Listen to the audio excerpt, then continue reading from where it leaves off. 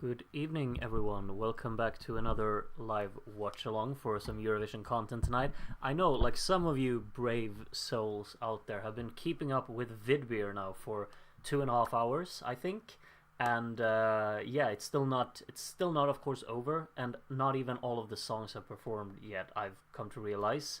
I tried to catch up a little bit with the show. I haven't entirely been able to do so. I've checked out the first 4 performances, so I'm still a little bit behind when it comes to Vidbir. I just did not have the energy or really the time today to actually keep up with all of the national finals and actually stream the watch along for Vidbir. It's just too long of a show, and okay, 1 song is left. Okay, I was wrong, but yeah, still, I have not been keeping up with all of it. I've seen the first 4 out of those. I think I could honestly spoil that my favorite was definitely the song that I was actually rooting for, Dim.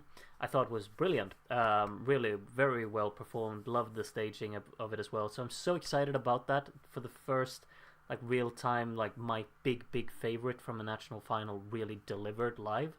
So that's super cool. Most of the focus tonight, you saved yourself from 2 hours of talking. Yeah, Vidbir is usually like that. However, I think Vidbir looks fantastic. I'm just so excited about the way that they make the show look so great. But anyway, basically, I will ignore whatever's going on in Vidbir for the moment. I will take a look at the results and all of that, of course, and pay attention to that. But my focus really is on the national finals for Finland and for Latvia. And I'm trying to get them to work here in my other tabs. Latvia, of course, starts at 10 past, I think, so it will start a little bit later. Of course, Melodifestivalen starts at 8. I will not be paying attention to that either. I will check the results. I will vote. I got the app up, ready to vote when... I've already voted for like the first round, but I'm gonna re-vote when they open the second round. Lithuania starts now as well. I will not be paying attention to that at all because I don't know the songs competing there. Sorry. But there are links to watch every single show of these below the stream in the description, so make sure to check that out. What are you going to watch? I'm going to be starting with UMK because that starts in 2 minutes, and there are only 6 songs in UMK, so maybe they will go pretty quickly. I don't know. They will probably collide entirely with whatever's going on in Supernova. I think personally I will prioritize the 6 performances in UMK because most of us have seen the performances from Supernova from the semi-final anyway, but I'm prioritizing UMK because it's the first time I see all of those performances. Supernova will be on in the background and I'll check it from time to time. I'll probably catch up with some of the Vidbir songs in between when there are longer breaks or such. That's kind of my plan at the moment. So for me, I recommend you do the same. I've got all of the streams on in the background. Basically, I've got a tab for Vidbir, I've got a tab for UMK, and I've got a tab for Supernova. I will be opening a tab for MESC later on when that starts at 9. UMK stream has started on the YLE Arena website. It has not for me, so I'm refreshing, but thank you for letting me know. Let's actually translate that from Finnish to Swedish. I cannot make it. Oh, here we go. Look at the broadcast. All right, and there's a chat room apparently. There is a chat room on the YLE website for UMK. In case you don't know where to watch the shows, just look in the description. You got the links to all of them there. That canyon backdrop makes you look like a newsreader. And in other news today, there is a Super Saturday going on, and I welcome everyone for joining me. Let's see.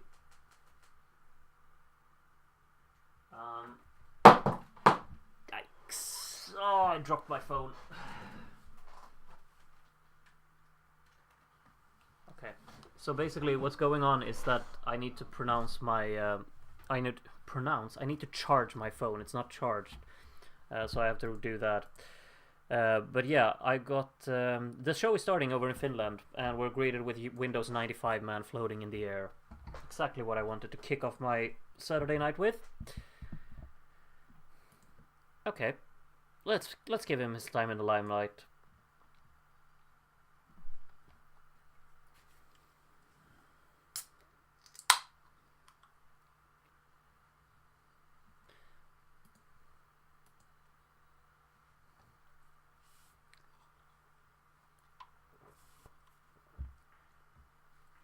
There is an error for me. I got a different link here. I'll provide a different link in the description. So just refresh my stream and check the link that's in there right now.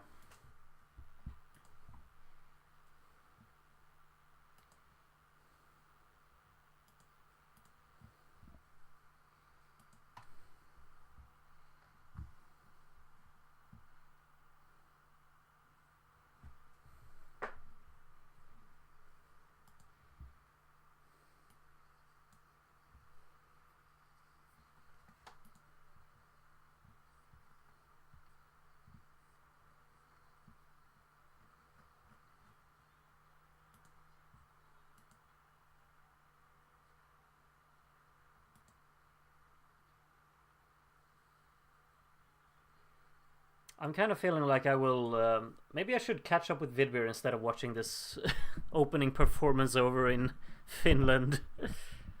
This isn't really for me, is it? They're introducing the artist. Okay, I can stick around for this. I actually have no idea how long this show over in Finland will be tonight, because of course there are only 6 songs, so.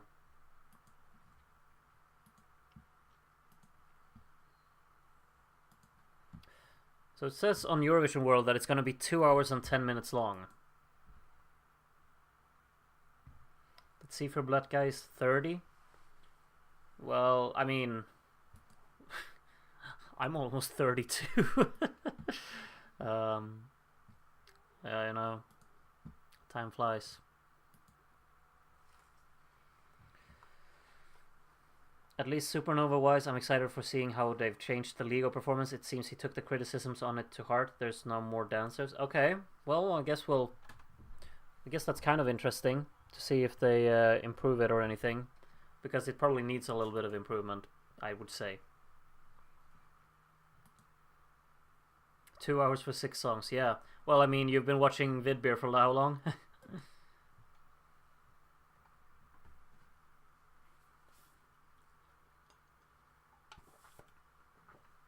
Make some noise.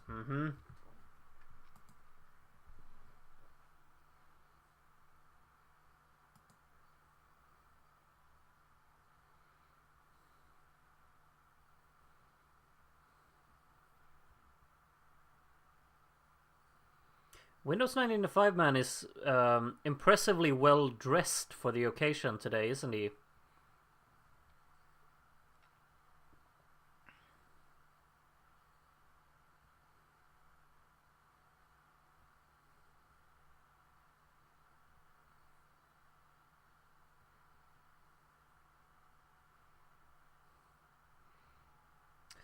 They're not done. They're gonna sing even more. People, I guess some of you are still watching Vidbir, I suppose. The Vidbir songs are up on YouTube. Let me actually take a look for that.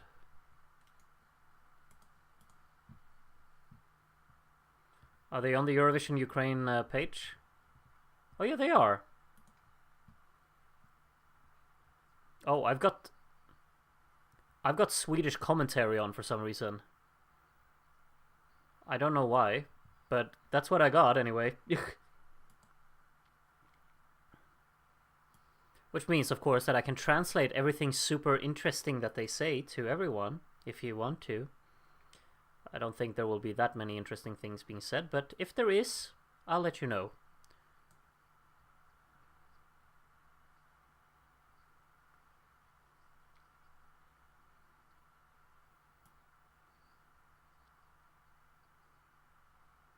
Yeah, they're just introducing themselves at the moment. And they say that the Tammerfors arena is packed. I'm hanging on for song number 10 at Vidbir before switching. That's a good idea. That's a good idea. I would have done the same if I had kept up with Vidbir enough. Because right now nothing is going on in UMK yet. There's English commentary. Well, I mean... Oh yeah, for your case, yeah, so I don't need to translate anything. Of course, of course. Then I won't. But for me, for some reason I got the Swedish commentary. I don't know why.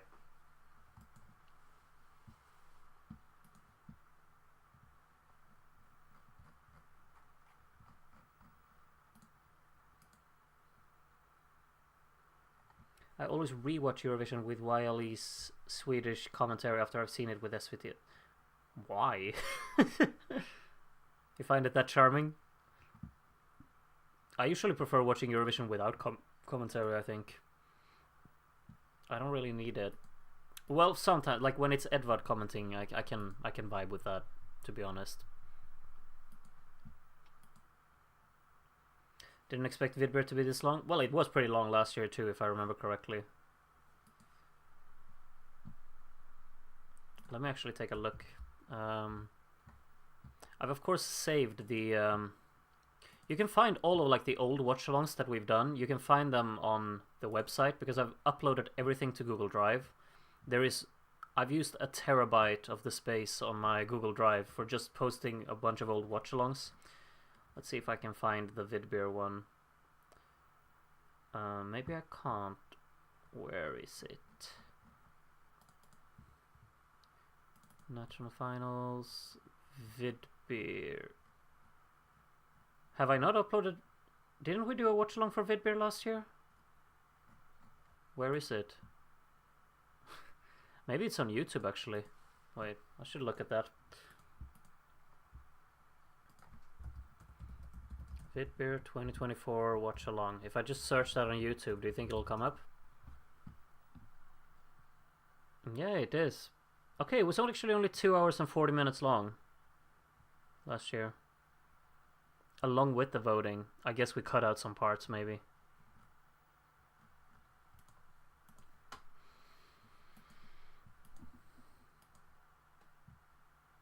Switch my stream, can't listen to the English commentary? Why not?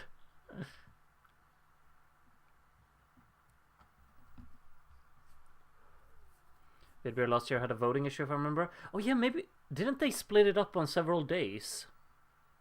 Like, they announced the results on a different day. I seem to recall something about that, but I could be wrong. But somewhere back there, I just have an idea that it was like that.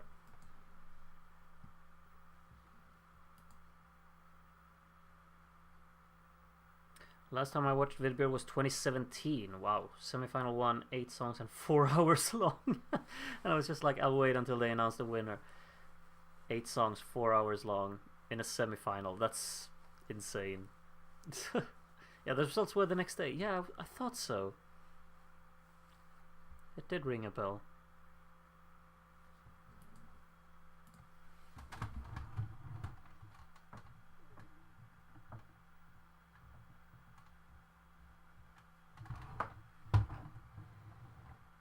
The sound of the stream is lower than the commentary, so if I want to hear you, I'd have to adjust my volume the entire time. Not worth it.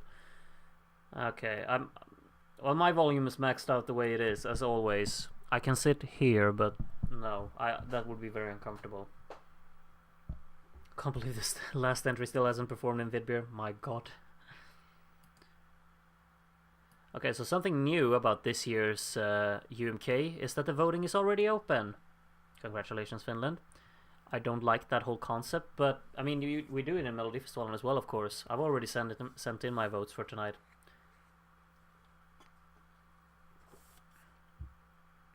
But they don't have an app in Finland, do they? Because there's just a bunch of numbers there.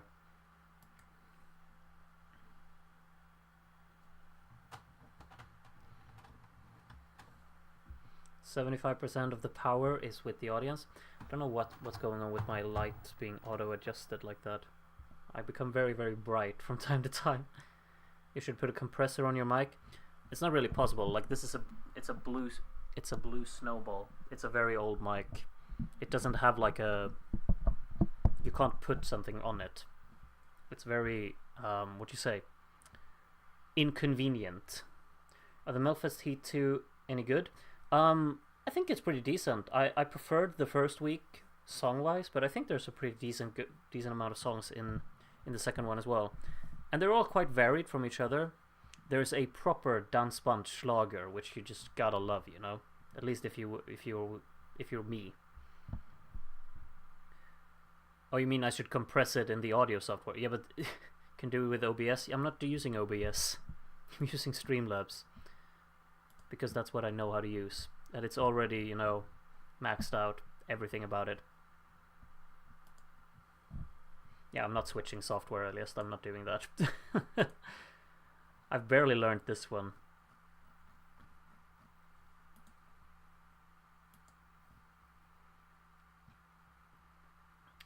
Seems like they've uploaded all of the songs to No, there's one left that has performed and hasn't been uploaded. Well, 2 songs then, but I guess the 10th song still hasn't been uploaded, maybe? What's going on with the light here? Like, this is crazy. I feel like I'm looking... I don't know. Do you expect all these English songs to qualify in Sweden again? Probably, yeah. I would think so.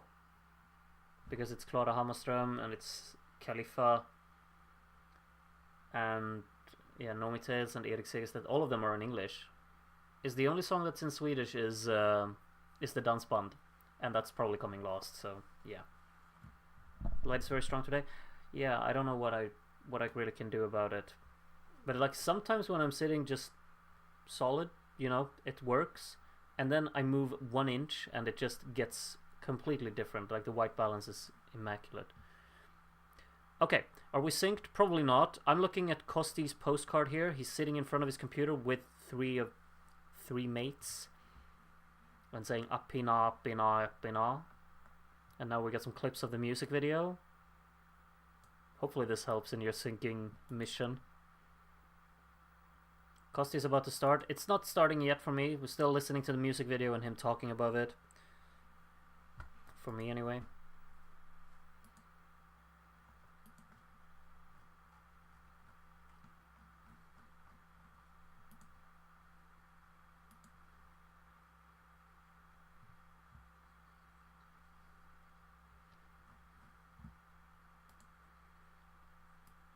So the commentator just said that Kosti has very emotional lyrics, and sometimes they're about monkeys and sometimes they're not. I don't know what she wants to say about that, but alright. Why not? They seem very excited, the 2 commentators. More excited than me. I should up my game. Perhaps. Khalifa's song is in Swedish. Oh, maybe it is. Then yeah, that's probably going through then. I haven't really paid attention. I just imagined the song is called Salute, which is obviously not a Swedish word. And it's kind of like within the kind of Medina thing where you borrow a bunch of words from different languages to internationalize the lyrics, I suppose. It's kind of the vibe I was getting anyway.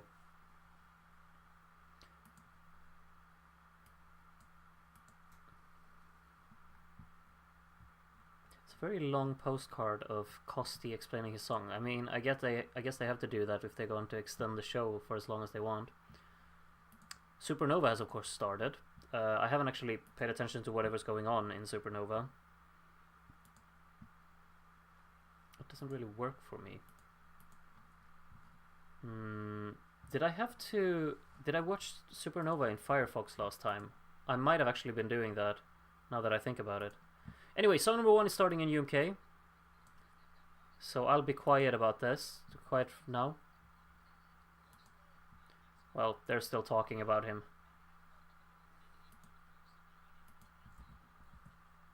He's also 30, apparently.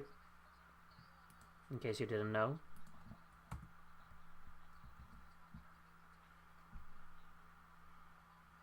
Apparently his songs have played more than 100 million times on Spotify. The more you know. We'll be switching to Supernova to watch Sad Seyot. Well, when are they on? They're not early on though, so you'll have to wait for that. Alright, song number 1.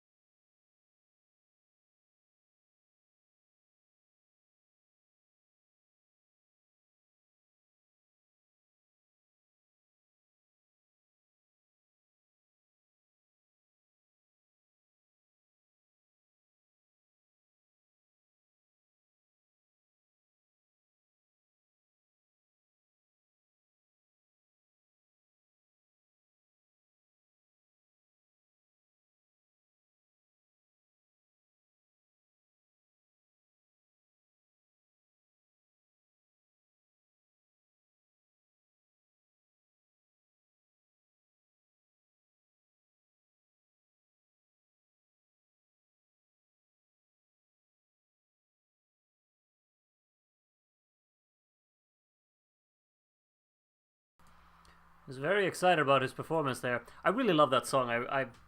I've listened to it plenty. I think it's a very easy listening kind of song, and yeah, well, somewhat well performed as well. He definitely got out of breath at times there, and I'm not sure if it was perfectly executed at all times, but love the staging. I think it's really, really pretty in that regard, and just such a catchy tune as well, of course. Very much enjoyed that. Good start.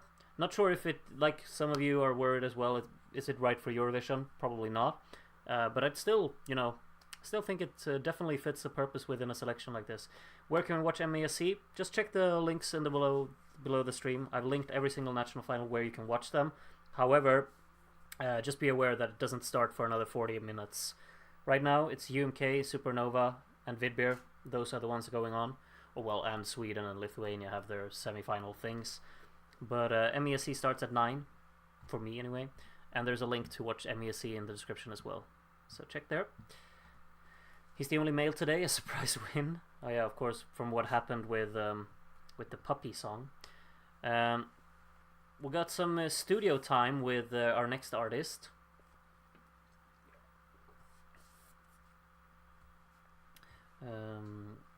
YouTube or the broadcast. Oh yeah, about the MESC question there. I have Supernova on my phone and UMK in another tab.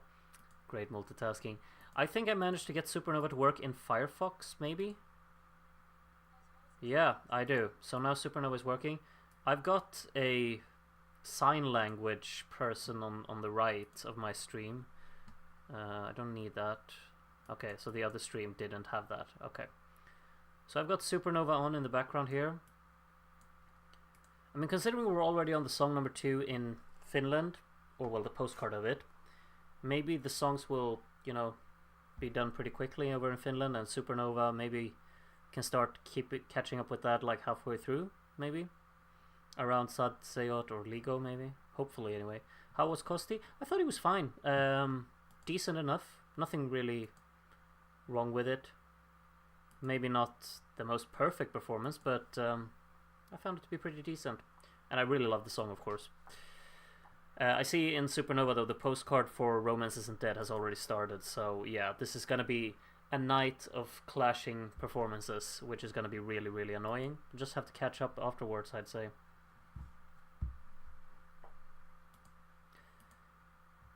Anyway, I think the song was called Nightmares, wasn't it? The second one in UMK. Now I'm back on UMK. It's very confusing with so many national finals taking place at the same time, of course, but I'm focusing on UMK.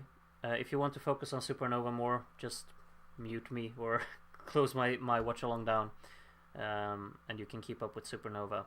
I'll be catching up with Supernova afterwards, I'd say, probably.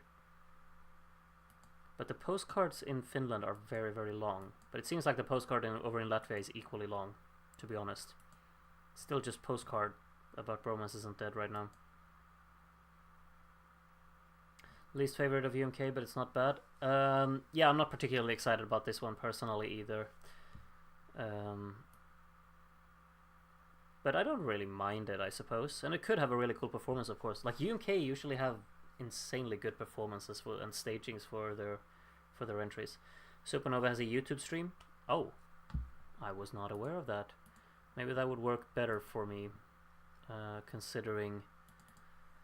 Oh well, now I got it working in Firefox anyway. So, right, song number 1 started over in Supernova. I'm having it on mute. Sorry if you're keeping up with Supernova and I'm talking over you. Just mute me.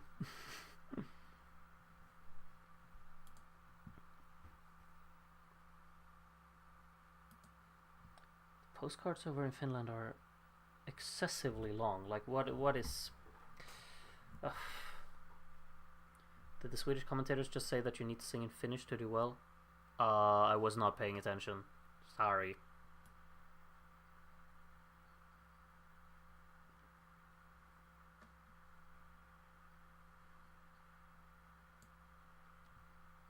Very interested to see if she's gonna hit all the high notes. They're talking about her being a songwriter mainly, and she's been a doldis, how would you say, like a hidden gem in the music industry. So it's not weird if you've never heard of her, they claim.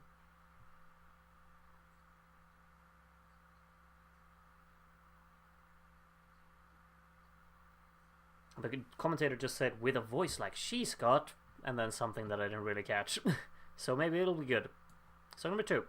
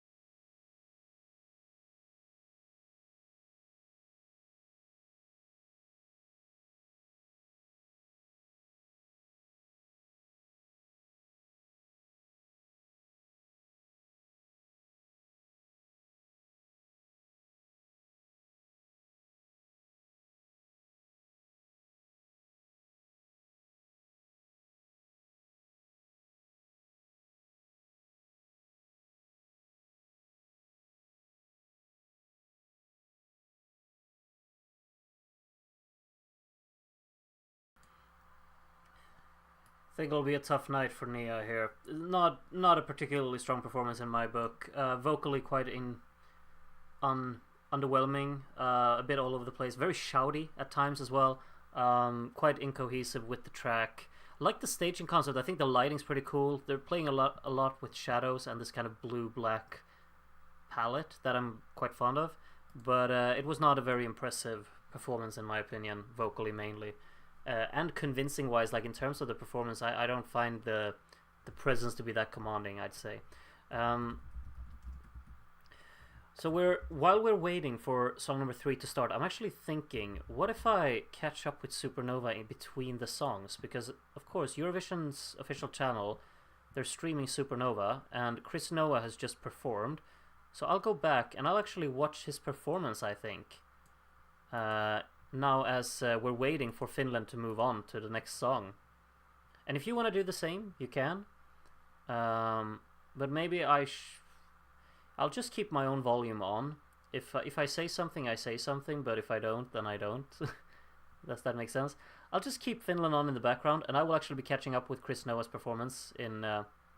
yeah, they're presenting Goldilocks, but the postcards are 5 minutes long anyway. So I'm going to catch up with Romance Isn't Dead in the meantime. And if you want to do the same, you can. I'm starting the performance now, basically. Oh wait, I muted the YouTube stream there. There you go. And maybe you can hear something through my headphones as well. Maybe.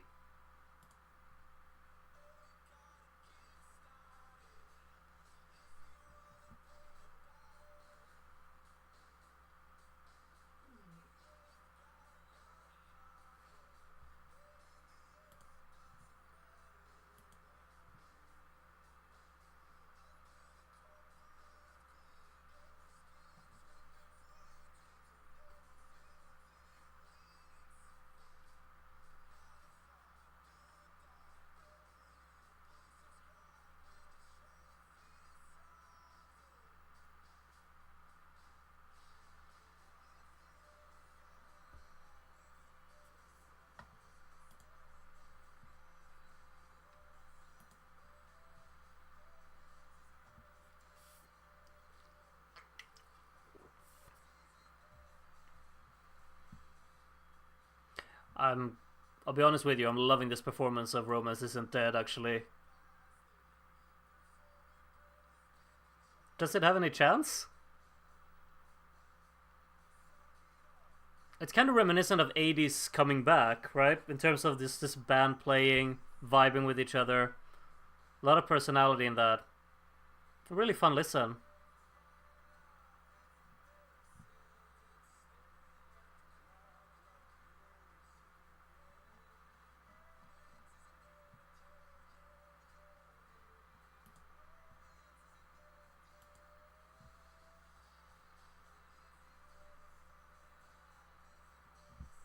Yeah, I'm telling you, I love what I'm listening to over in Supernova.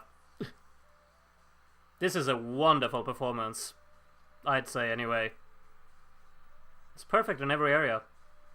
I know the song isn't everyone's cup of tea, but it's a brilliant performance of it. Love the colors, love the presence, love the little kind of like the text behind as well.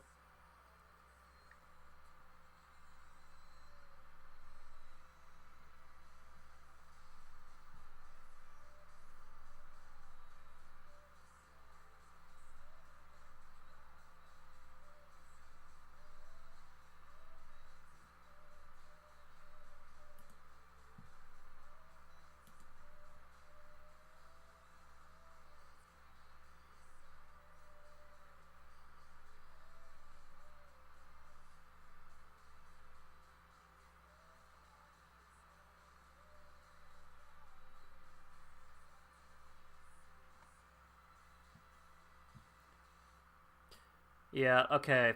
Um, I love that from over in Latvia. It's delusional time. Well, I'll be that, I guess. I don't mind. It's very much flirting with the whole Britpop sound, of course, and I'm very charmed by that. I thought that was really really great. Yeah, lovely. Um, what a way to kick off the show over in Latvia, and just fitting very perfectly with Goldilocks is now about to sing. Is she gonna lip sync? Why? I really like the Goldilocks song from this year in UMK as well. I'm back on UMK now, in case that was unclear. It's gonna be the first. It's gonna be the performance from the rehearsals. Oh, how come?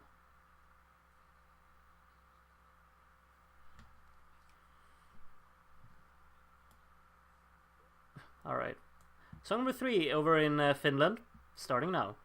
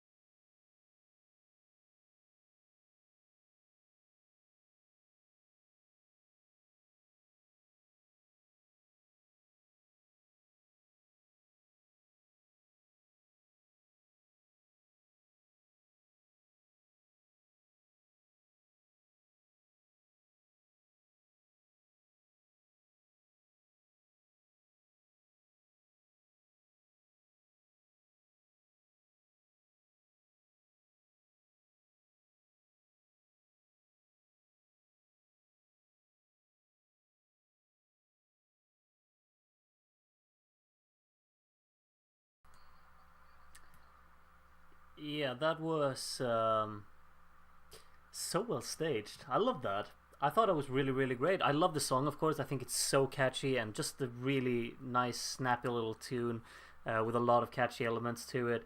And the staging was brilliant for it.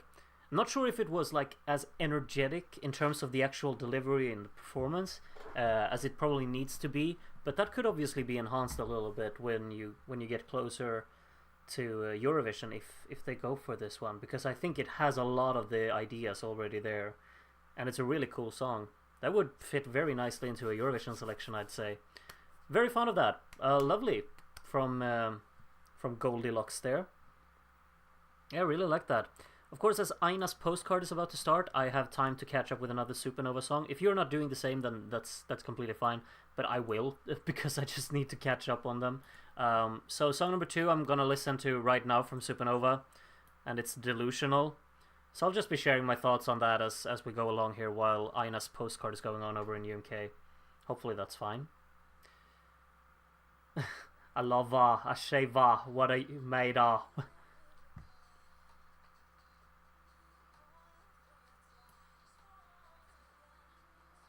Some really cool lighting in this performance over in Latvia right now, and Delusional, and camera work.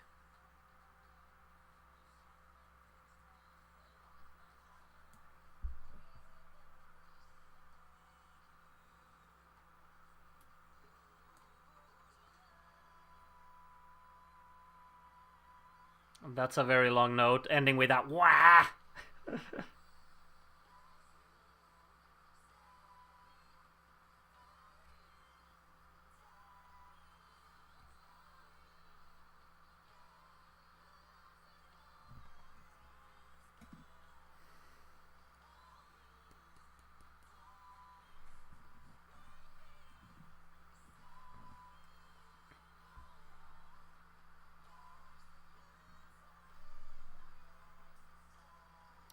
One thing that's becoming very clear for me over in Latvia is the fact that the it looks expensive. Everything about like the performances, the staging looks well thought out. The light show's great, the camera work is decent, and the performers seem very confident. I think this is very well performed. I'm not really a fan of this song, but I think the performance works wonders for it. Gives it a very strong identity. Delusional really worked for me. I have that. It has that weird intensity that only Latvia and Lithuania can pull off. It's a little bit of what's it called, Reign of Revolution, but more polished, I would say. Another song that I didn't really care for, but it had definitely a vision about it.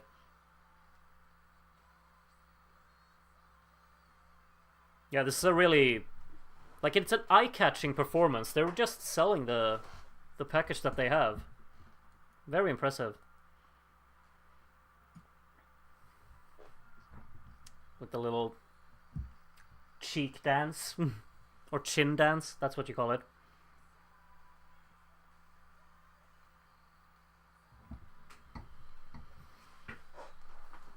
People really don't like Delusional. The performance won me over though. Yeah, I'm won over by this as too.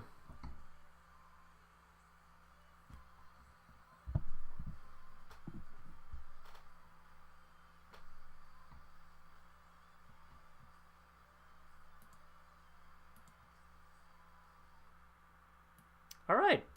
That was really cool, actually. I liked the Delusional there. I'm not sold on the song. It's a song that I would never seek out to listen to. But the performance was really cool. What are we watching? I don't even know. I'm jumping between the shows at this point. I'm trying to catch up on Supernova between the songs over in Finland, because the postcards are incredibly long in Finland. By the way, all the Lithuanian songs are out on YouTube at least. Well, I'll catch up with that tomorrow maybe. And now Aina is about to start. Perfect timing. Like you can fit one Supernova performance in between every song in UK. Brilliant. Okay, my favorite coming up next in UK, of course. Hopefully it's good.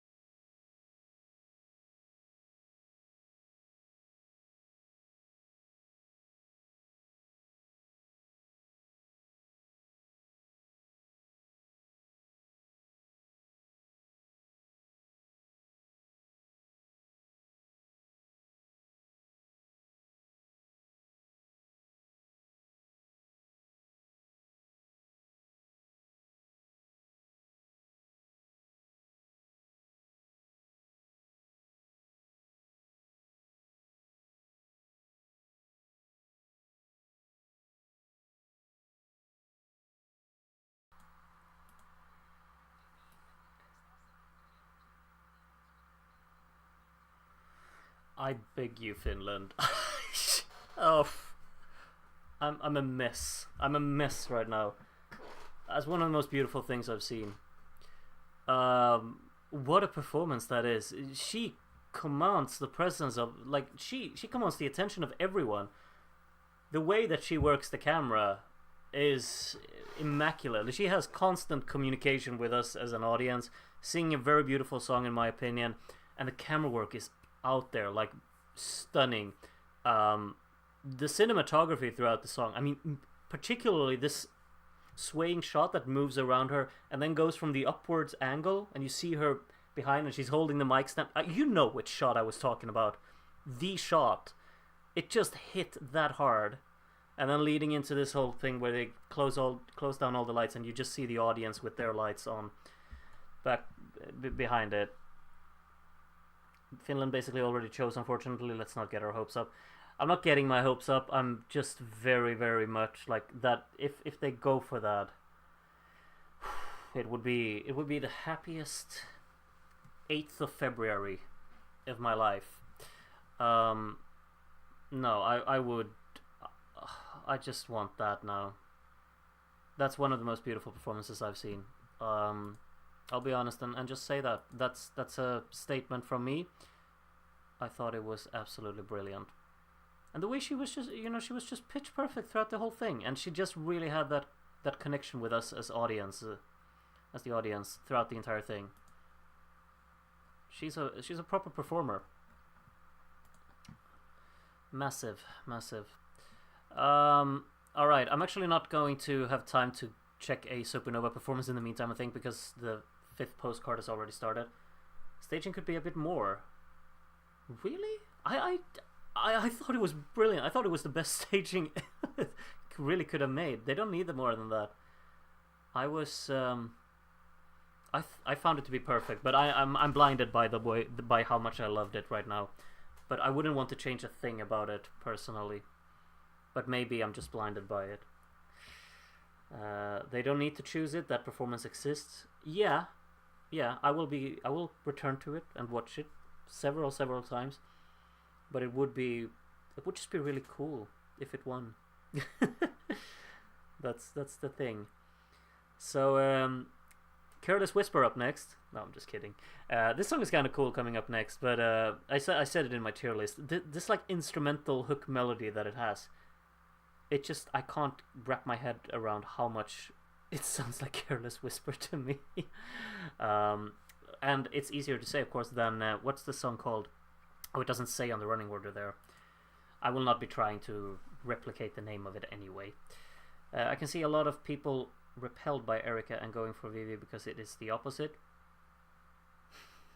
Fingers crossed, maybe, at least for me. No, but like Erica Wickman could be incredible live as well, of course, and I probably wouldn't mind it winning, but Aina just hit me. That's like the first out of my, the ones that I've ranked number 1 in the various national finals that I've seriously thought was the brilliant execution to it as well. Ligo leads the Supernova They've spoiled the televote already? Okay. Has Ligo even performed? I don't think it has.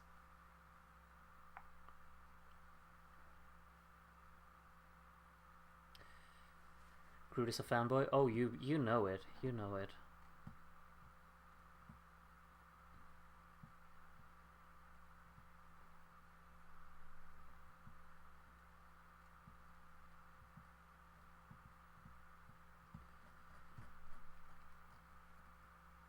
Ligo leading the tele, we're saved. Well, I mean, they definitely need to bump up the performance of it from what we saw earlier in last weekend was, yeah. No clue what they're thinking, announcing numbers mid-show. I mean, they did that last week as well. And even after all of the songs have performed, if I'm not mistaken, they were just like, this is how it looks right now. You want to change something? You better get to voting.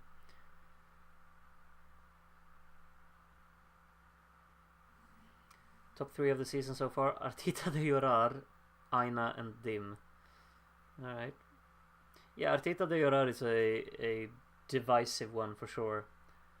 But yeah, now that you remembered me, Dim was of course tonight as well, and I really loved that performance too. So yeah, that's a good shout. Good shout. I reckon either Ligo or Tautumeitas take Latvia. No chance for my man Chris, whose performance I really liked when I watched it tonight. Already the second to last performer, the host said, of course. Did you vote in Melo? Yeah, but is it time to re-vote? Is it time to vote again? I haven't kept up. Have they announced the first round of results? Let me take a look. I'll get my phone now so I can vote for the second time as well.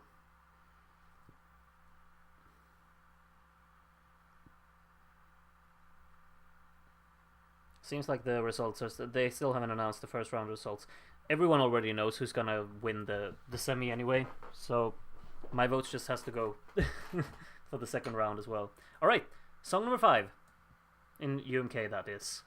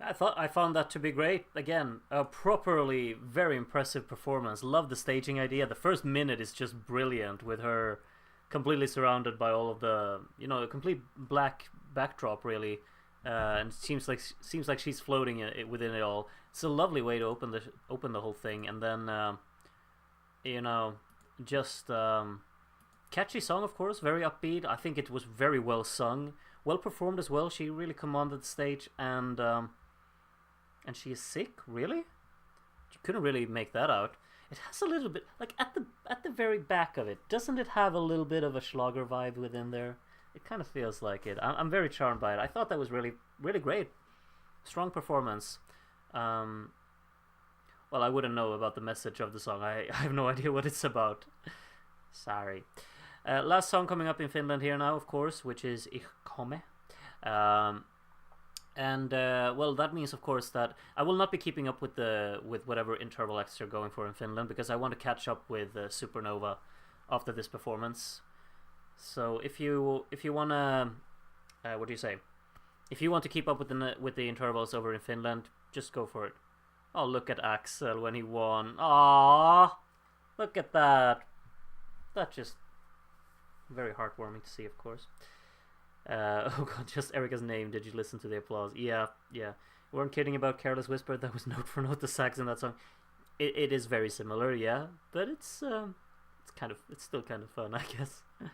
Um, I mean, it's February. People are usually sick. That is true. That is true. I think it's over in my opinion. Aina is my winner. Sorry, Eric. um, well, we'll see. We'll see how this one comes across. Of course, as I just adjust my chair here. The message is not rushing to the grave. Good stuff. We should not do that, indeed. What about the message of Ich komme? I haven't really paid attention. I can have an idea, but I'm not sharing it.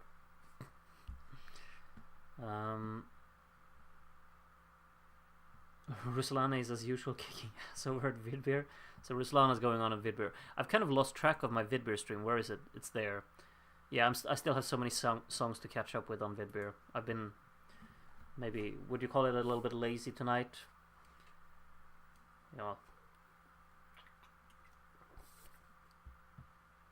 It has a message, the Swedish commentator says here. You have the right to be whoever you are.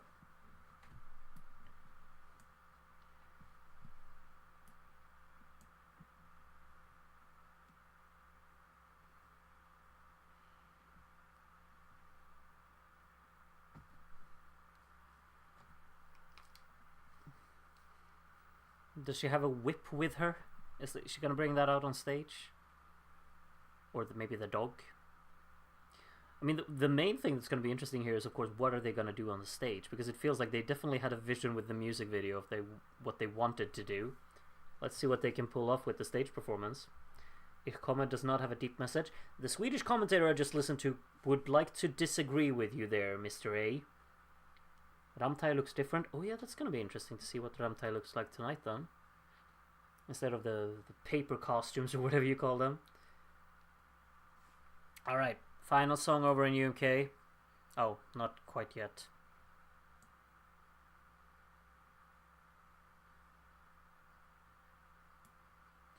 Apparently her last effort in UMK was UMK's first big hit over in Finland. They just said. I've seen some spoilers, you all are in for a great show. Alright, alright. I'll pay attention. Don't you worry. He's Swedish, what does he know? Okay then, okay then. Alright, final song of UMK.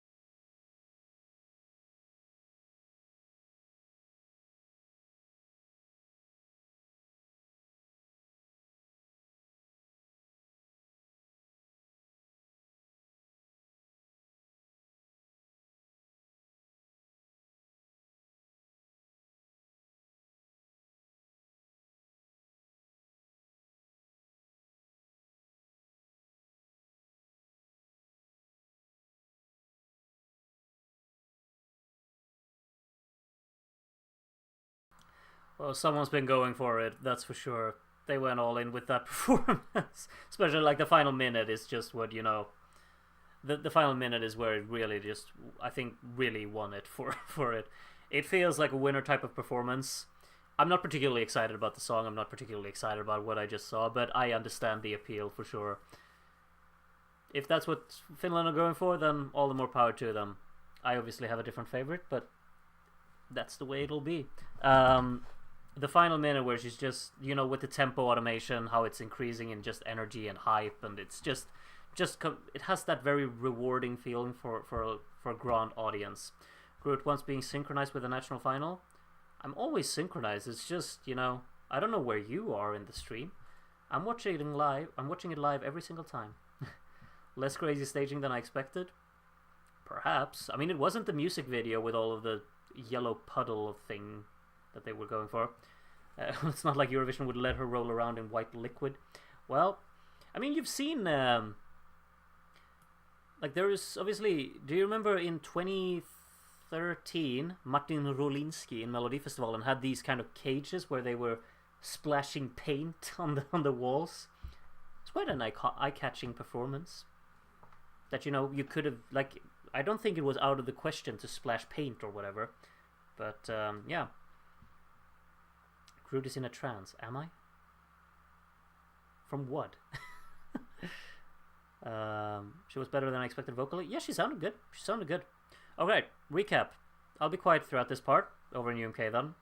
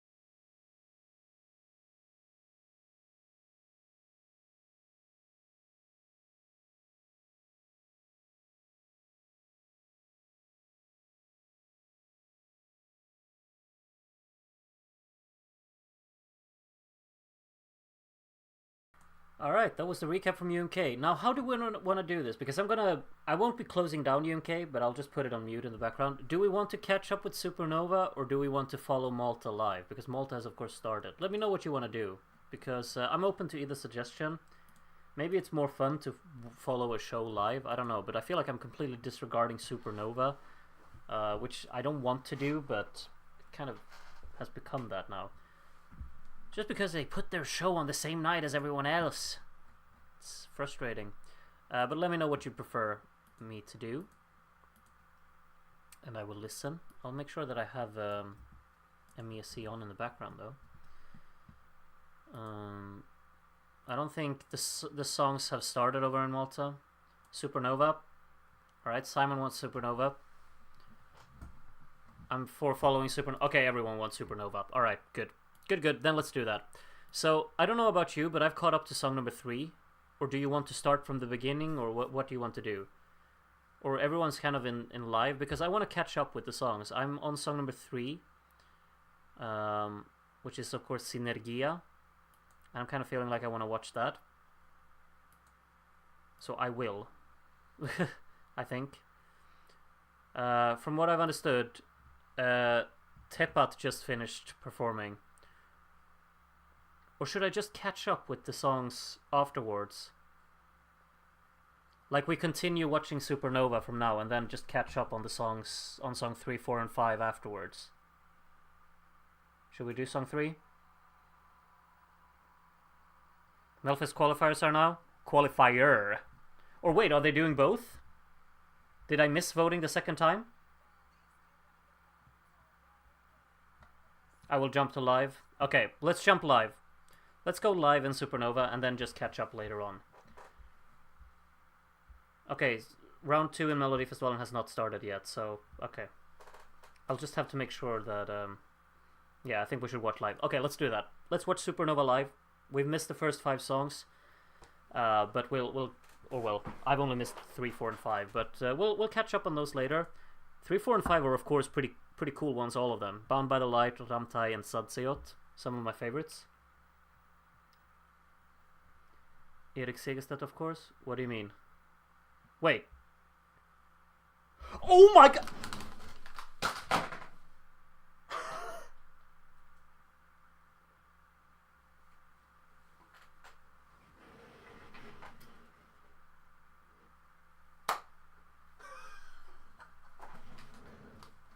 How did that happen? Erik Segerstedt won the heat! Ahead of Klara Hammarström. I'm the happiest person on the planet. I'm telling you, there's something going on. Aina is winning UMK tonight because I'm having a good day. What did just happen? How did Erik Segerstedt win ahead of Klara? Oh my god. I don't believe that. I don't believe that. I'm over the moon. You have no idea. Like, I've been listening to that song over and over again. I love it. Thought the performance looked great as well when I watched the rehearsal clip. But like, Klara Hammarström, it's like the most hyped up thing. It's so far ahead in the odds, and it's like the most certain thing to qualify for the final. And Erik beat her. I don't believe that. I know many people don't care about Melodifestivalen, but I do. That's insane. I mean, the Klara Hammarström song, it's like made for being like people just be impressed and like, oh, this is so Eurovision. But the Swedes did not agree. I don't believe that. Sorry, Groot, I muted you. Why is he so happy? Because, can you see? Well, no, you can't. Erik Segerstedt took the instant qualification place. Like, he won the heat in Melodifestivalen.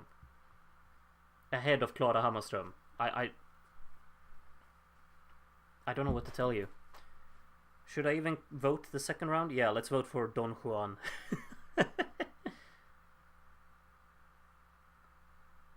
She'll still qualify? Yeah, probably. Yeah, but like the thing is that she didn't win the heat. That's kind of the crazy thing. Wow. I can't believe that. Good thing that Latvia are just talking and talking and talking, so I could catch up with this and really just take that in, because that is such a big surprise for me.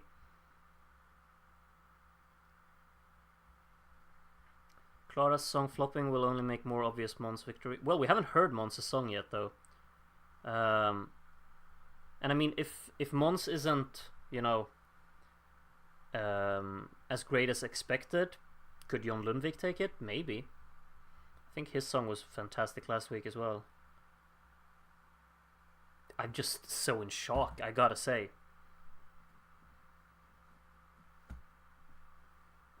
Anyway, moving on, moving away from everything about Sweden, Ligo is about to perform over in Latvia, which, you know, is probably the most exciting part of Latvia's show for me, because I'm obviously so along the Ligo hype train, and so disappointed with what I saw last weekend, and just so excited to see if they've improved and made something different, and, you know, Mons just needs to look good. It doesn't really work like that, I think.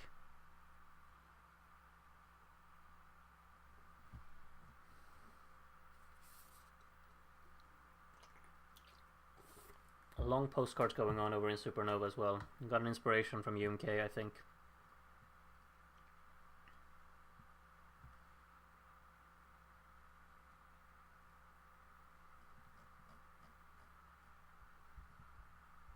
Voted for Nomi and Khalifa. I don't care about either Erik or Clara. Well, I do. I kind of liked Nomi's song as well.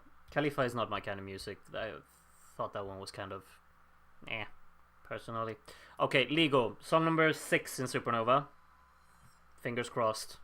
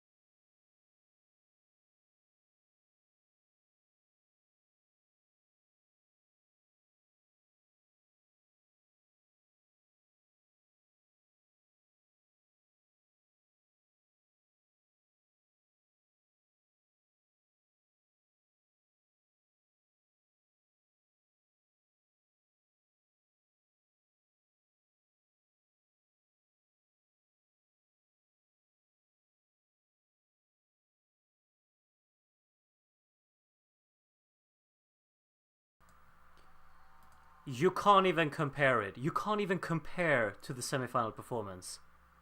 That was everything I wanted from it. How did they do that in a week? That's Latvia.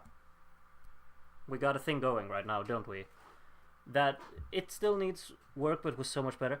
It needs a little bit of polish for sure, but just like where my expectations were, we're way past that. I'm just so happy that it's so much better. Um, Great performance. Love the layout. Love the staging. Love all of the dancing.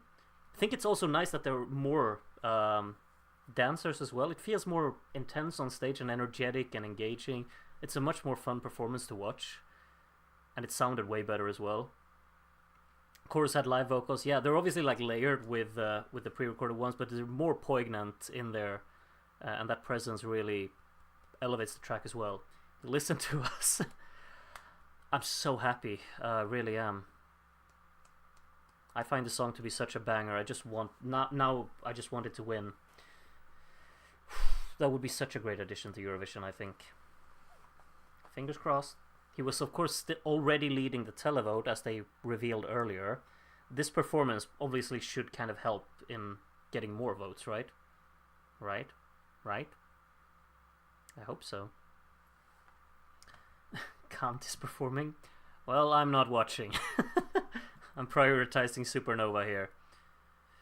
Who's up next in Supernova? Marcus Rivas up next. Okay. Alright. Do we think he's bought a shirt for this week? Might be a perfect night for you, Groot. It really seems that way right now.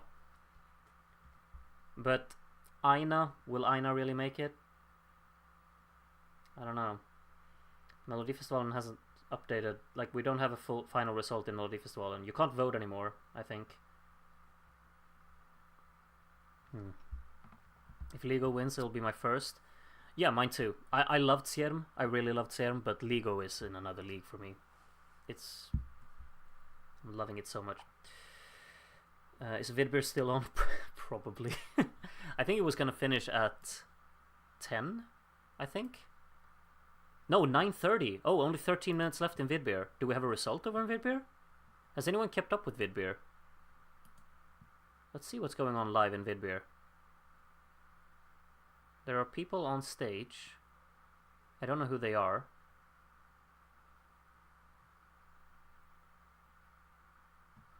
Does Latvia have international jury? I can see them tanking Ligo. Let's see. Let's actually see what's going on in Latvia.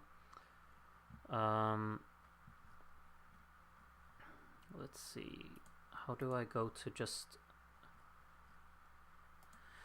Let's see. Latvia has 50% jury, 50% public voting. It doesn't say that it's international, so I guess not. What's going on over in Supernova right now? Why is he doing that? Can see Marcus losing the pants tonight too. Okay, great. I have a perfect night if we get Ligo and either Heaven Sent or Lub Lub. Yeah, I think Heaven Sent is probably the best bet of, like, if we don't get Kant, we're probably getting Heaven Sent. Even though I'm a Gasliet supporter myself, or however you pronounce it. Ainas, Adsiot or Ligo, Heaven Sent, and it's a perfect night for me. I mean, the night, I can't complain about the night already because Erik went straight to the final. He won the semi-final over in Melodifestivalen. I don't believe it. I really can't believe it. Like, this guy, the guy who won the Melodifestivalen heat, he hasn't been, like, in the mainstream for maybe like 17 years. 16, 15. Let's go with 15. Because that's when his boy band kind of broke up. His boy band with Danny. Who of course was in last year. But he's been doing like backing vocals. I'm sure Elias knows this, but I think he was in the backing vocals for Arcade when Duncan Lawrence won in Eurovision. But I could be wrong. Marcus Riva on now in Supernova.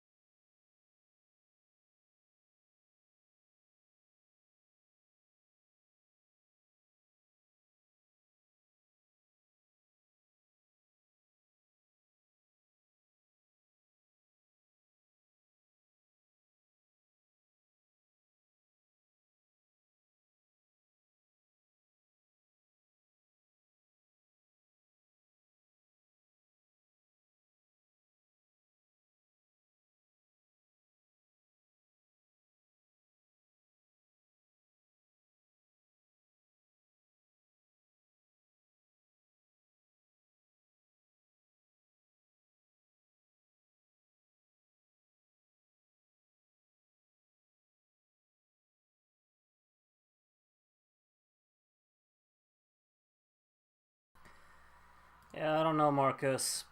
Not my kind of song, not my kind of performance. If I had his body, I wouldn't own any shirts. I mean, the song very much and the performance kind of gave me this vibe of like what are they called, like home workout videos. That's kind of the vibe I was getting. I don't know. Um, but anyway, not particularly interesting to me. I guess I'm not the intended audience. Um, I see a Melfest ... What's happened? What's happened? What's happened? The app hasn't updated anything. Elias says Khalifa to Andra Hansen, or to the whatever they call it these days. That's okay. Yeah, I don't mind. I don't mind. Who is it between for the final though? Give him a break. His naked torso is his only talent. Oh my god, Grandma, come on. Ligo is now first in the odds for the first time since semi-final. We're keeping our fingers crossed. I am anyway. Down to Nomi and Clara. Well, then it's obviously Clara. There's no way that she doesn't go through. I would have preferred Nomi to go through to Andra Hansen personally. I think her song is quite interesting. But it wasn't to be. Yeah, Clara's to the final. It says on the app. It says on the app. Clara's on the final. Yeah. Congratulations. Yeah, I think those two finalists are good. It's a good set of qualifiers in Melodifestivalen. I don't mind. I'm happy with that. Clara not qualifying would be hilarious. I mean, it would be undeserved though. She definitely went for it this year. I think I've struggled in connecting with her songs in the past. Her first two songs I really dislike. Run to the Hills was pretty decent. It was just that she kind of tried to do way too much with it vocally. She didn't really manage to keep that up. This year, I'm intrigued to see the performance. It looked very expensive and flashy, so I want to see that. Hope Nomi will come back in the future. Yeah, hopefully. That would be cool. So in Supernova, it's a lot of talking. Do you think... And they're playing like music. Will it be a break? Because if so, I'm going back to song number 3. Oh! Oh my god. Oh my god, do you see this? Do you see the voting in Supernova? Tonight's a good night. Tonight's a good night. 31%. 31% has voted for Ligo.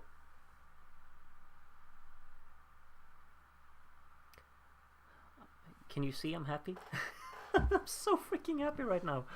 Oh, voting in UMK. Whatever goes on in Vidbir though. Like that should have been over. Or well, it should be over in 5 minutes. Okay, so while Supernova is talking, let's take a look at what's going on in Vidbir. We got Baby Lasagna announcing Croatia's votes, I guess.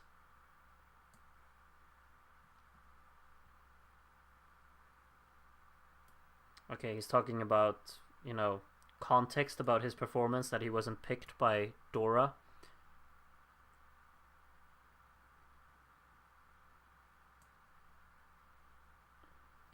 Is Croatia the first one to vote over in Finland? I haven't kept up.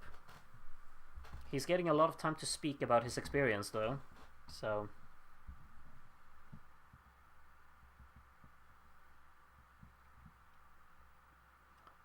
Stoked for Ligo, but seriously, come on. Oh, Tepat was last. Were they? That is unfortunate. But maybe the jury can bump them up a few places. He surely votes for Erika. Wait, what do you mean? Is it Baby Lasagna who votes? Is it his opinion? Yeah, Erika Wickman got the 12 over in... Wait! Wait.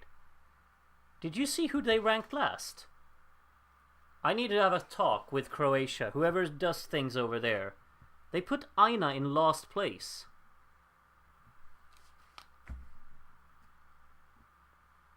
Excuse me? Excuse me? Okay. Alankomat, I don't know what that is. But they just put Aina lost. A jury.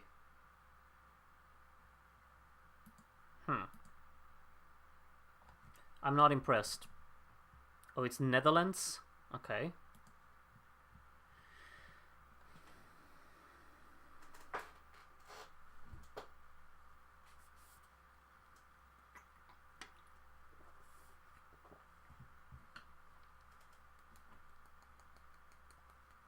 Giving a lot of time for the people to talk about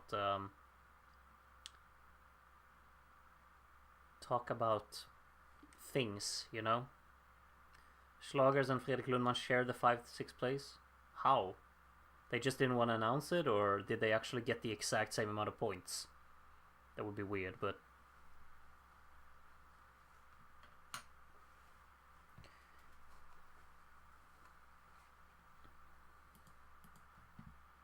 I think Supernova's got like an ad going on right now or something, I don't know. So let's see what they're voting for over here in the Netherlands then, I suppose. I think Vidbir is going to have a result, maybe. Maybe. Goldilocks got to 12. 8 points to Aina. Okay. Goldilocks is in the lead. The votes are spread. Interesting. At least Aina got 8 points. Croatia and me, we need to have a talk, I think. Kind of killed Aina's chances early on here. What is even going on in Vidbir? I'm jumping between my my tabs here. They're talking a lot, and they have like envelopes in front of them, so I thought, oh, maybe they have points on those. You're not getting much help from the chat on YouTube either. It's just a bunch of numbers and people writing Cyrillic letters. Wouldn't worry about the juries. The televote will blast them out of the water if they don't agree. Oh, that's true. The televote is worth a lot over in Finland. I think that's Sylvester Belt, isn't it? It's a very interesting camera angle he picked for the for this call.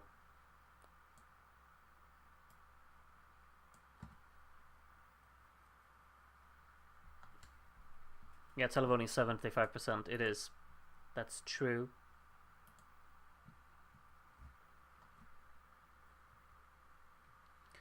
They're being very funny, these hosts over in Finland.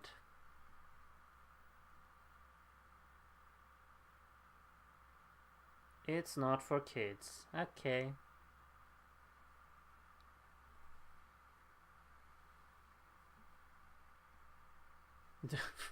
That was quite good.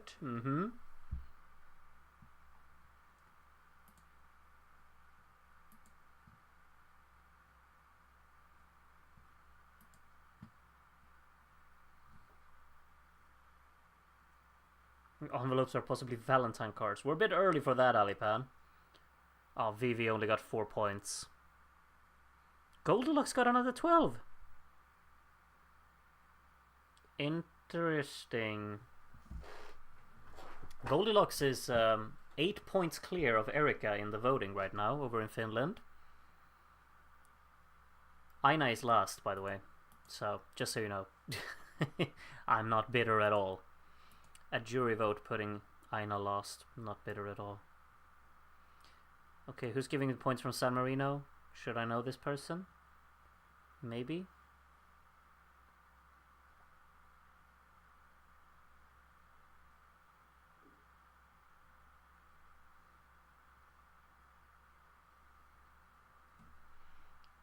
Who cares about Vidbir and UMK results when Festa? No time for siesta is on. I haven't even taken a look at what's going on in Malta, but yeah, you're absolutely right. They're on there, having the time of their lives again. Oh. Wouldn't mind Goldilocks? No, I think that would be a cool choice. For sure.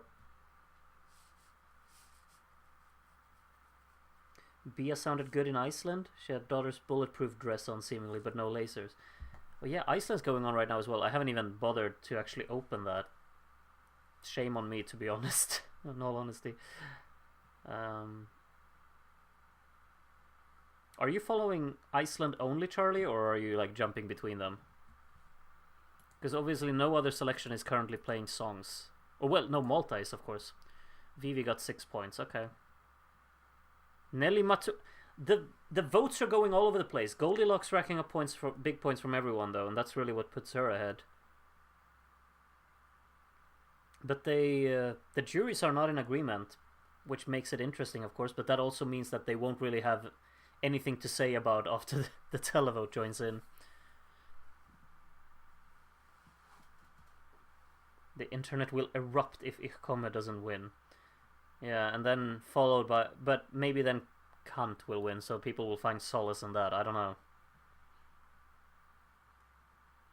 Whatever happens, I'm still a happy boy because Erik went to the final immediately in Melodifestivalen. But hopefully, Ligo can keep that momentum going.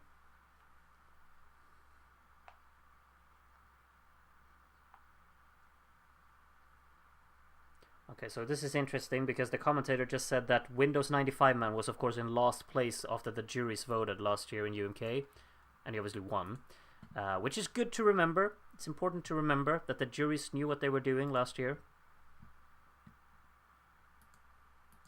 Okay, next song going on in Latvia. What should we focus on? Should we listen to Burma and Laimi? I kind of want to.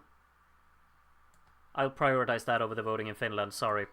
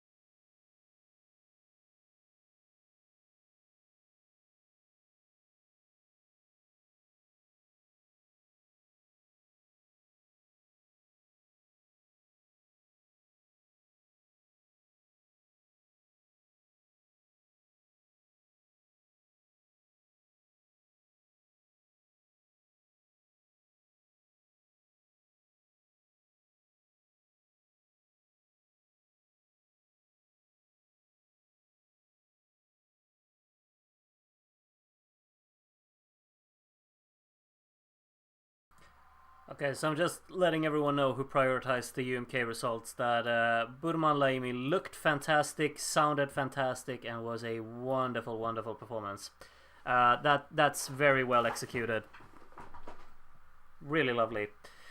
Ligo or Tautumetas, either is great. Yeah, I'm. It's very, very impressive what they're doing with that performance, for sure. I would not mind that winning. I'm still rooting for Ligo, but I think Ligo is just a more fun song. I'm not particularly invested in this song, but it's a wonderful performance of it. Very well done. Let's see what's going on over in Finland. Ich komme got another 12, and Vivi is in 5th place. Okay. After a jury vote. Alright. Goldilocks leading, Erika Wickman in 2nd, Nelly Matula in 3rd, Kosti in 4th, Vivi in 5th, and yeah, I think Nia River in last is actually quite warranted with the performance we saw last tonight, unfortunately. Okay. Goldilocks won the jury, interesting. Yeah, but yeah. It was really great, I think. Yeah, putting Vivi in 5th is, in my opinion, dumb.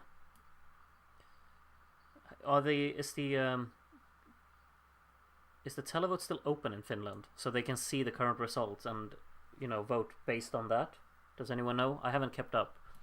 What's going on in Vidbir? Someone performing with a big headpiece, it seems. Oh, is that Jamala performing? I think it's Jamala performing, actually. It looks like it, but I might be wrong. In Supernova... Wait. Oh yeah, Budman Laimi, that was the 8th song. Yeah, that's right. Just joined the Super Saturday. How's it going so far? It's confusing. I'm everywhere all at once, really. It's everything everywhere all at once. You know? 2 songs left in Supernova. The voting's taking place in Finland, but... well, the jury voting just finished. It's closed in Finland. Okay, so we'll get the televote pretty soon, then? Expect nothing, Groot, and you won't be disappointed. Great approach, really. I should adapt that more often. I tell myself that I'm going into things like that, but yeah, I don't think I can. All right, not sure what's going on in Finland right now. I'm doing funny stuff.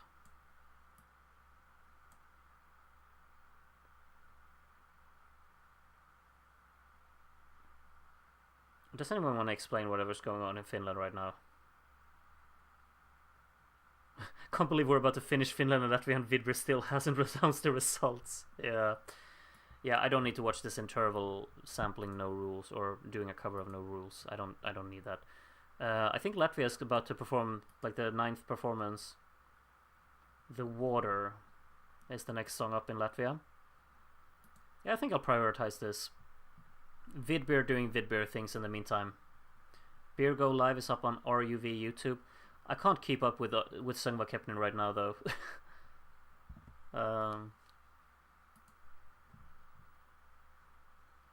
Wait, who's after the Water? Oh yeah, it's Heartbeat left as well. Yeah, those 2 other songs left over in Latvia. And I, of course, need to catch up with Bound by the Light, Ramtai, and Satseot, personally.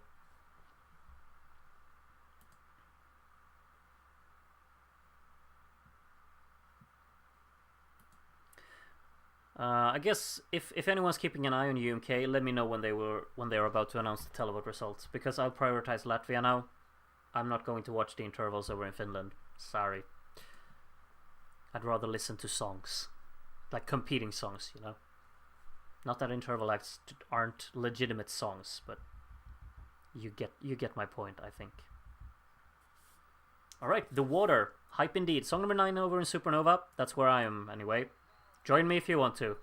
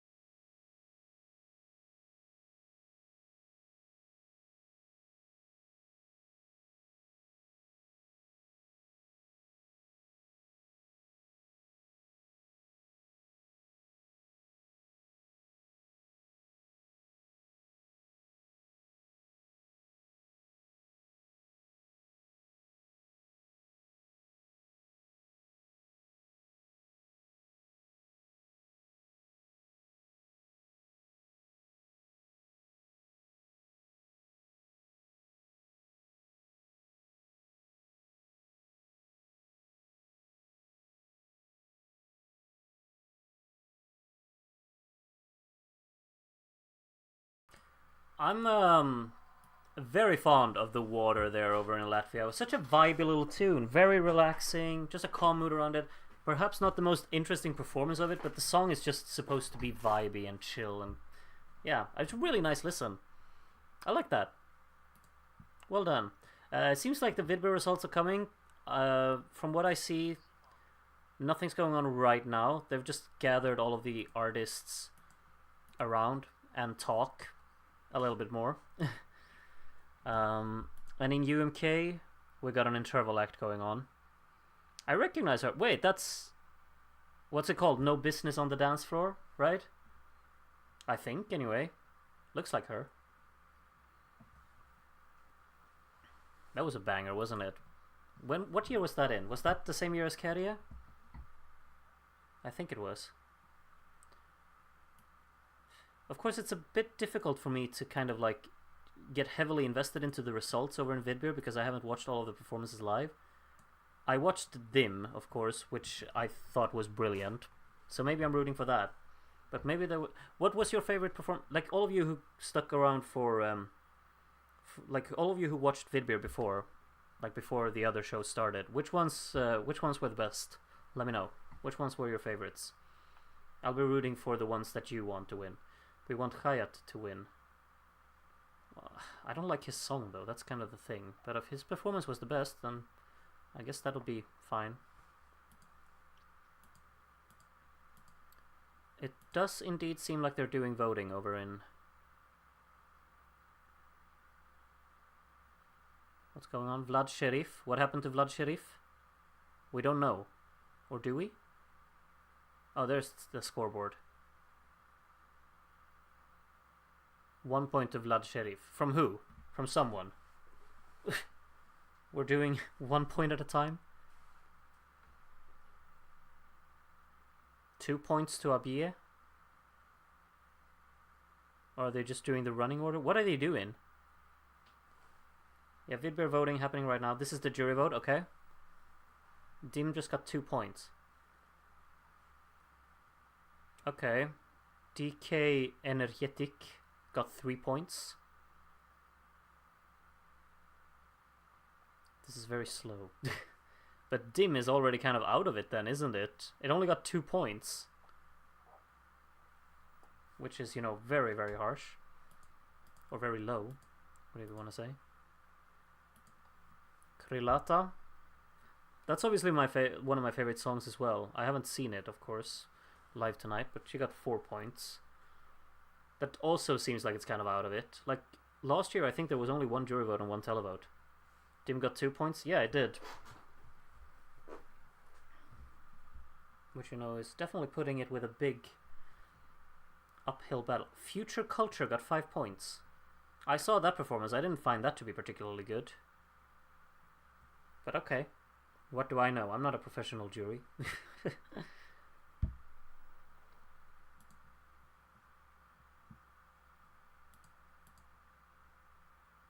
They're already having a break in the middle of this voting. What's Finland up to right now? It seems like people are... Are they doing voting in Finland right now? They might be. They have the scoreboard up over in Finland. Televoting in UMK. I'm prioritizing that. Or well, I'll keep my eye on both, I think. Vidbir are going way too slow. Vidbir are going too slow. I'll keep my eye on UMK at the same time. Finka got 6 points, I guess. Oh, this is... Okay, I'll keep my eye on both of them here. I'll let you know what's going on. So, Finka got 6 points in Vidbir. UMK still haven't announced any points. Nia River got 60 televote points. Okay. But I mean, it's obviously 75% of the televote. So she's not winning. Molody got 7 points in Vidbir. Is this confusing for you already? Should be. There's a top 3 in the jury in Vidbir. And that would be... well... Yeah, the No Time to Cry song got 8 points. Who's left? It's Hayat and Zifferblatt. Vivi got 100 televote points in UMK. It's not going to be enough to win. Unfortunately, but it is the way it is. I think it was the best one tonight. It's okay, Vivi. You won in my in my brains, UMK. I love how UMK is running ahead of Vidbir in getting their results out. Kosti got 43 points, so he's gonna finish last. Wow. Okay. What does it say on his sock? Okay, yeah, makes sense. Zifferblatt got 10 points over in Vidbir, which means, of course, the 12 went to Honor. Which, you know, I can have my opinions on.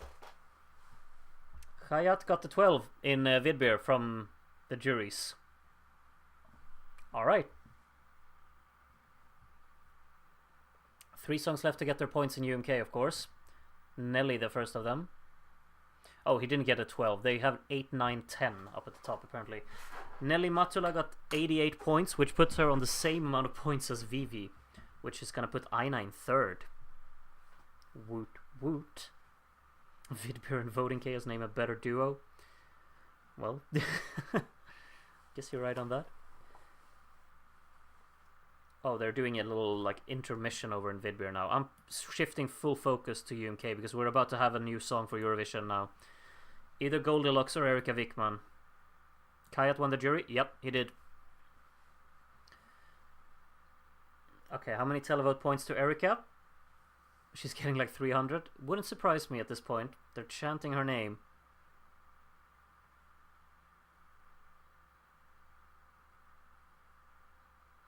Oh, she's surprised. 362 points. Okay, yeah. How many points do we think Goldilocks is getting now? She needs 257. 257 points is what Goldilocks needs. Do we think she's getting that? I highly doubt it.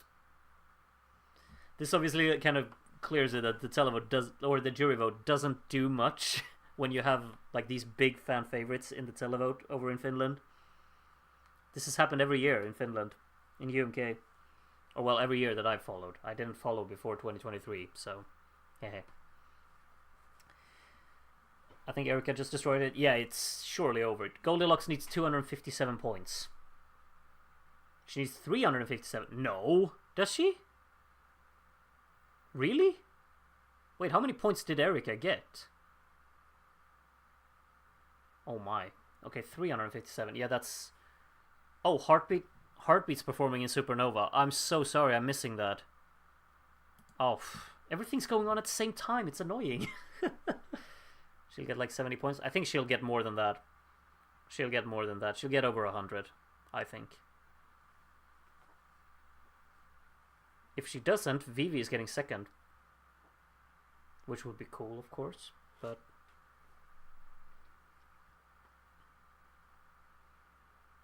They're really dragging it out over in UMK.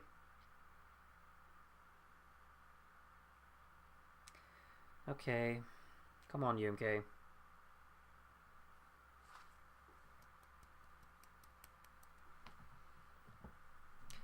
This is very, very long waiting. Someone should time this, I think. We're up on a minute now, for sure. Like, they've just been waiting for a minute.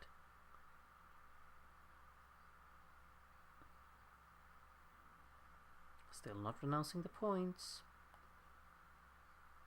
How much is that? How much is that? Well, we see who's celebrating, so we know who won, but I don't know how many points that is.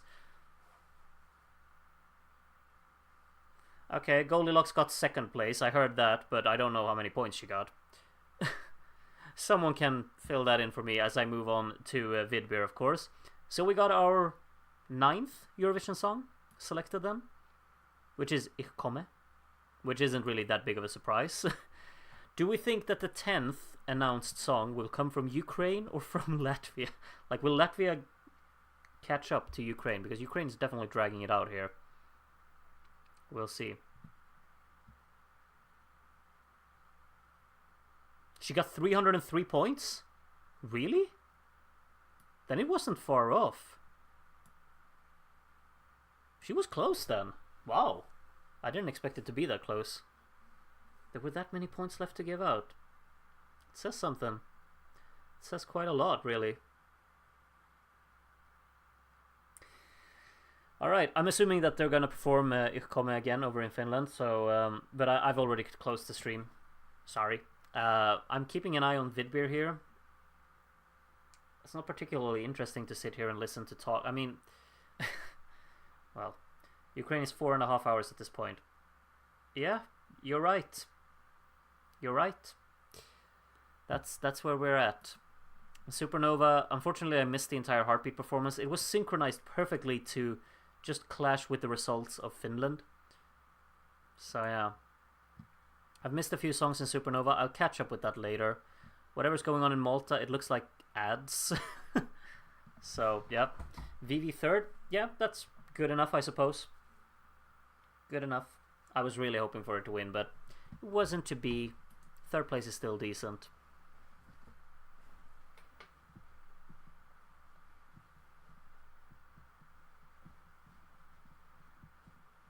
How many points did Kärja compare to Erika? I don't remember how many points Kärja got, but he obviously landslided that that vote.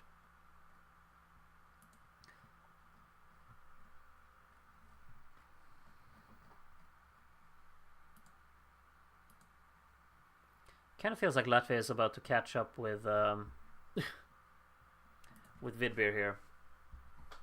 Do we think we're getting a recap over in Supernova pretty soon? I'd assume so. And once that's over, they will still be talking over in Vidbir, I think.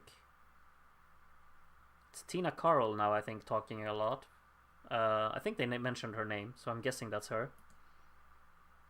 I'm not too well read on these people.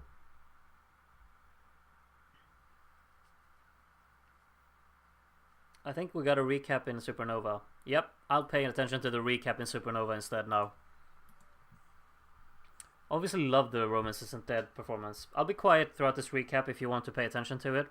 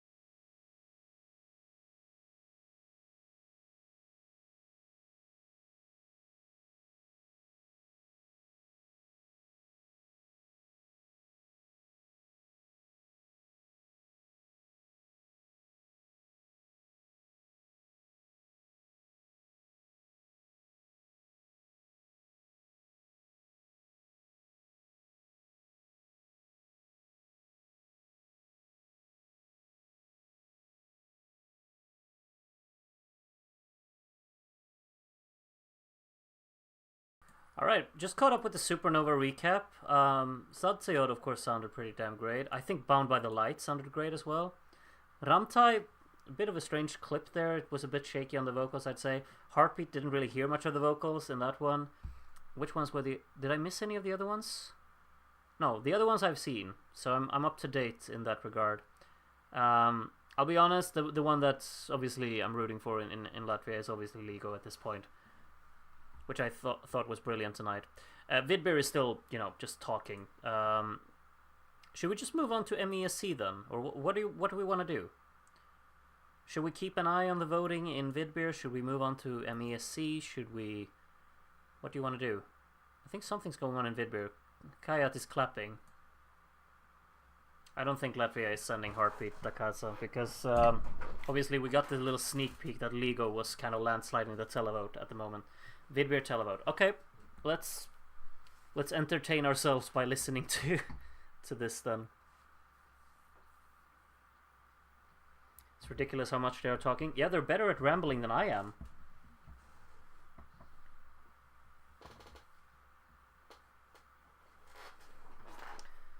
So of course Timur, I just realized, that's here as a host. Sharply dressed as always. Very excited he seems to be as well.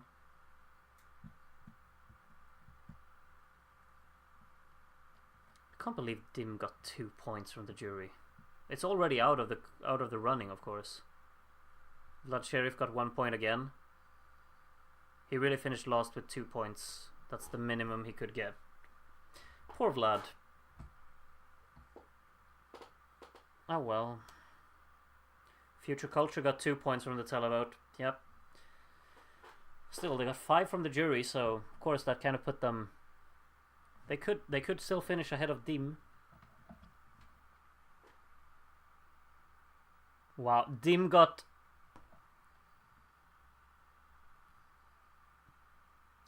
finished second to last in Vidbir. I thought it looked great. Like, I watched it. Okay, then who am I rooting for now? I don't know. Oh, Krilata is out as well. Okay. Okay. I don't know about Vidbir this year. I loved the songs and I loved the selection, but my favorites are already out. Life's rough sometimes. It is indeed. Deca Energy, or whatever they're called, the Sil, that song is out as well. Got 8 points. So it's between Hayat, Zifferblatt, Masha, Molody, and Finka. Yeah. Alright. So the televote and jury had the same top 5, which is of course, you know, kind of interesting. Good to see that they're in alignment though. I just disagree.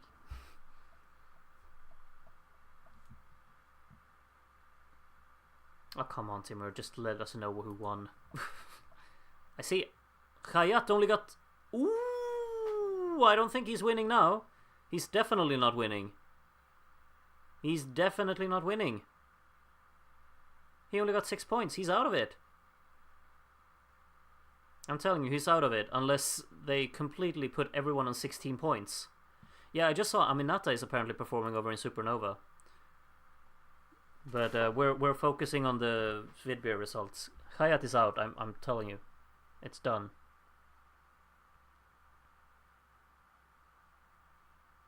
Finka got 7 points. Now I can confirm that Hayat is out because now, even if Zifferblatt gets 8, they will go ahead.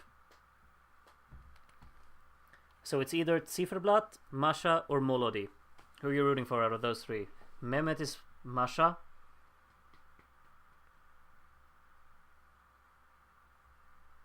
Song-wise, I'm fine with all 3 of these. I think they're all pretty decent. Performance-wise, I missed all of... No, wait, I watched Molody. I know how that one was. That one was pretty decent, I'd say.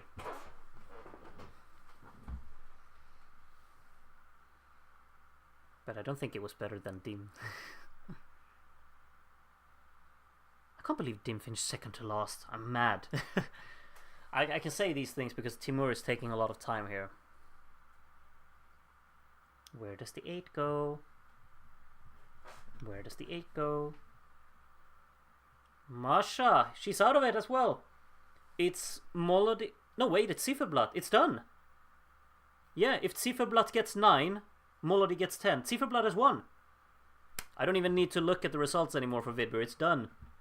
It's done, isn't it? Yeah, Zifferblatt has won. They're either getting 9 or 10 points and Molody can't catch them. How have they not realized this themselves? Why does no one competing in these competitions understand math? How have they not realized that they've won? What?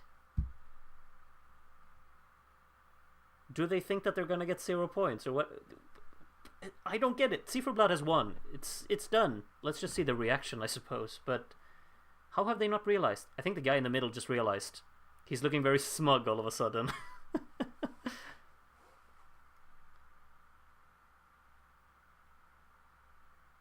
I mean, the suspense over in Vidbir for something that everyone already knows. That I don't.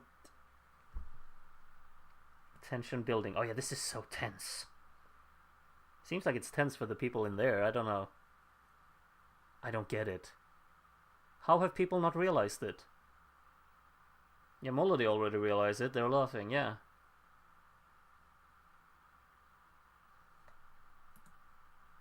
Do we not understand how math works? I have no words. I have no words for how they managed to drag this out when it's already finished. Yeah, okay, Zifferblatt. They don't even look, well, the guy on the right doesn't even look happy. Oh, do I really have to go to Switzerland? I didn't want to. Yeah, this Vidbir is interesting. A very long show. But yeah, Zifferblatt is the winner for Ukraine. There you go. You can let me know what you think of that. I, of course, did not see the performance tonight, but I loved them last year, so, you know, I'm happy for them. But song-wise, I would have preferred their song last year to represent them. But, yeah, that's... Okay, we got 2 more songs into Eurovision from tonight. We still have 2 to go, of course. Latvia and Malta yet to pick, but we got Ich Komme, and we got Bird of Prey. That's what it's called, right? Yeah, I think so.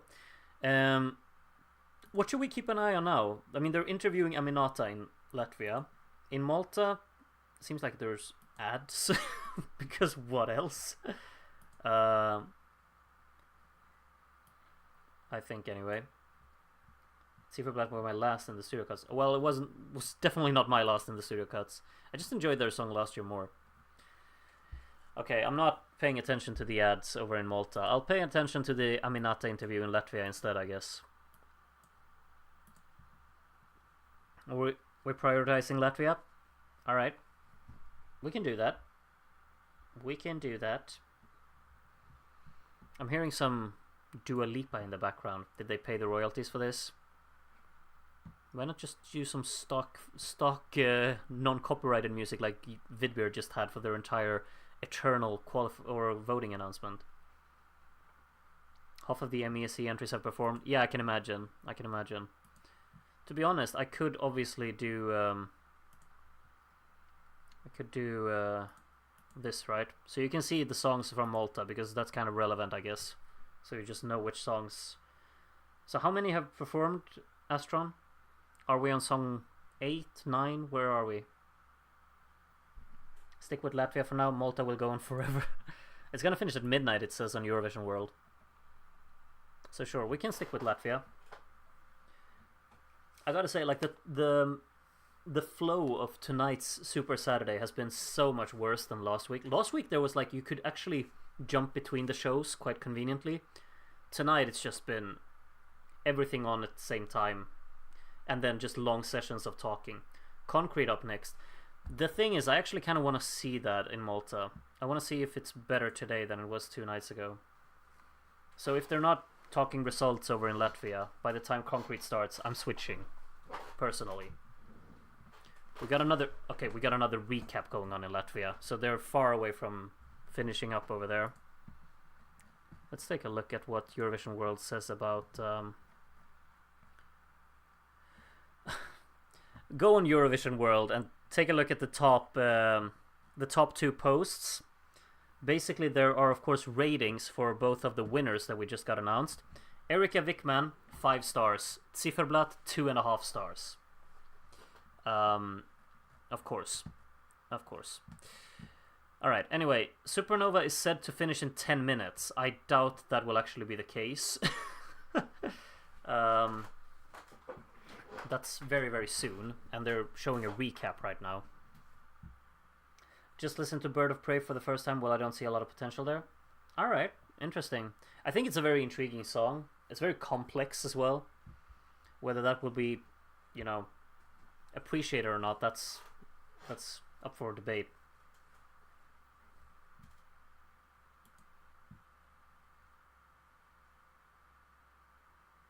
Eurofandom being a Eurofandom. Yeah.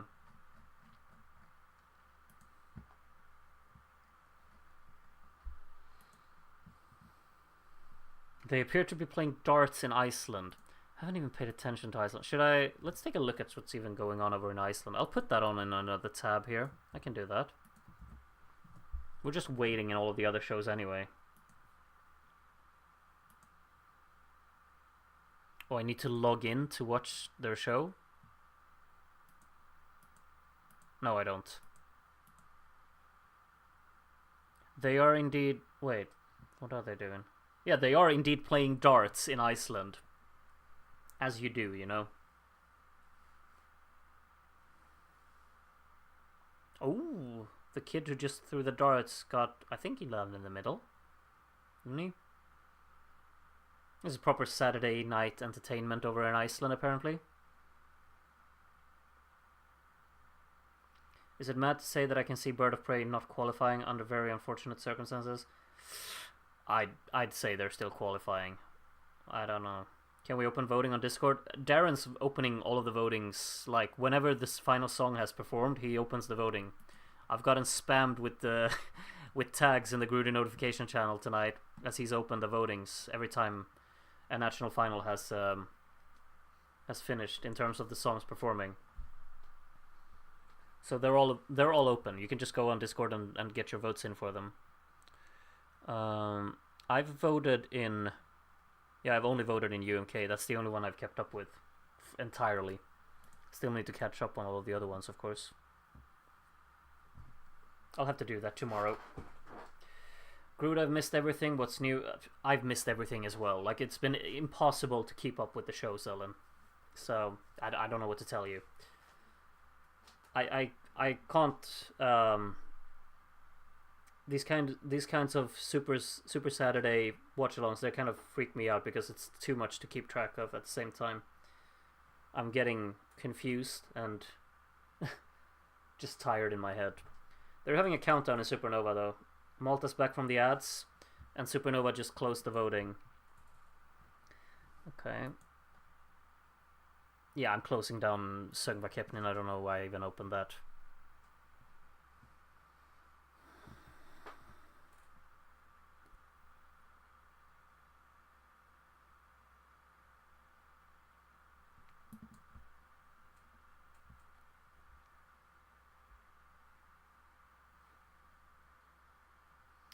Okay, what's going on in Supernova? We got a little bit of a... Oh, we're going to an ad? Yeah, we are. Okay, let's take a look at Malta then. For me, Malta's still on an ad for me. But Charlie just said they're back from an ad. This is one of the few nights of the year that having ADHD is advantageous. Yeah, well, I don't have that, so it doesn't help me really. Okay, Concrete is about to start. I'm seeing the postcard now for Concrete. So good. I'm moving over to that. If you want to as well, the link to MESC is down in the description, so you can check it with me if you want to. Gotta say, my head is spinning. Oof.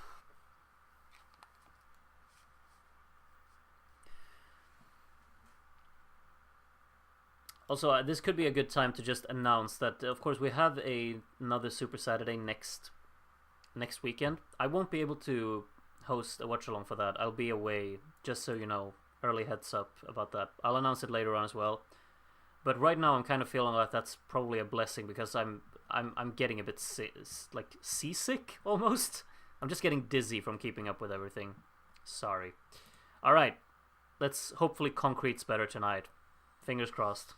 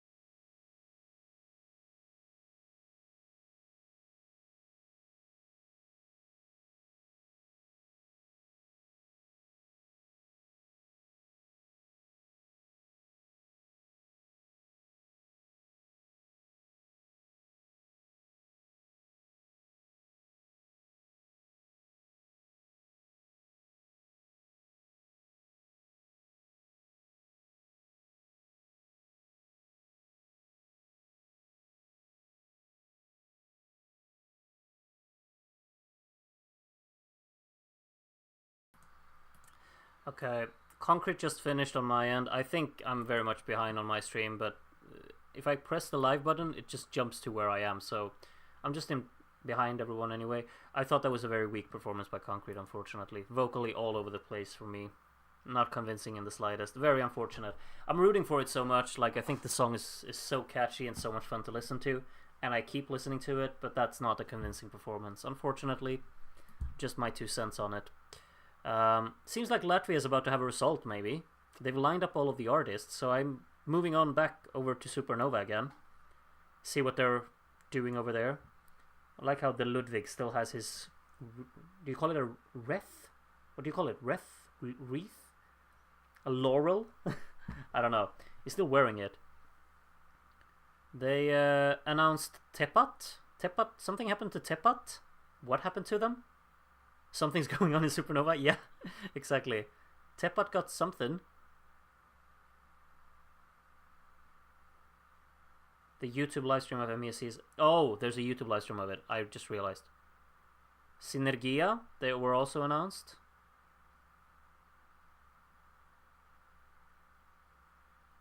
So what's going on with these people? Tepat, Synergia, they were both called. 2 songs that were good, of course. Loller. Yeah, but I'm wondering how to pronounce Reth. Or is it Wreath? No, Wreath sounds wrong. It's Reth, surely. Supernova are going 10th to 1st. Wait, do you mean that... Marcus Riva, so he finished 8th. Do you really mean that Tepat finished 10th? Synergia finished 9th? Marcus Riva 8th? That sounds... unexpected. In what? Like in the final standings or just in one half? Or Palu? So Palu is 7th? You all seem very certain that this is the way that it actually is. It just feels weird in my head that's like... that like Tepat was lost and Synergia was 9th. I don't get it. I really don't get it. And is it like both of them? Like jury and televote? Or is it only one of them? The Water, 6th. I understand what they are saying a bit. Okay, I'll trust you, Grandma. Then I ask you again. Is it combined? Or is it just either jury vote or televote that they're ranking right now? Yeah, we don't know if they're the overall results. Why did they do the voting like this? No clue. I mean, the show seemed so expensive outside of this way of revealing the results.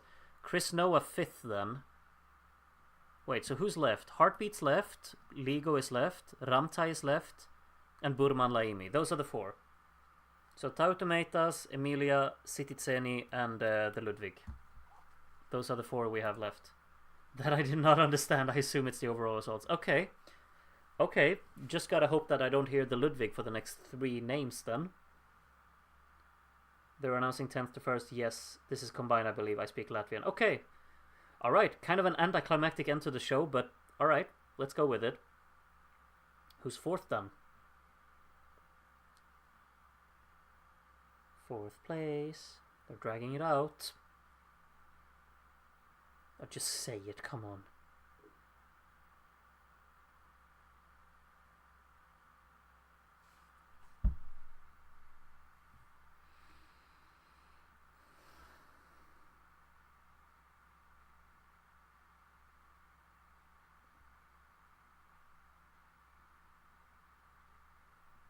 I don't want to believe that you're right about this system being the case. There's... Did Ligo just finish 4th? I don't care anymore, Latvia. I don't care anymore. I don't care. It had 31% of the televote. What was that all about? Alright. Okay. It's just so strange that it was landsliding the televote so much. Yeah, it must have been thanked by the juries, I guess. When they sneak peeked the televote, it was leading so much. Yeah, it was, Frank. I don't get it either. I guess we'll find out if they ever announce the detailed results. Okay, 3rd place next. No expectations. City Tseni is third. Wow, they seem happy about that. Super excited. They just went for the split. So Latvia are either sending Tautomatas or Emilia. I think my chat room has decided their preference, but all right. City Tseni out as well. What a weird way to announce your results, though. Like, I don't get it. But you do you, Latvia.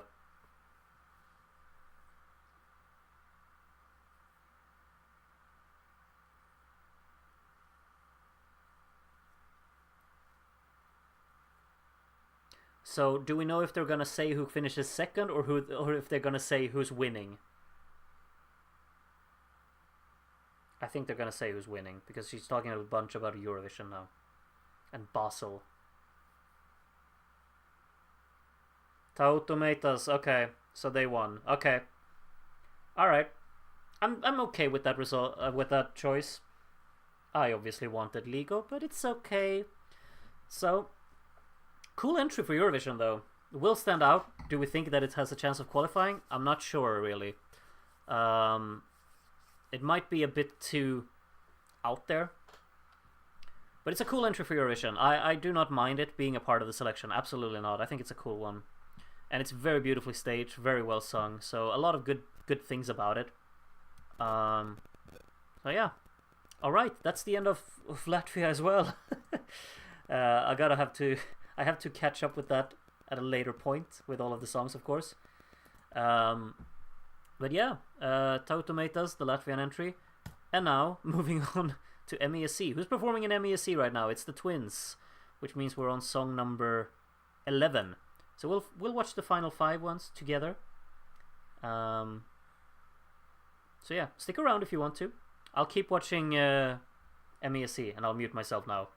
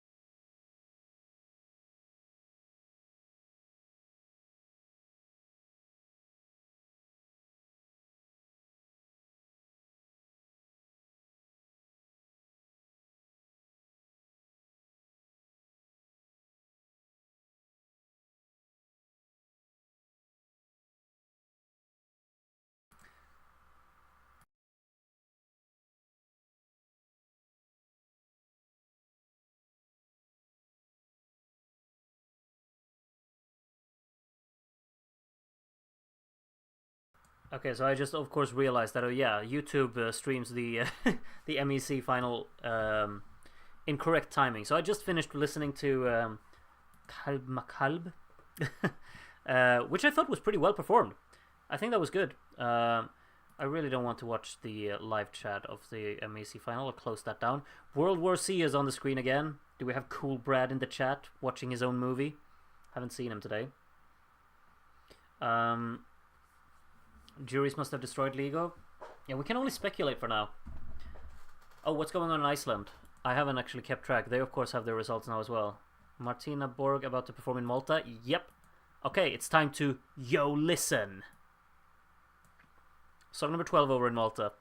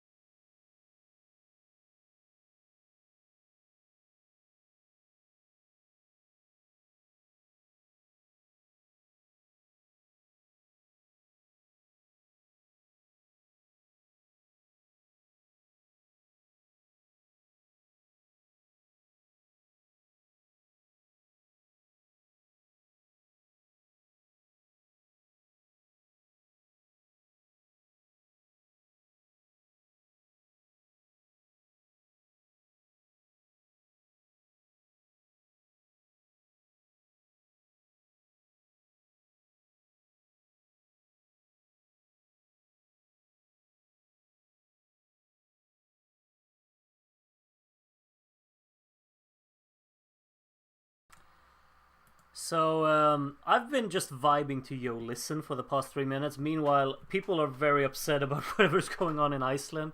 I haven't been able to figure out on Eurovision. Oh wait, no, they've updated it.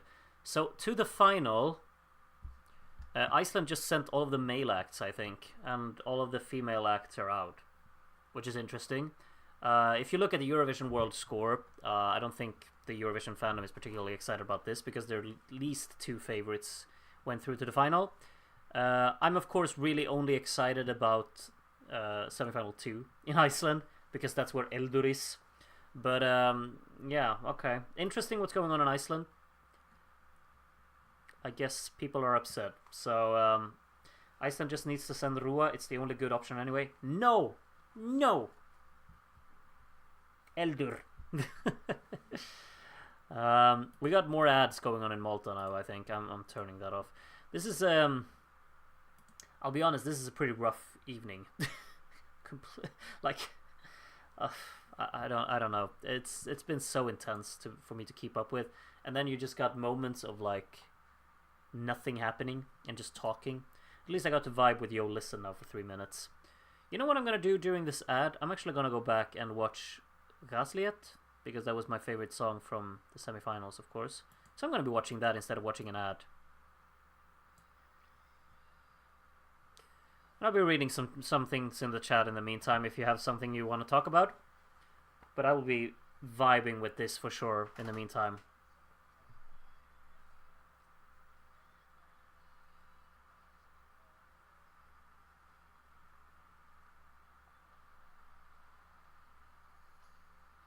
Performance looks the same so far, but it doesn't really need to change. Love this yellow color they're going for it. First time hearing Burman Laimi, I love it. Okay, good. I thought you had already heard it. Yeah, but it was really well performed.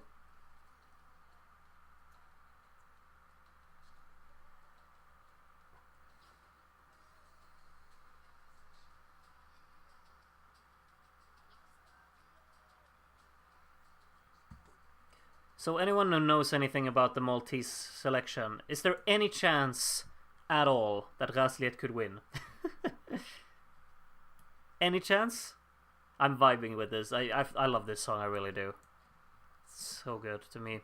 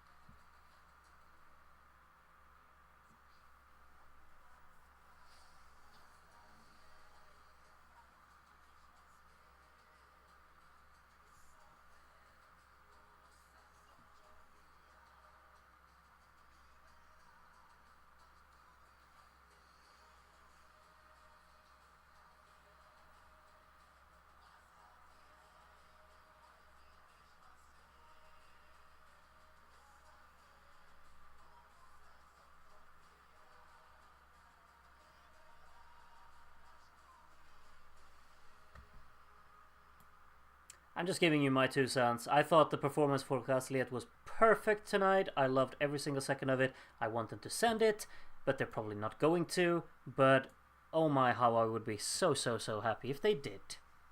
Yeah, I know Gasliet was a replacement entry. It's crazy, isn't it? But yeah, I love that. I'm listening to it so often, but I think the performance is just brilliant to it as well. I saw the comment from you, Jacob, that Gasliet winning would save my evening. My evening, I can't really, I haven't been on board with either of the winners tonight, not entirely. I've been fine with some of them, but I mean, I can't really complain because Erik went straight to the final in Melodifestivalen, and that was like, that's my country, so that's really the only one that I feel like I'm entitled to care about, whatever that means. But like, Melodifestivalen is my thing, Whatever every other country wants to do, that's their thing. I don't want to affect that. Like, if they want to go for a certain song, go for it. I want to be a part of Sweden, and I'm so excited. Like, I'm so happy with the picks we've done so far. Jon won the first semi, Erik won the second semi, and I'm over the moon for both. Those are my two favorite songs so far. We kicked out a few good songs last week, which I don't click with. I think that was a bit unfortunate, but the two big ones have won their respective semifinals, so I can't complain about anything else really happening. But I'd say this much: if Gasliet wins in Malta, I would be over the moon, even more. But it's probably not going to, so I'm prepared. I'm happy so far today with Zifferblatt and Tau Tomatoes. Malta choosing anything other than Kant would be the perfect capper. Even if they sent the next song up. Hideaway is next up. I don't know. That would be a bit of a strange pick, I think, from Malta if they go for that. The Supernova winner is an act nobody could dislike, surely. Oh, I think you're absolutely wrong on that one, Alipan. I think a lot of people will consider it boring, for sure. And it doesn't really have like a hook. It doesn't really have like an instant melody. Like, people who are more into kind of pop music in general, I don't think they will be very warm towards that. I think it's very effective, but I don't think... I think certainly there will be people who dislike it, for sure. There's no way there won't be.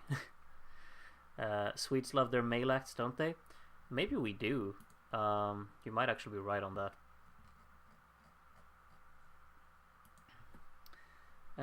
Happy with Erika. Latvia had many good options and chose one of them. Just... Ukraine Zifferblatt is growing on me, although I preferred others. Yeah. That is different than dislike. Is it? Dislike means to not like something. I think a lot of people who aren't into that kind of music will dislike it. If you have a different definition to dislike, I'd love to hear it. Because I disagree with your definition of dislike then. It's the first time since Dziesma Parlaimi that Latvia has sent a song in Latvia, unless you count the small amount in Cake to Bake. Wasn't Aya in like the final chorus, isn't that Latvian? Or is that a different language? But yeah, other than that, like, a song fully in Latvian is of course since 2004 then. Yeah. Great choice, Ukraine, even though the two short title songs I preferred even more. 21 years since Latvian language at Eurovision, if my sources are correct. Well, yeah, for a full song. Yeah, End of Aya had Latvian as well, yeah. Thank God I'm not tuning in from Malta. Why? I'm kind of enjoying the Maltese national final. But... When Heaven. Molody was so robbed. Oh my god, same with Birgo and Goldie. Okay, some very expressive thoughts. Molody, they finished second though, didn't they? Which I didn't expect them to finish that high.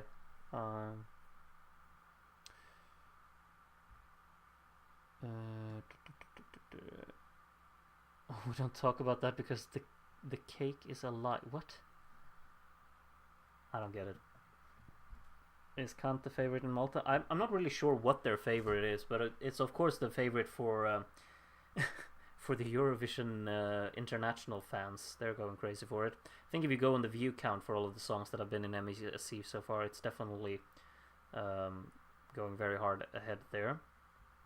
I feel like Heaven Sent might have an advantage with the juries. Potentially, yeah. It's vocally very, very impressive, I would say.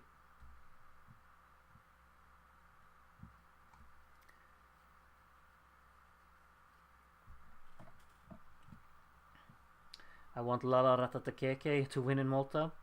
It would be a cool winner, I think. It did add something cool to Eurovision. I just have other preferences, personally.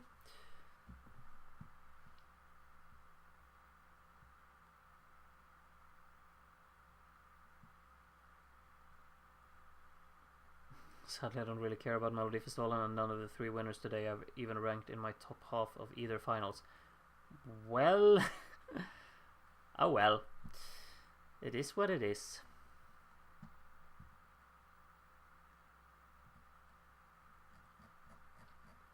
With every selection for semi-2, Australia's qualification looks less and less likely. Really? I don't know which countries are in semi-final 2, of course. Yeah, Abia was insanely robbed in 9th. I agree. That was... I disagree with that as well. Like, the fact that she finished 9th. Guys, doesn't UMK as a stage show and sound mix, etc. the best national final for now? Yeah, it was brilliant tonight. Like, the performances looked and sounded amazing, for sure. Such kind of proper expensive performances as well. Maybe that's what happens when you only have 6 songs competing. Like, Melodifestivalen obviously has 30, which means that it's a bit more spread out. I think the production quality of Melodifestivalen is great as well, of course. But UMK definitely is top tier. All 6 of those had brilliant performances, like staging-wise, lighting, the camera work. I will never forget the shot of Aina when it slides above like that and she's extending the microphone stand. Yeah, it's like just one of the most brilliant shots. Okay, Hideaway up in Malta. I'll be quiet for this one.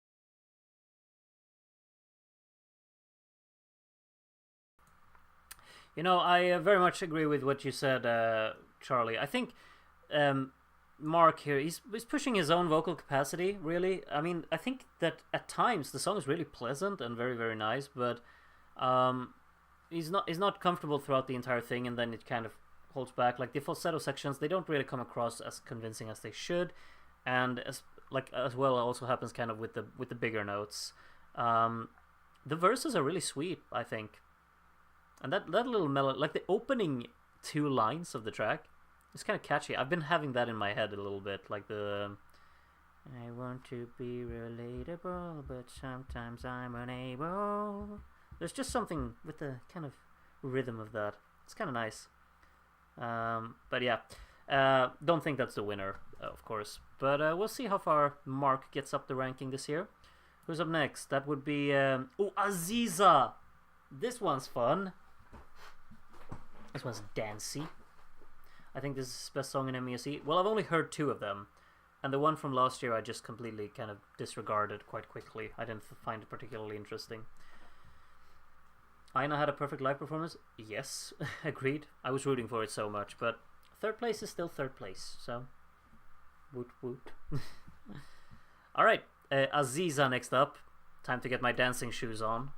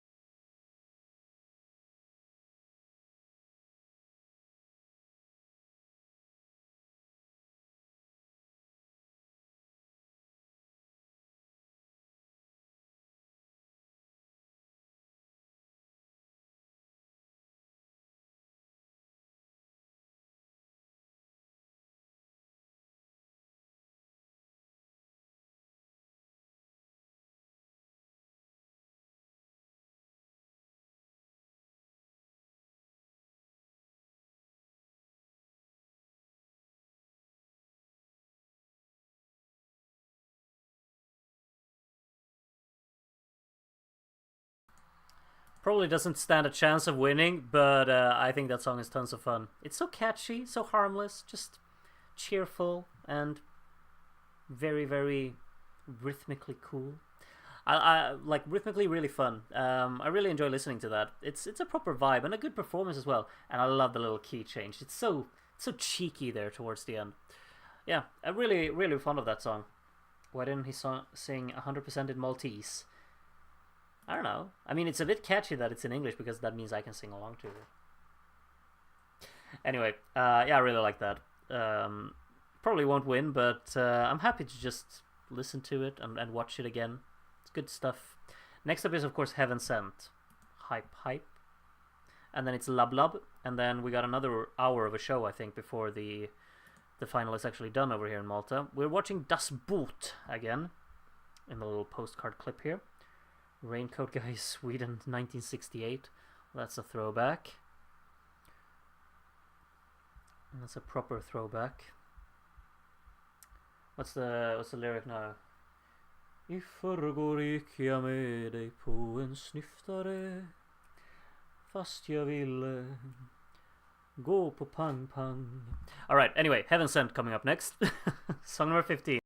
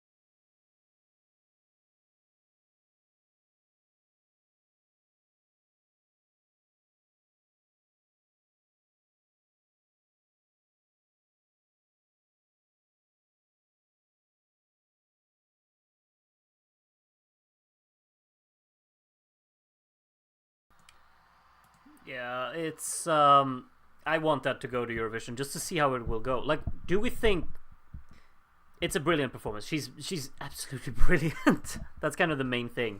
Yeah, I love the speed up at the end. Yeah, that's a really fun part of the track as well. But she is just brilliant. She sells that so much, and her vocals are out of this world. She's spot on throughout the entire thing.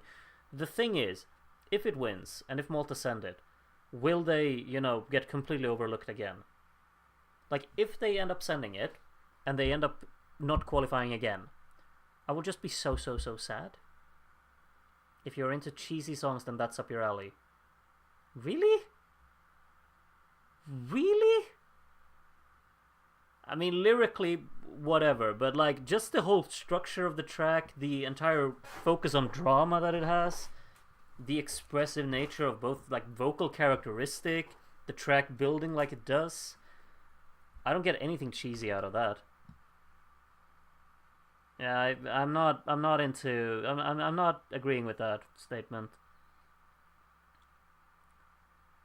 It's Eurovision. What's not cheesy here? I'd say Tomatoes maybe at this point.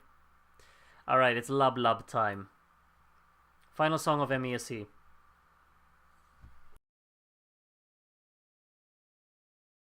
Matt Black hype.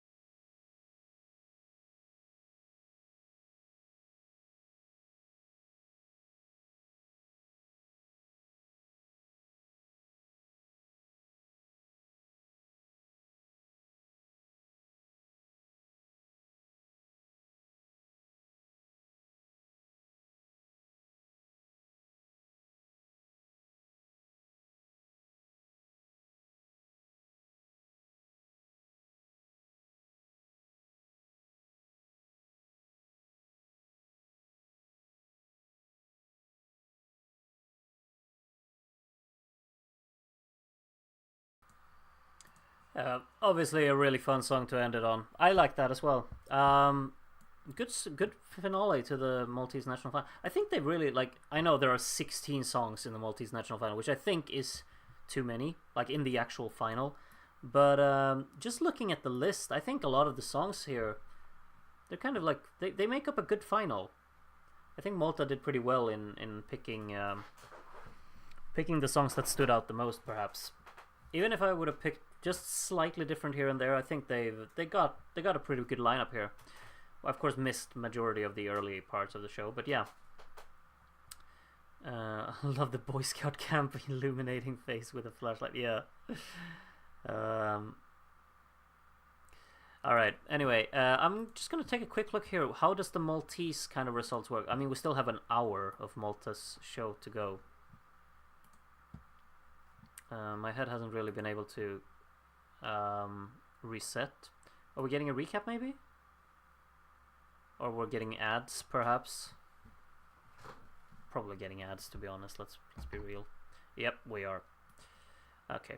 I'll be muting the ads there. Let's see. So there's a public jury, there's a public voting and a jury. We do not know, I guess, if they're gonna announce like points on the scoreboard and whatnot, but so yeah. Well, we'll see what's gonna happen there. Pleasantly surprised by Malta's selection. Yeah, I've really been enjoying it, and I think their show is pretty good as well. Like the stage, the whole kind of concept about everything. There's been good tempo as well. I mean, a lot of ads and stuff, but I guess you can't just expect that. Malta's stage show production evolved. Yeah, I agree with that completely. We have to have cheese. We're going to Switzerland after all. Aina is honestly stunning live. Before the show, it was my 5th, and now I'm considering making it my winner of UMK. Yeah, it's my winner by a mile, but I mean, weren't you here before at Fireburst when we watched UMK? I was very, very touched by that performance. I thought it was the best thing I've seen tonight. Like all national finals, that's the one. For me, anyway. It was very bad between 2013 and 2019. I mean, obviously a lot of national finals around Europe have developed quite a lot in the last 10 years or so. I'd say. Lub Lub has a Gaga level dance hook, even if he didn't dance. He danced a little bit. He did these, you know, catchy moves. There are like 6 options I would be happy with, but Heaven Sent above all. Yeah, I'm very much supporting a Heaven Sent win. If they don't want to go for that, I mean, I'm obviously, you know, my favorite is Gasliet, but I don't think that it will really do that well in Eurovision, so they probably shouldn't go for it. But it's my favorite nonetheless. Was with my family. My sisters are here because it was my dad's birthday 2 days ago. Okay, happy belated birthday to Fire Dad. Catching up now. Okay, enjoy. There's been some good stuff tonight, for sure. I mean, UMK, the production quality of that entire show is just... You should probably skip around a little bit in Vidbir, though. I wouldn't suggest sitting through the entire show because it took like 5 hours for them to get through it all.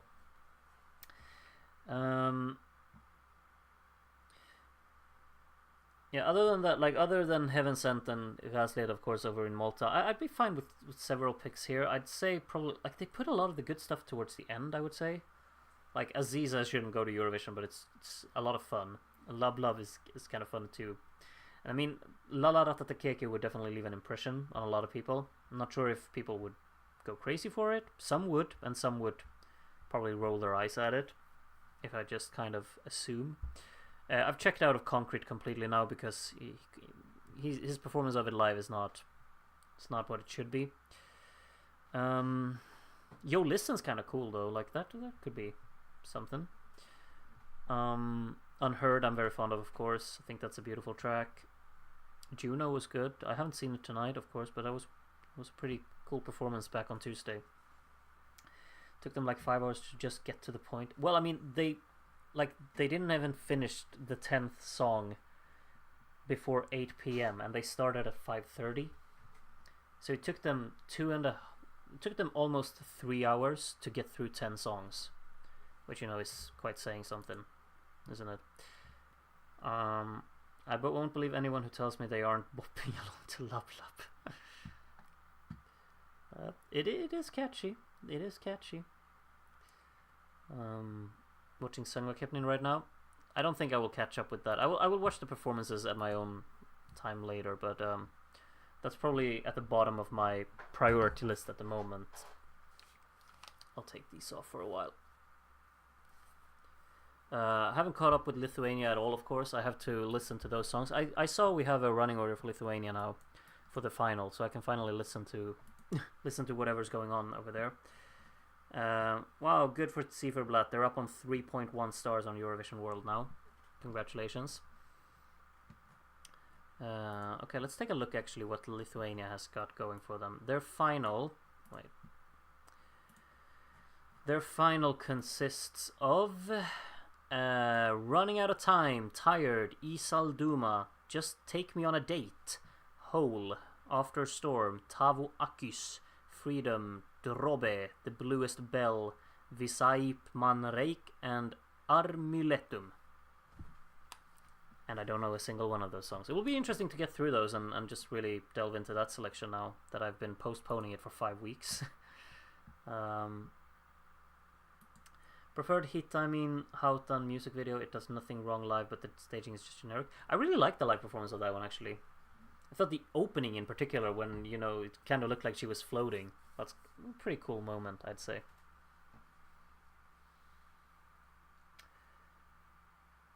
Man alive, there is no escape from Andre Rieu. He's everywhere. I don't know who that is.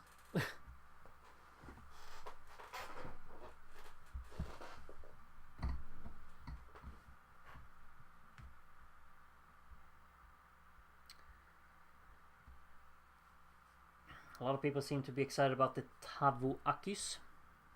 Alright, I'll keep my eye on that one. No hype for Just Take Me on a Date, which is now arguably one of the top 3 song titles so far out of the national final season I've come across. My favorite is, of course, Festa, No Time for Siesta. That's the best song title so far. Yes, I'll stick with that opinion. Tavu Akis is a very special song. We're all awaiting Groot's verdict on it. Just wait. So does that mean that I'm not allowed to? That kind of puts the pressure on me that I have to like it now. And now I know in my head when I listen to it, okay, this is the good one. That's a worrying thing to go into a song with. I usually go into music blank, but since all of you are saying that it's so good, I now know what to expect, I suppose. Hopefully I'll be floored anyway. I remember there was... What song was that? Like, everyone told me that I would love it, and then I ended up doing it. I think it was Arcade, probably. It's probably happened several times, but I remember Arcade. Like, a lot of people were telling me, okay, out of all of the songs in Eurovision, this is the one you will love. And then I was like, okay, worrying to go in with that opinion of it. And then I listened to it for the first time, and I was like, okay, yeah, I do love it. So everyone was right.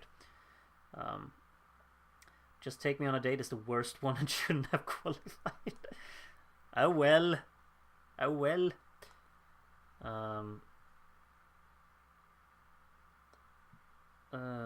Andre Rieu is a famous conductor and violinist who used to conduct the Vienna Symphony Orchestra. Okay. Well, okay, what is it? Why am I getting judged for not knowing who he is? I just googled him. I've never seen this guy before. I've never seen his face. Why should I know him? I'm not really that into like violinists and what do you say, like conductors and stuff. I don't know anything about that. Sorry.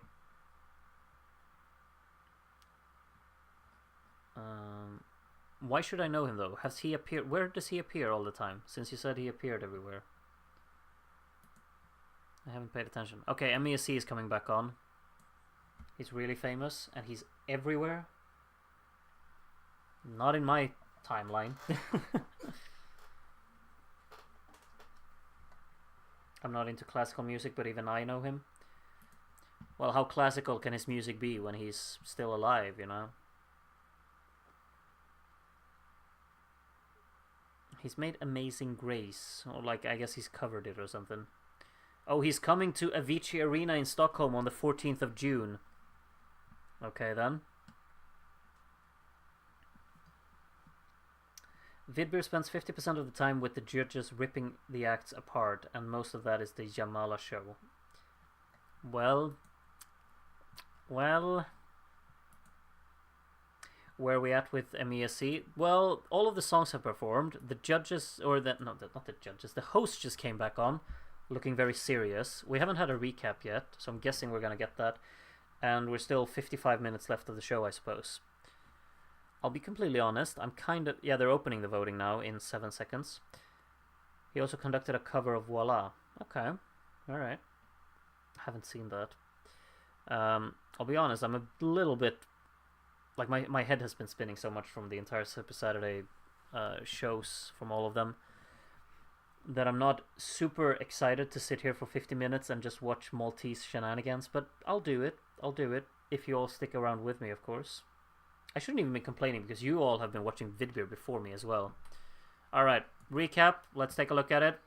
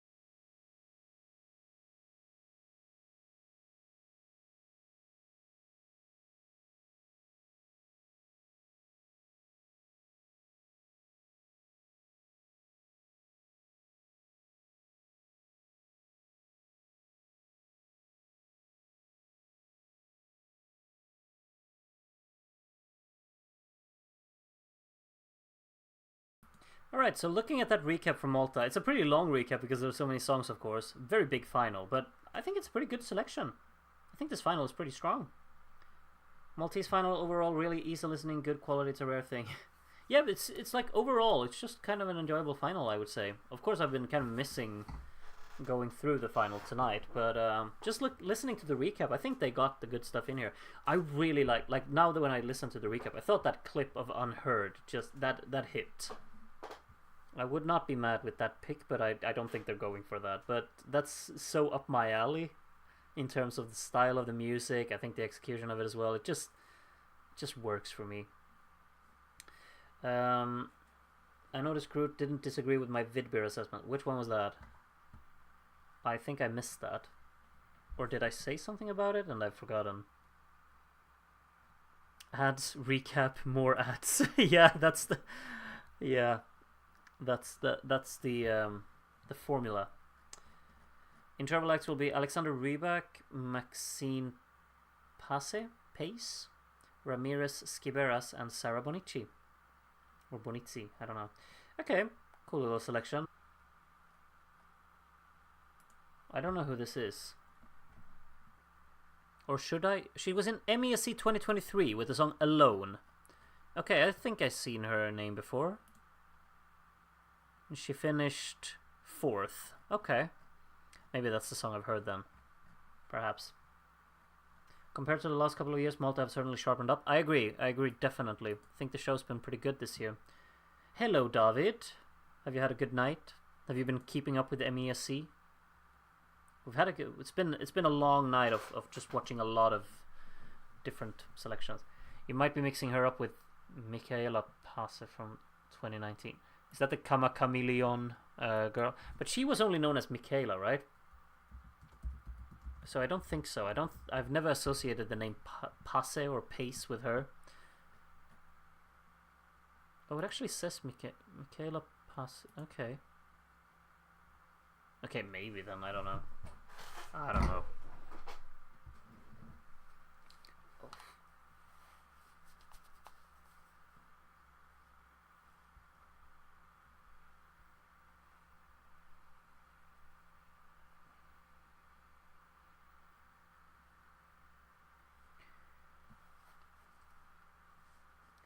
I just hope for a good winner. Well, what would that be, David? Let me know. How many picks do you have like that you'd be fine with? Because I think there are plenty of good stuff to pick from here. Obviously, some of them better than others. But let me know which ones you're rooting for. Did I miss a recap? Yeah, you did, Jere. There was just one recap. Now there are ads, so there will probably be more recaps when we're back. Or no, there's going to be interval acts, that's right. But I mean, we still have 44 minutes of the show. Cantera, Christie, or Dario Bezzina would be my ideal 3. Wait, I only have the song titles in front of me. Let me take a look. Where do I have Malta? Where is it? Malta. Cantera, that's La La Rata thing. Christie. Oh, that's Heaven Sent, okay. And Dario. Gasliet, oh, my man. Gasliet is my favorite of it. Like, you have no idea. It's such a vibe. And Heaven Sent, I think, is like the brilliant entry, really. I'm just worried, like, if it'll get like a good result in the in Eurovision, though. ESC's livestream chat have a winner. What? What do you mean? I don't get it. How in the world is Clara Hammarström rising in the odds? I don't know. I still can't believe she didn't win today. Like that's the craziest thing ever. I was so convinced that yeah, she's running away with this semifinal, but apparently not. It's really crazy.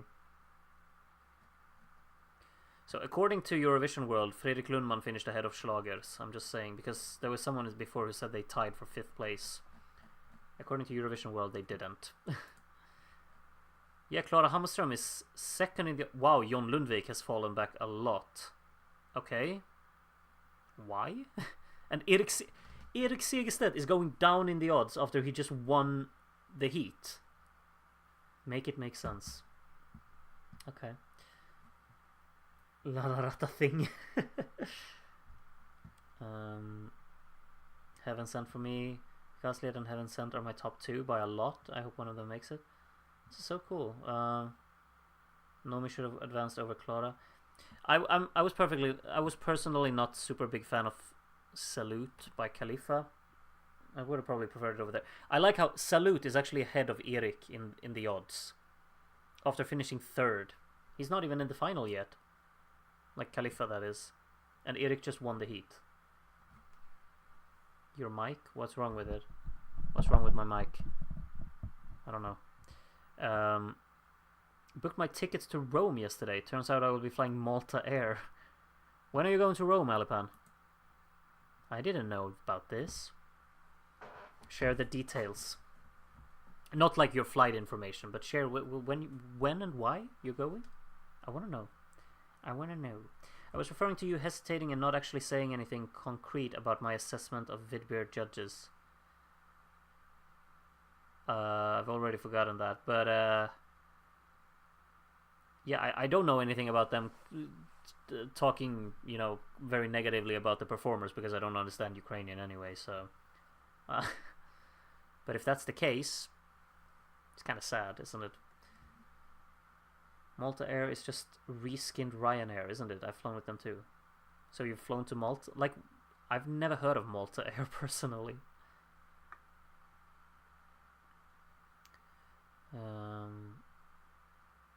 I was a Kant defender in comparison to the others until the live, but now I'm an anti. I think the other way around has probably affected most people. Like, a lot of people are very, very excited about the live performance. End of April, beginning of May, I'm taking 3 of my children. I was too poor to take them away much when they were small. That's so nice. That's really nice. Hope you'll have a wonderful time there. I kind of expected, like, when you said you were flying to Rome, I was like, is he going for San Remo? I don't know what city San Remo is in, though. But that's lovely. And, like, end of April, beginning of May, the weather must be perfect in Rome by then, I'd say. And going with 3 of your children. How many children do you have, Alipan? Either way, have lots of fun. Enjoy. Have the time of your life, please. And you'll be back in time for Eurovision, of course. Yeah, I've understood that there is a city called San Remo as well, but I have no idea where that is. That's kind of what I was thinking. Sorry for not being clearer about that. I don't know where the city San Remo is. I mean, the city has 53,000 people in it. So I'm not really good with the smaller Italian cities. Let's see on the map here where it is. It's by the coast. Oh, it's right next to Monaco. So it's next to the very close to France. It's near the French border. Huh. Sadly not San Remo. I'm buzzing about it. 5 days to explore. Yeah, 5 days in Rome. I think I've had a similar thing. I think I've also was there for 5 days when I went, but that must be almost like 10 years ago I went to Rome now. I think maybe not 10, but like 8, I'd say. I really like my time there. I think it's a beautiful city. Not watching. Are we anywhere near the results yet? No. We're gonna have interval acts first. They opened the voting maybe like 10 or 15 minutes ago, and it's still open.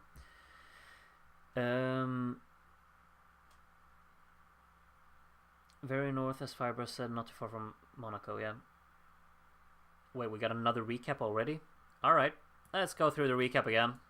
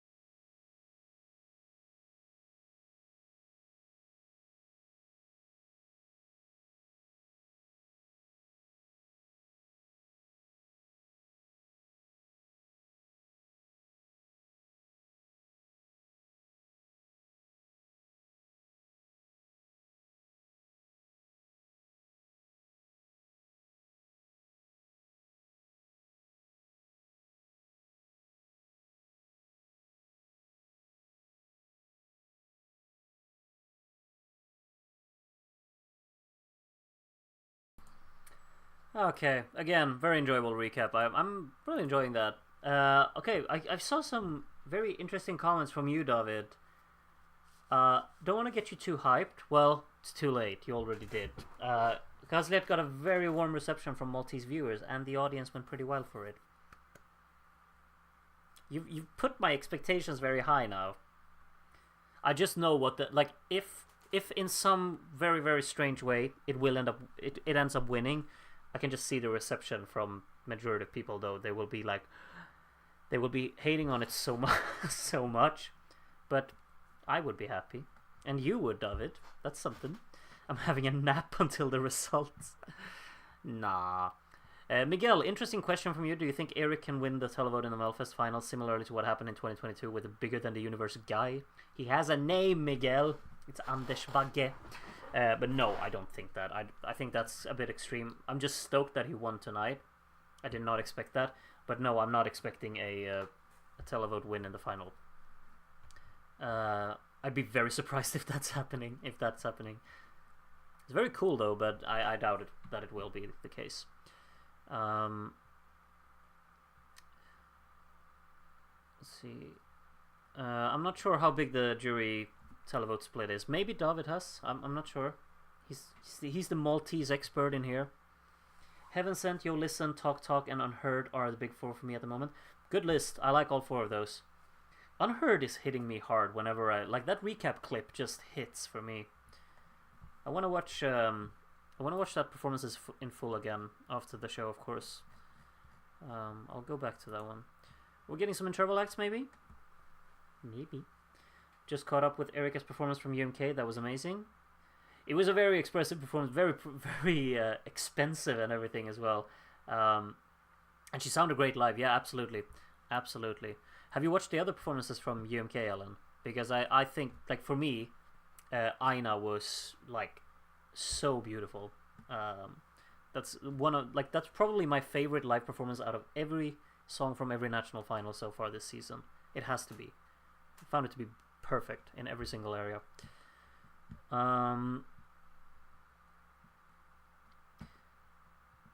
I think Italy has the least amount of ESC fan or any enthusiasm enjoyment of Eurovision. My friend's wife is Italian from Brescia.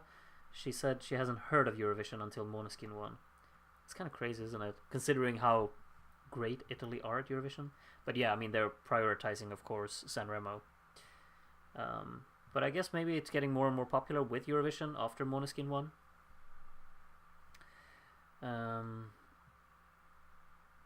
No, I haven't. That's my plan for today. Okay, enjoy catching up with everything, Ellen. I mean, that's what Sundays are for, right? I just saw a Kahoot on the ad here in Malta. I've forgotten to do any Kahoot quizzes today. My head has just been spinning. What are you trying to say, Ricardo? How 7.5 music's not English in 11? What's that? What does that mean? I'm sorry, I understand nothing of that. Sorry. Try again. I'll try and remember, or I'll try and understand. You hear all my English words? They're just getting jumbled up in here. Confirmed. Aina went from my 5th to my 1st after the live. Yeah. Good to see. Good to see. EBU should put restrictions on these national finals not to last longer than 2 hours, with the exception of Sanremo and Una Voce per San Marino, of course. We need 2 hours of Riccardo Cocciante only. I mean, I'd rather have 2 hours of Riccardo than whatever Vidbir was doing today, with just talking all the time. My Italian office colleagues are completely neutral to ESC. I mean, in all honesty, my colleagues in Sweden don't really care either. And Sweden is said to be like the Eurovision nerd country, but they're kind of neutral to it as well, if I'm completely honest. The students, however, I think they're kind of neutral to it as well, but there's always, like, every year they start singing one of the songs from Eurovision just all the time in the hallways.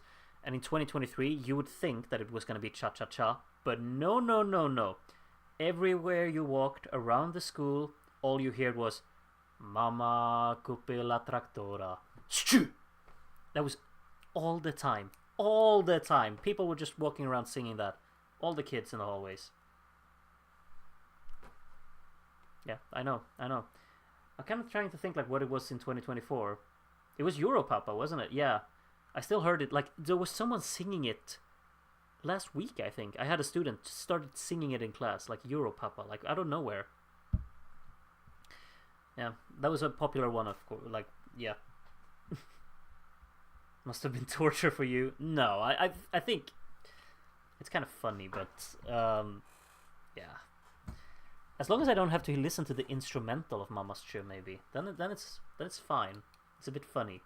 Kids are let 3 stands. Yeah, I guess. Traktor. San Marino changed the name to San Marino Song Contest. Worlds fell apart. Yeah, that's such a boo. Are you a teacher? Yeah. San Remo begins on Tuesday. Seems like no time ago we were discovering those songs from last year the first time. Yeah, last year was brilliant to watch San Remo. I love the fact that San Remo starts on a Tuesday and then just keeps going the week, because I will obviously there's no excuse for anything else to happen. I will be streaming San Remo from start to finish on Tuesday. I won't be streaming San Remo more than that, but on Tuesday it's all about San Remo. Listening to all of the songs for the first time together, that's my favorite thing. San Remo, Tuesday night, be there. Prepare for it. It's really the only national final that's taking place midweek next week as well. So yeah. Someone in my brother's school in Colombia is a Europapa stan. Of course. Swedish kid being let 3 stands was not on my bingo card. Oh, you need to get a different card.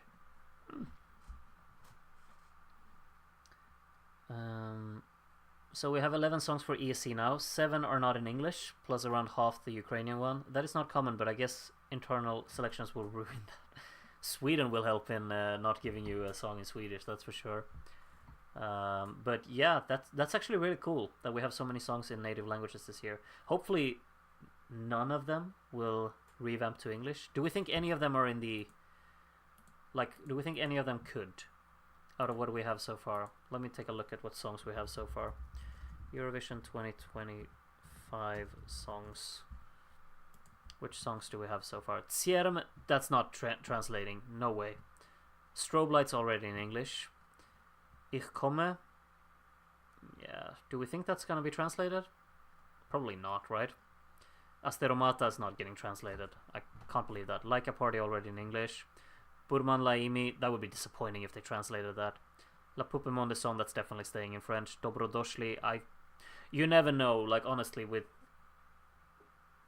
maybe they'll translate that, I don't know. Or have they said that they won't? It's so long ago that Dobrodošli was picked, of course. Esa Diva is not getting translated. And Bird of Prey, yeah, that's already half in English then. I think Finland never revamps. Don't they? You sure? Are you sure?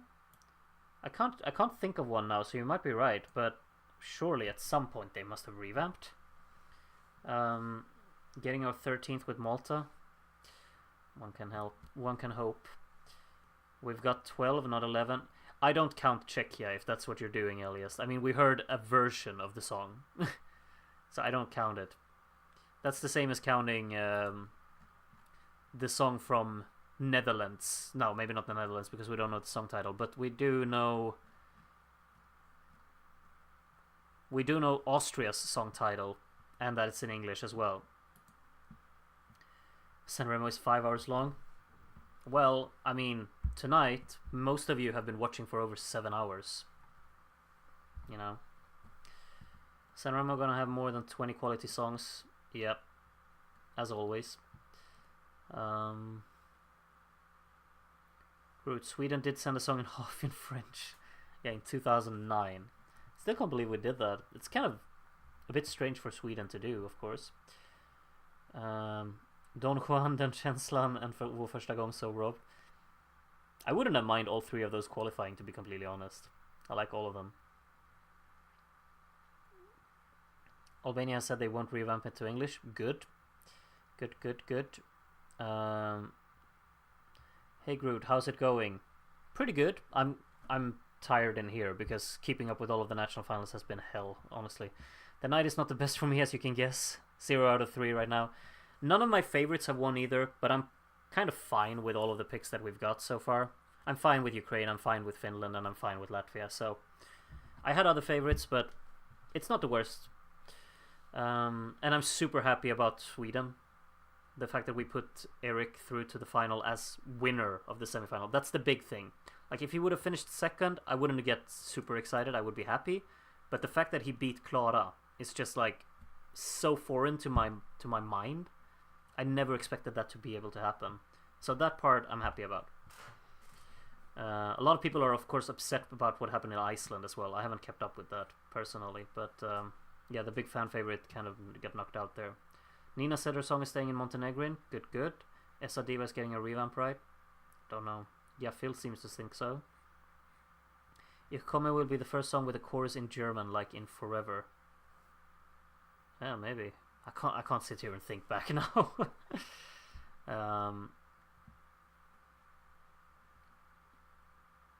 We've heard Czechia's song. I mean, yeah, sure. We've heard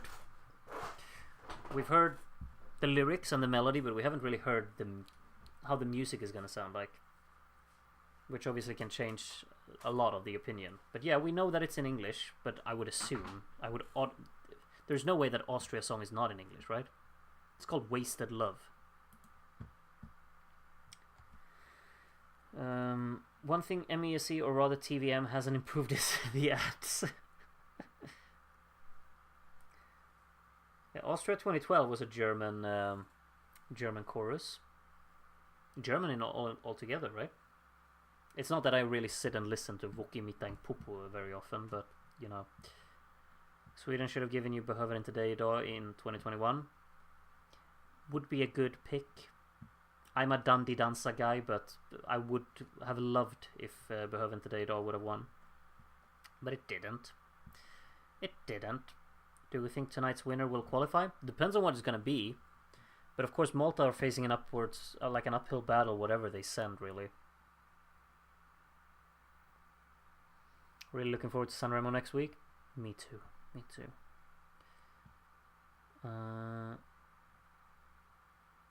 Malta starting again. Yeah, it's on. I guess we're getting an interval act now then, so I'll be quiet for this. Is it Alexander Rybak? No, not yet.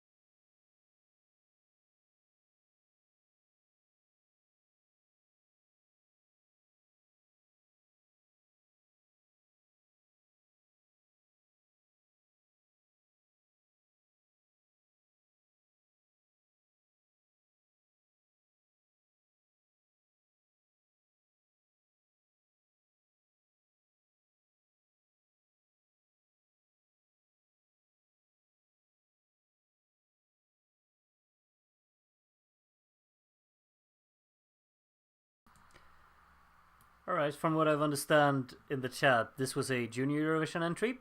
I of course am not really keeping up with that. It was pretty enough. Didn't leave too much of a mark on me, but somewhat pretty.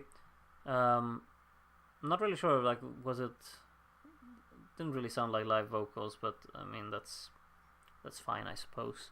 Yeah, nice to see like that getting recognition, of course, in the final. Like they bring him out like that. I think that's really sweet. Maybe not so much for me, but you know me, I'm not really in for junior Eurovision. It's not my thing. But really nice for him to get his moment in the spotlight like this as well. I like that. What do we think the next interval act was? Grandma listed like 4 interval acts, so I guess we're in for quite a while. Hello, Lucas. Nice to see you. Have you been keeping up with this massively intense evening? My head is spinning like you can't believe it. After keeping up with all of these national finals, it's been a proper work. I don't follow junior Eurovision generally, but it was awesome to see him do well. Yeah, I can imagine. Are Malta like regularly in the competition? Sweden aren't, if I understood correctly. Anyway, okay, we got another interval act, so I'll stay quiet.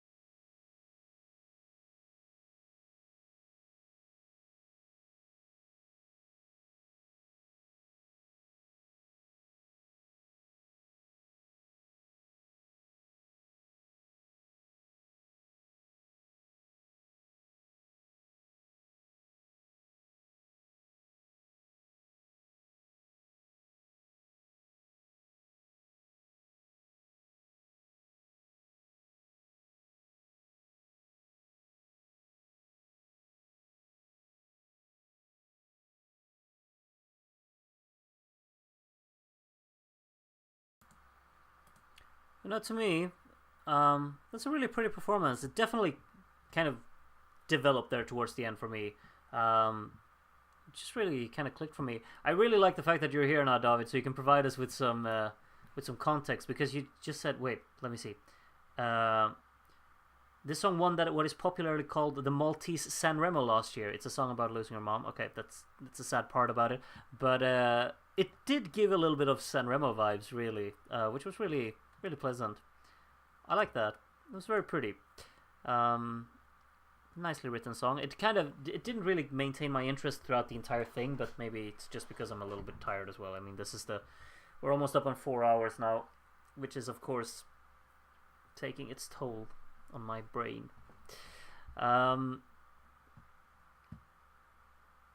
Netherlands, the one and only junior ESC country that participated in all editions, 2003 to 2024.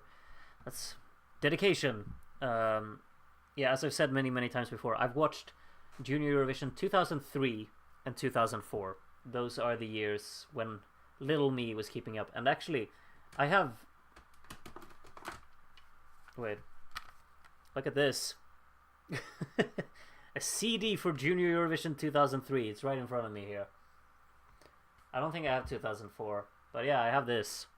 Let's see what songs were in back then. We had the classic Stoppa mig by the Honey Pies from Sweden. I don't know what that is, actually. Okay, it's time for Alexander Rybak. So let's listen to Mr. Rybak. Maybe singing Fairy Tale? Hopefully.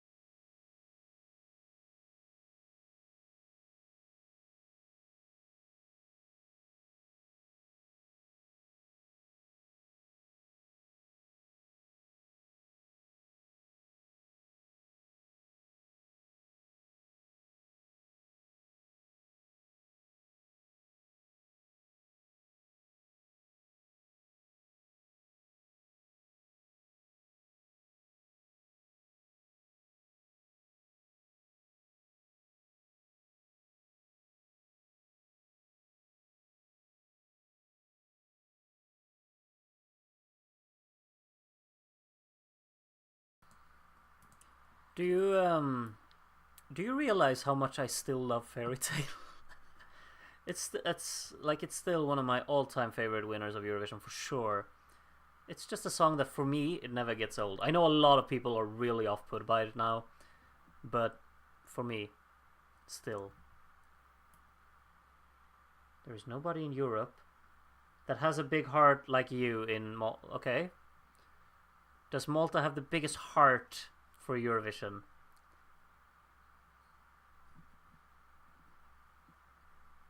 He's promoting his meet and greet show.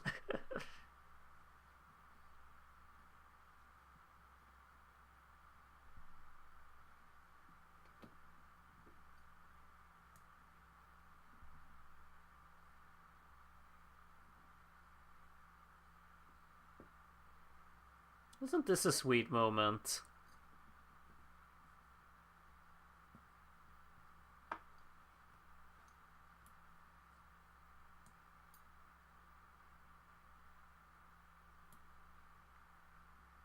It's quite a likable little speech. It's kind of unexpected. He's singing again. Okay.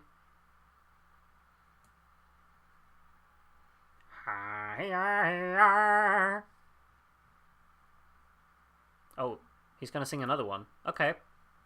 I'll be listening.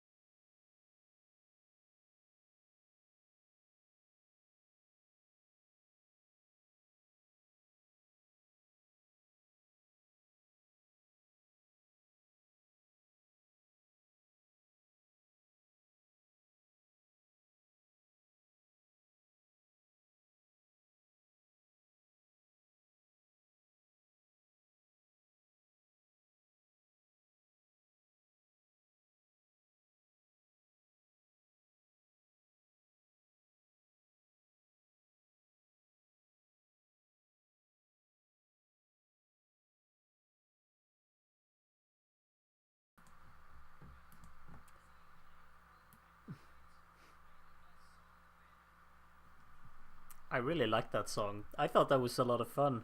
But I think I probably wouldn't like it as much in a studio cut. I think he just elevates it. He makes it into a fun performance. I still find it incredibly charming when he's performing. I don't think that will ever really disappear.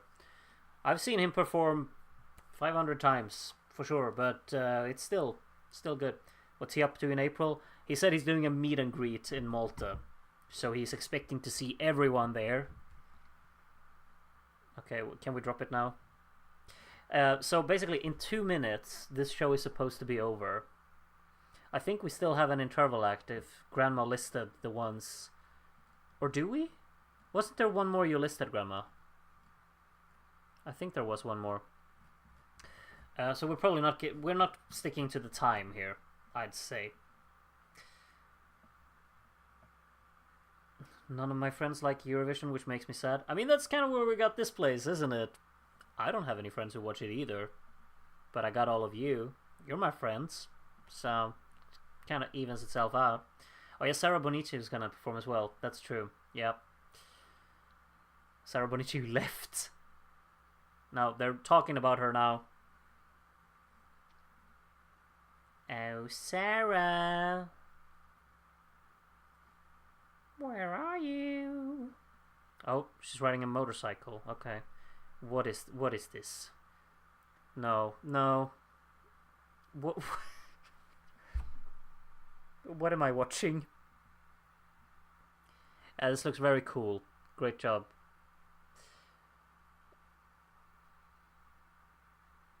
What is this? Okay. Let's listen to what she's got.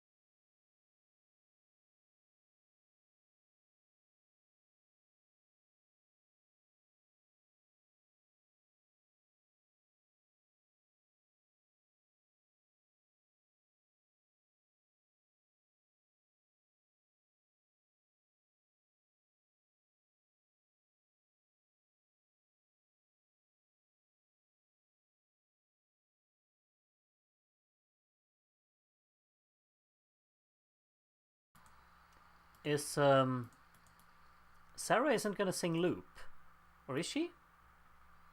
We got even more intervals. Okay.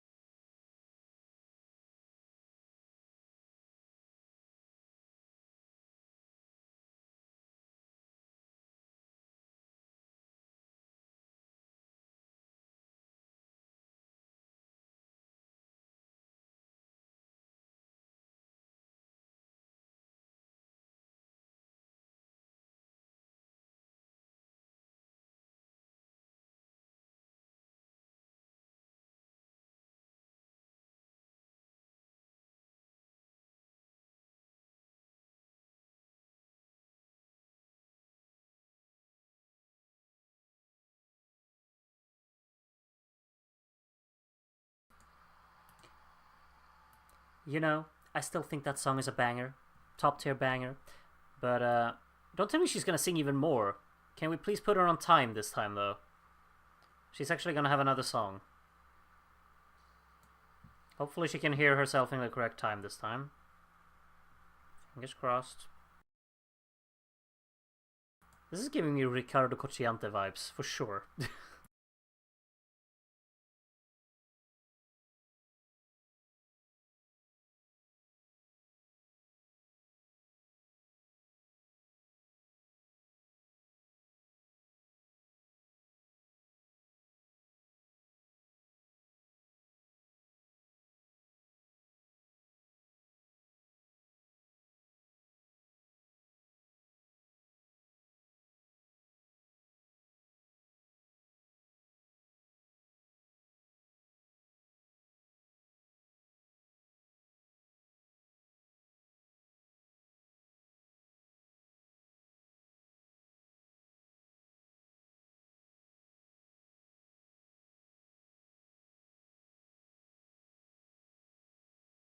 Sing banana.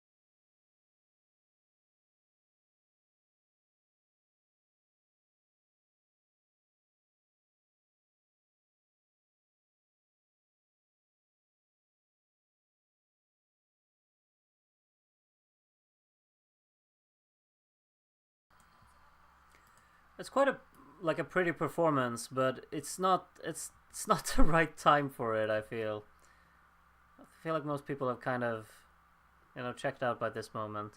The order of which they performed all of that kind of felt a bit strange. Yeah, I don't know. I wasn't really, what do you say, receptive towards that at this moment. At least tomorrow's Sunday and I can sleep more. Yeah, it's a long night, this one. Hopefully we get a result now. It just has to happen. Just has to happen soon. They're aiming to carry on until San Marino gets going. Isn't that in March? Yeah, maybe if they didn't have the other interval, like, they would be fine. Yeah, that's kind of my feeling as well. Wait, you know what time it is. It's time for ads. I'm so done. Oh, it's 12 minutes past midnight. The show was supposed to end 12 minutes ago. We still don't have a result. We're getting there. Don't get my hopes up, David. I know that we could be here for a while. 7 hours, yeah. It's nearing in on 8. No, wait. Yeah, it's 7. Yeah, sorry. I'm wrong. It's very close to 7 hours for most of you. I didn't even watch Vidbir, like all of you did. You guys, you're the real ones, It's I'll be completely honest with all of you. I don't think I can do this. I can do one national final, but I can't sit here for all of them. Like, these Super Saturdays, they're just I love the concept of a Super Saturday, but the fact that I wasn't able to follow the national finals at the same time earlier just threw me off completely. And then it became, a mess in here. And now it's just spinning. It's spinning. I like having watch-alongs with all of you, but this isn't working for me. Yeah, this is a tough one. 9:30 a.m. at start of Vidbir for me. Wait, are you over in 9:30 a.m.? Where are you? Like West Coast of America or something? Don't give up. I'm not giving up tonight. I'm just saying, like, for future reference, it's gonna be difficult. Chill, this is nothing compared to San Remo. I can do San Remo because I just love San Remo. ESC will have selected the winner before Malta selects their entry. Yeah, sorry Malta, you missed the deadline for submitting your song. We're already done over here.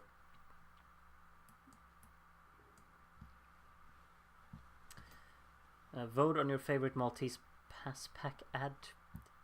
I've just checked out of all of them. I like this. Wait, which ones do I like? I don't know.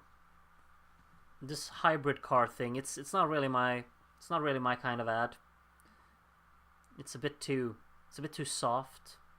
I'm more into the gritty stuff, you know.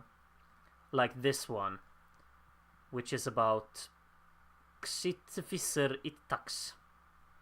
This is my jam. Like this is my ad right here. Gross net. Now watching Burman Laimi once again, it really scratches my brain. Super satisfying. It is a satisfying one. It's just like I'm not sure if I will warm up to listening to the song on its own. It's just that the performance is what sells it for me. It's going to be intriguing to just follow it along the season really and see how it develops for me.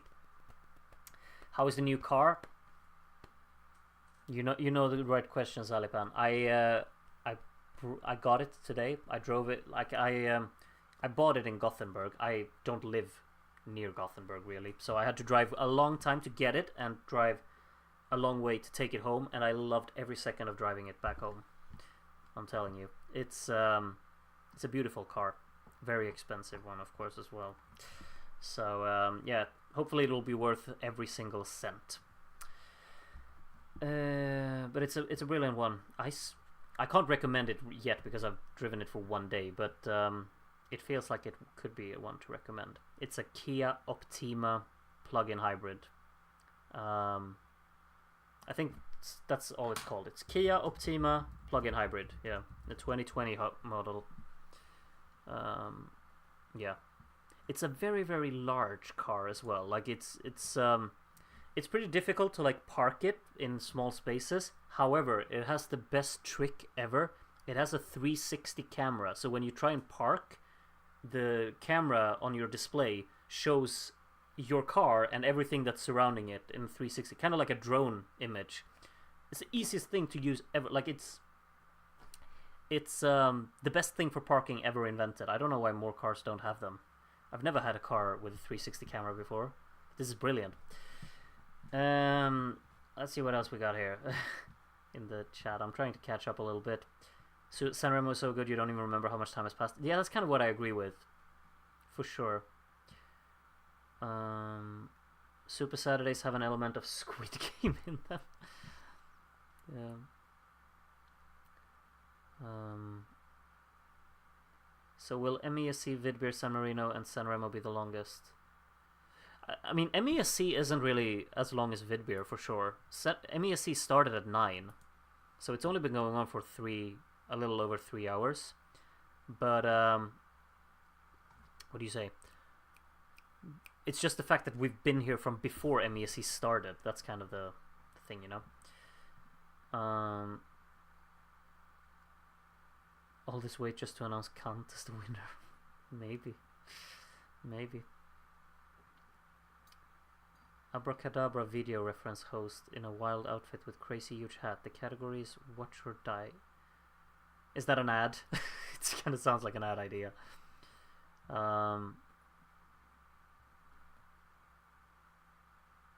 Does Saab still make cars, or is just Volvo now? Yeah, Saab is not making any new cars anymore. There are a few Saab still in Sweden, but all of them are pretty old and they will probably go extinct pretty soon, to be honest. They'd better hurry up or they missed the March deadline. Yeah, exactly. What songs did you play on the way home? I got my playlists. I got a little blend of some nice tracks. It's just songs I like. I didn't really have like a go-to artist, just a blend of songs I've saved from basically from like 1965 up until 2024. I blend everything. Floats as gently as a cloud. It was a bit loud because I mean there were summer tires in the back seat, so I kind of like it was driving a little bit loudly on the road because I had fallen, or the seats were fallen down. No, the seats were the seats were put down. I don't know how to say it. I know nothing about cars, but that's a really nice feature. It's very convenient, incredibly convenient. Now you need to create a family to fill the car. we'll wait on that one a little bit. I'm not I'm not ready for that, and I'm not old enough for that, in my opinion. I have several friends who I went to like school with, like who are the same age as me, who are parents, and I'm just like, no, that's not right. I don't want to I don't want to be a part of that. Not yet. Now I'm jealous of your Kia. You should be. When will the Groot car playlist get released? I mean, it's I can drop a link to it. It's just a bit of everything in there, really. Which color? It's gray. Yeah, it's gray. I need that camera. I hate parking. Yeah. I saw there was a comment about that in the US that would not be considered a big car, but I've lost the comment. Maybe I made it up in my head, but I did see a comment like that. But yeah, you're probably right, because it's not. I guess yeah, it's not big in that regard, but it's pretty large for being a car in Sweden. And it's like when you look back, like when you're sitting and you're driving and you look back, it feels like you're driving a limousine because it's like very long. That's really the thing. Did everyone memorize their 2025 tax tables? Have not done that. I've been busy with the HSBC ad here. I quite like this one. When the Sanremo stream is on Tuesday, when will the Sanremo voting be? That would be for the... Like, you can vote throughout the week, for sure. I think that's what we're planning, me and Darren. I haven't planned out the details yet. Oh, there it is, Karen's comment. I live in the US and Optima is not a large car. Sorry. It is to me. I mean, I've been driving around in small cars for quite a while. I've had a Volvo lately, a Volvo V50, which has been a wonderful car. But before that, I had a Citroen C1, and before that, I had a Fiat Punto. And both of those are very, very tiny and uncomfortable cars. Groot, when will you do Festival de Canção tier lists? I don't know. I have to prioritize Norway and Lithuania now, I think. Like, I can postpone Portugal because that national final takes place so late. I just want to be able to cover all of the national finals that I can in the meantime. And of course on Tuesday I have all of the Sanremo songs to talk about as well. So you'll have to wait for a while for it. Sorry. I'm really looking forward to making it though, because I love the Festival de Canção selection this year. The seats were folded down. Folded sounds like... In my head, fold should be an irregular verb, but it's probably folded. But in my head, it's like, it looks wrong. Can't even do my English anymore. I'm gonna be pissed if Kant wins. My favorite to win is Christie. I'd love it. Like, I think Heaven Sent would be a great winner. But I'm in the Ghazliet camp. Like that would make my night so much. That would be incredible. But Heaven Sent, I'd be happy with that too, for sure. Anyone know who's top in the odds to win for Malta? Probably Kant, I guess. Should be Feld. Yeah, you say Feld, right? That sounds better. Your schoolmates are parents. Wait, how old are you? Well, I'm not 30, but I'm more than 20. You can think about that one. Past irregular tense of folded. Really? Sounds wrong. In my head, it sounds wrong. Only just realized the German semifinals start next weekend too. Yeah, the national finals are just attacking us in intensity and the amount they are. I drove a Honda WRV and it's not that big, but it feels huge to me. I don't know what kind of car that is. Let me check it up. Honda WRV. Ooh. Yeah, it doesn't look that big, to be completely honest, but it looks quite nice. I like that.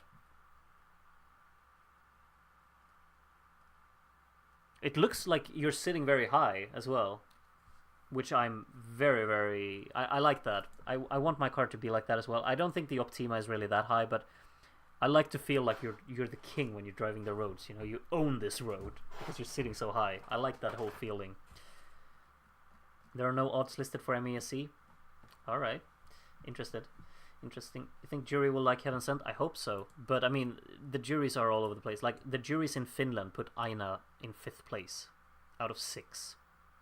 So I don't know what to tell you about that. Yes, Gasliet is my second favorite to win. Awesome. The gang is assembling. the Gasliet fan club. Shrek is love, Shrek is life is the pinned comment on the actual YouTube stream. Someone's having fun in the Eurovision social media team, I guess. It was felled in Middle English, but not current English. What's Middle English? Like Old English? Okay, wait, I see the arrow commercial. She's shooting herself with the arrows again. That means that the show is starting. I drive a Jeep Wrangler, big car for USA. Yeah, a Jeep is too big for me. I would not drive a Jeep. But I know they're pretty popular in the US. I just don't see myself driving one. Sold my car recently. It felt like a burden lifting from my shoulders. Really? I couldn't survive without a car. I drive so much all the time. I'm not really a friend of the environment in that case, I guess. I want to be environmentally friendly, but I try, but I need to drive a lot. I drive a lot, unfortunately. But now I bought a plug-in hybrid. So that's at least a little bit better, I guess. Drive an old Prius. When you say old, how old is that? Middle English is what's between Old English and Modern English. Duh. I'm probably going to drive a Ford Maverick soon. Let me take a look at what that is. Ford Maverick. Well, what year? Ooh! It's like a pickup truck, isn't it?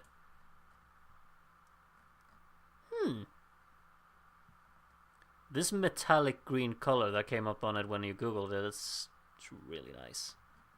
Are we getting a result, do we think, in Malta? They're talking a little bit first, so I'll continue reading car comments, I guess. Rudy's gonna be grumbling about Finland all season. Nah.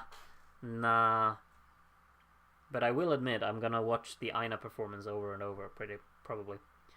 But I mean, everyone already knew what was gonna win in Finland. Kind of.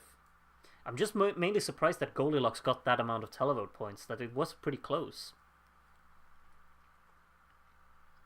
I also have a BMW i5, what does it say, fire car?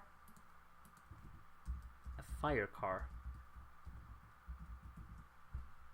Ooh, that looks pricey. That looks really nice. But that's like a proper like low car. It's like a cruising vehicle kind of. It feels to me. Results are in. Yeah, well, we're not hearing them yet. I don't drive. I just take the tram or train. Well, I mean, it depends on kind of what city you live in, I suppose. I would be satisfied with Gasliet. Like I said, I doubt it'll qualify in May, but it's a great representative for us. Yeah, it probably will not qualify. Be nowhere near. And I would hate to see the reception it will get online if it wins. Like, I don't think that would be a very positive read. But it would still be really cool if it won. I live in country Australia. I need a car, otherwise I'd have to walk everywhere. Yeah, and the distances in Australia, yeah. There's some suspenseful thing going on over in Malta now, so I'll pay attention to what's going on. Juries, here we go. Wow, I can never pronounce what it says down there. I'm gonna try anyway. L-Ewel Membru Talguria. How did I do, David? How? 63 years old and have never gotten a driving license or a vehicle. It can be done. I would never be able to do that. Okay, let's see. Festa No Time for Siesta got some big points here. 8 points to Kant. Okay, from a juries. Alright. 10 points to Juno. Either Gasliet or Heaven Sent is getting nothing here. Heaven Sent with a 12. Alright. Heaven Sent off to the early lead. Okay. Next up, second juror.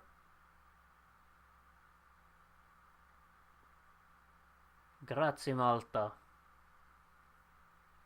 We are ready. Gasliet got 1 point. Yes! Unheard, 8 points. Nice. Nice. Kant got 10 points. Okay. Heaven Sent. Yeah. But I mean, Heaven Sent winning the jury vote, if Kant is gonna be second in the jury vote, I'm not feeling particularly confident.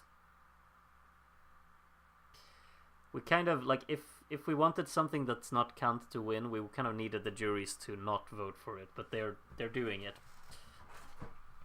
They're big fans. They've gotten an 8 and a 10 so far to that.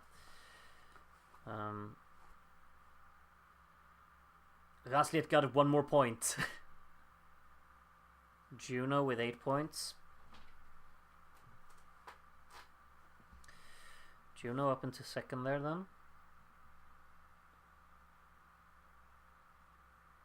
Count with another 10.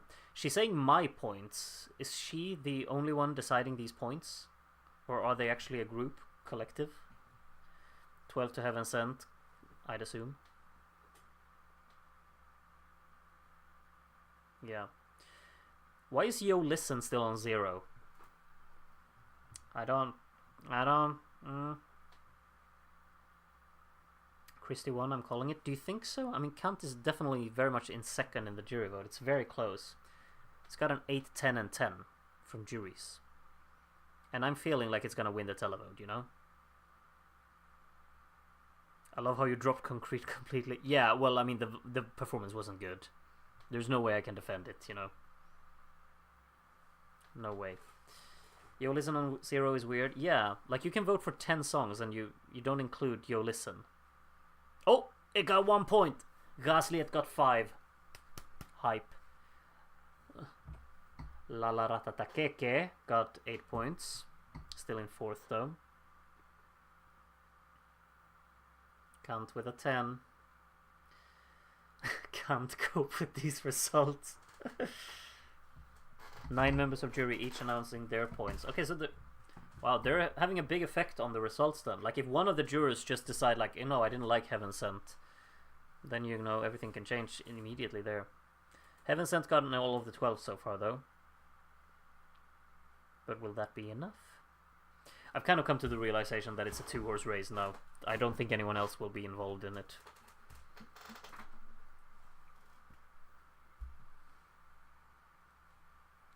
Why does he look familiar? He liked Yo Listen. Yo Listen got 4 points. Hideaway's doing quite well on 10. That's a bit unexpected, isn't it? Good for him. Cantera with 8 points. Still in 4th place then. Heaven Sent winning would be more than fine. Yeah, I'd be happy about that. He gave Heaven Sent 10 points. Is the 12 going where I think it's going?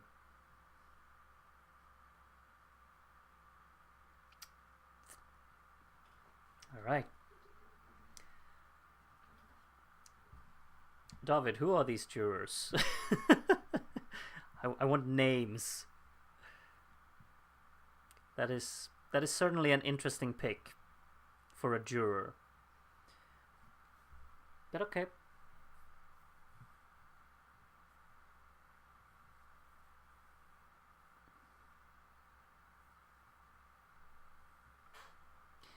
There are a lot of funny Kant references in the chat, I see.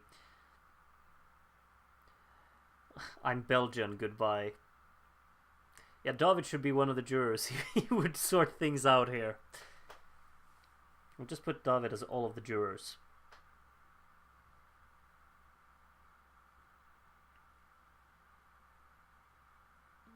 Kalb Makalb got a point. Good, good.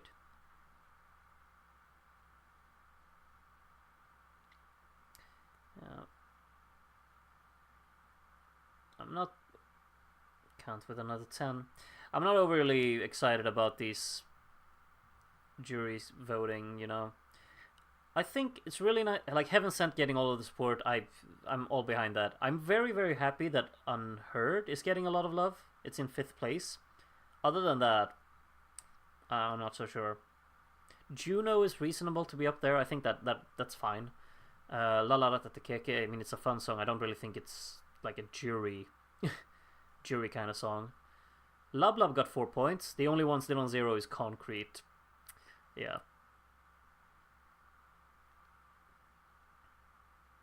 Gasliet is being heavily overlooked as well, of course. Only 7 points. Kant got only 8 points. Okay, that's something.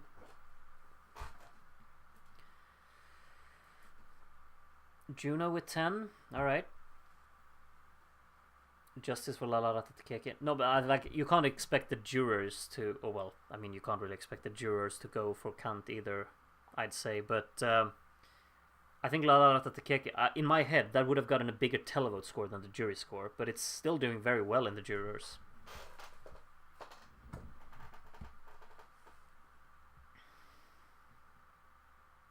William? He's everywhere! He's everywhere. He gave 2 points to Gasliet. My man. Okay. Alright, what are Wee Wee Blogs voting for?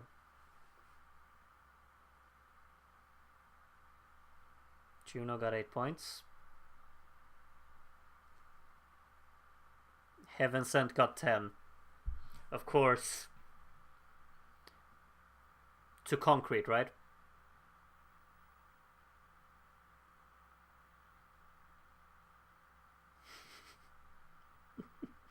Not a single person is surprised, are we? I don't need to say anything. He gave 2 points to Gaslight. I love the host response. Thank you, William. It's like she was almost disappointed.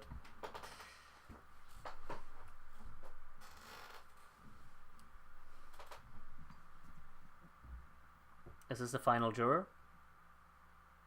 Gasliet got 1 point. Hideaway got 5 though, so it ran away. Okay. Kant got 8. Kant has got an 8, 10 or 12 from every single juror. Heaven Sent only 10. So there's 14 points separating them. Yeah, this could be tough. Poor Concrete, still on 0. Juno with a 12, so Juno's kind of in the mix, but I don't think the televote will really get behind that one, right? I doubt it anyway. Alright. What are we thinking? Who's winning from here? I'm not sure how like the percentage between televote and juries work, but Heaven Sent is leading, 14 points, and then Kant is 14 points ahead of Juno. It's kind of between those three, really. Televote is normally low in Malta. Yeah, that's what people have been writing. But we don't really know the percentages, do we? Concrete, he cemented last place. Yeah, right now I'm all behind Heaven Sent. I've dropped Gasliet. It's done. But yeah.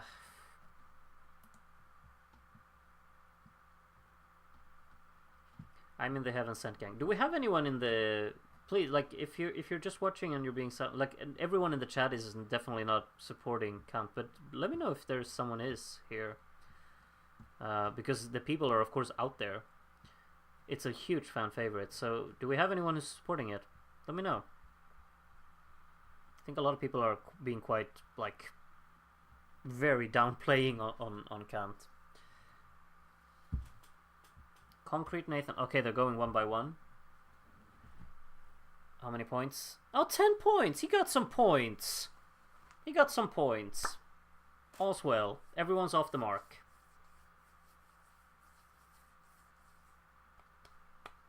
What about Khalb Khalb? Oh, wait. Alb Alb. How many? You can't cut to them when you... Not everyone understands Maltese. I want to know how many points they got.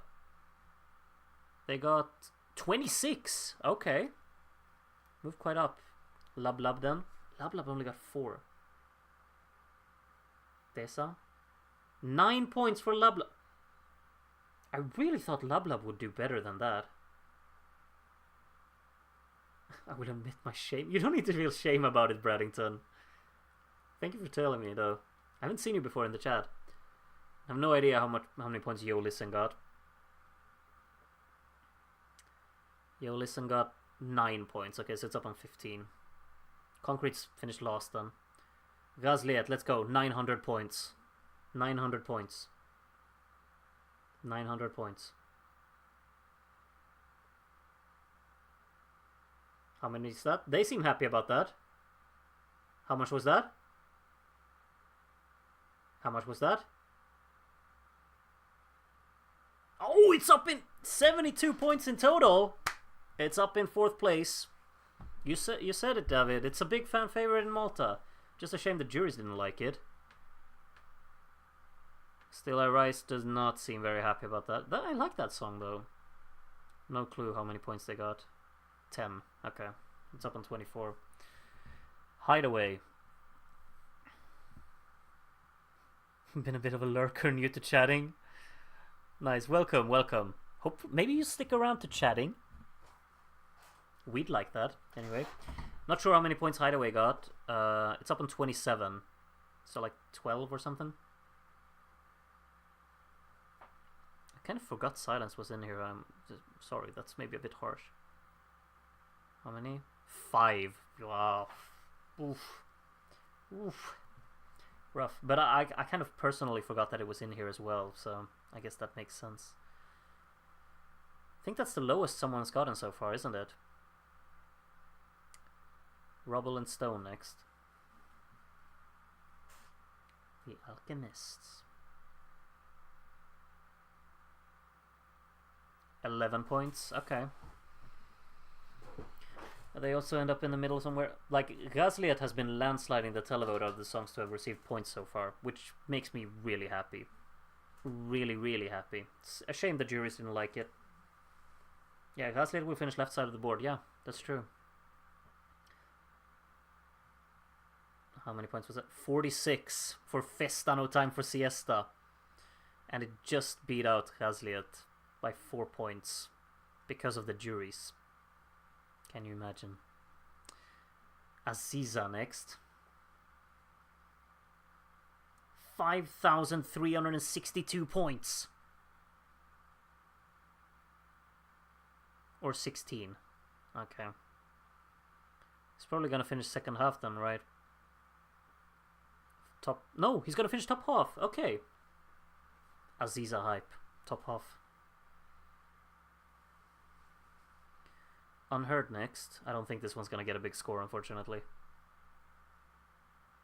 15, yeah. Yeah, that's a 7th place, I think. Which is respectable, I'd say. Festa No Time for Siesta up in 3rd place at the moment. People said we want Siesta, no time for Festa. Gazliet Televo top 3. It could be. Could be. But yeah, we have of course Cantera, we have Kant, and we have Heaven Sent. I think all 3 of those will get more, right? And then there's also Juno. Are those the only ones left?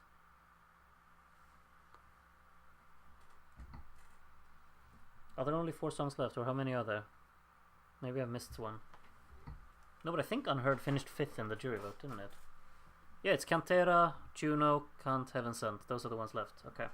Time for an ad break. Oh, that would be something, wouldn't it? 85 points, yeah. La la ratatakeke, la la ratakaboom. 85 points. Up in the lead. Okay, okay, okay. Big score. Can't wait for JVF to win Benidorm. Yeah, that's their next step. Next year. Then it's Siesta, No Time for Festa, right? Juno. How many points? Come on. Gazliet confirmed top 5 in televote. Yep, that's true. 40 points. Yeah. Gazliet got ahead of Juno as well in the televote. Top 4 confirmed.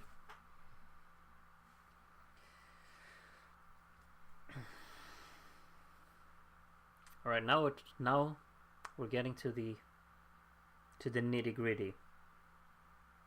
Mirjana Conte, how many points is she getting? How many points is she getting? Cantera is, of course, confirmed a spot in the top 3.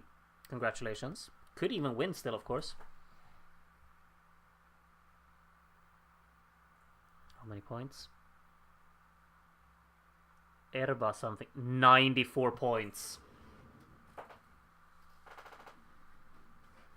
Is that enough? Is that enough? 94. So Heaven Sent needs like 9. How many do they need? Like 80. Wait, I'm trying to count. 90 points? 89 points? 81? Show us the scoreboard. Come on, I want to do my math. Nerds do the math. Can't when there's no scoreboard. Come on. Show us. It's Heaven Sent or can't. Majority of the people in here have a very clear size. I think majority of people otherwise have a very clear size as well. Okay, it needs 81 points. 81 points. Say something on Erba, because that was 90, wasn't it?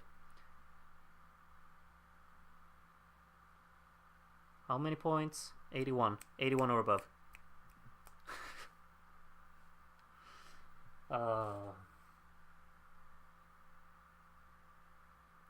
72.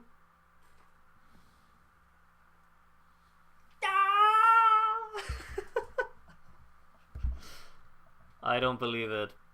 There you go. There you go. Alright. What do we say?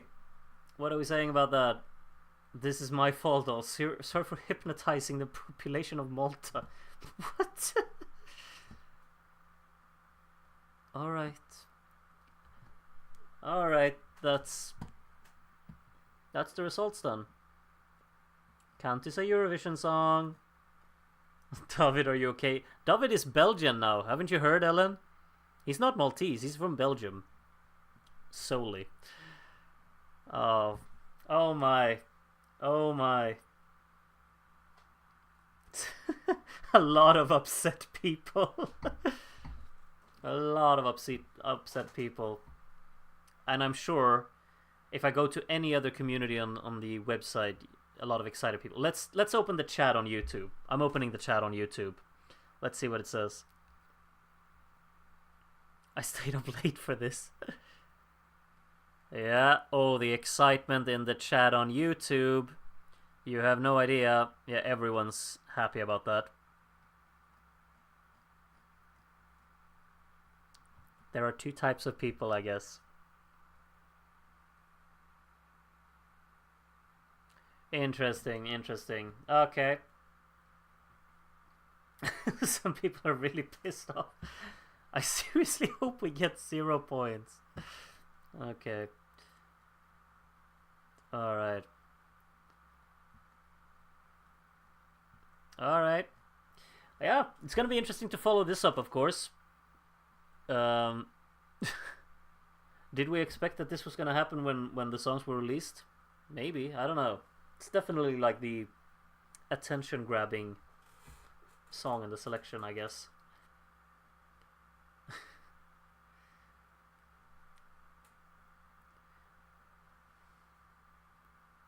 So what are they doing now? Sarah Bonici has handed over... No, not the trophy, a microphone. That's what she's gotten, okay.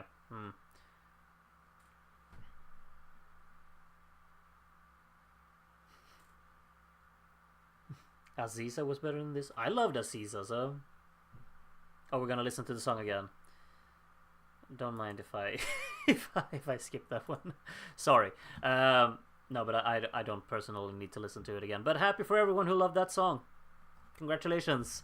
For me, this has been a very long night. I haven't had any of my favorites win, but I was happy with the result over in Sweden. So, you know, that's what I'm sticking to tonight. And we've got some good Eurovision songs here tonight as well. We got 4 new songs, of course. You can go in Eurovision World and Kant has a 4.3 star rating. Meanwhile, Zifferblatt still on 3.3 here. Why did I stay up for this? Oh, so many people are upset with it. I don't know. I mean, the thing is, like, it obviously wasn't my favorite either. It was my probably my least favorite song of them. But the thing is, it was the song that won their televote. So I think that, you know, I will accept it. I don't mind. Like, that's the song Malta wanted, and then sure, why not? But yeah, that's really the. Why can't I see the detailed results on Eurovision World yet? I guess that maybe they haven't really updated the page yet. It takes some time to update it. But yeah, I mean, it won the televote, so I can't really argue with that. I really didn't expect the jury vote to support it as much as they did, but they did. So, and that's why we have it as a winner. Let the jury choose everything from now on. What do you mean, in every selection? I don't know. Like in the jury, Gazliet was at the very bottom. I'm not sure if I want that to be. Gazliet was 4th in the tele, not that bad. Where did it finish in total, though? Like 6th, maybe? Somewhere around there? Want to update, like, let's see how long it takes for Eurovision World to update. Still haven't done it.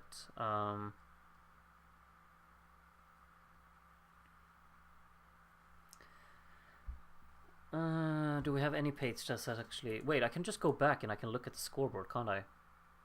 I'll do that. There's the scoreboard. Let's see.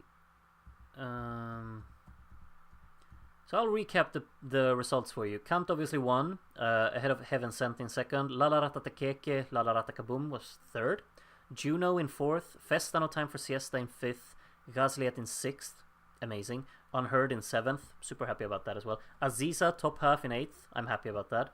Rubble and Stone in 9th. Hideaway in 10th. Qalb Machalb in 11th. Silenced in 12th. Still I Rise 13th. A bit rough if you ask me. Yo Listen in 14th. I think is a bit harsh as well. Lub Lub in 15th. I thought that would do way better. And Concrete was last. But Concrete at least got some points from the televote there in the end. But yeah, those were the standings.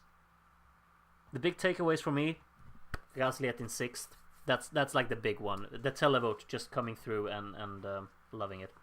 Groot, look at the semis. Semi 1 has almost all the good songs and Semi 2 has barely any. In Malta? I disagree. Gazliet is in the second one. Or you mean in Eurovision? Oh, in Eurovision. Let's take a look. Let's actually take a look at that. Eurovision 2025 semi-finals. Let's take a look at that. So, semi-final 1. The songs we got from semi-final 1 so far are Slovenia, Ukraine, Albania, and Belgium. Good group. And in semi-final 2, we got Greece, Ireland, Latvia, Montenegro, Czechia, Finland, Luxembourg, and Malta. Yeah, semi-finals 2 is not my thing so far. Let's just say that much. But we're getting Denmark is in the second semi. I'm sure they have something up my alley, you know. No, but I've heard a lot of hype about Lithuania, so maybe we can be excited about that one. That they're in second semi. Serbia always has something, right? Something that I like, probably. And Australia's in here. Armenia's always interesting. We haven't heard the songs from Depie Fratesil, right? They're not revealed, right? I don't think they are anyway. But I could have just missed it if they are. Hi everyone, I'm back home from Supernova final. I'm truly crying. I'm extremely sad. Hope you enjoyed the show though, Warsasuri. I really thought, like, when they put up the screen with Ligo having 30+% of the televotes, you just felt like it's winning now, right? It's winning. And then it was like 4th? What was that? Disappointing. Really disappointing. In 2 days' time they will. Armenia, are we talking about? They're released tomorrow. Okay. Awesome. I'll be on the lookout for that. I have to first listen to the songs from Norway and from Lithuania and from Denmark, I guess. I don't know when the Danish national final is, but they're out as well, of course. So those, and then Armenia when they release, and of course Italy when we watch San Remo on Tuesday. So yeah. This and Ich komme in the same semi is gonna be a little bit of chaos. Yeah, and both in second half there, yeah. Along with Luxembourg so far, yeah.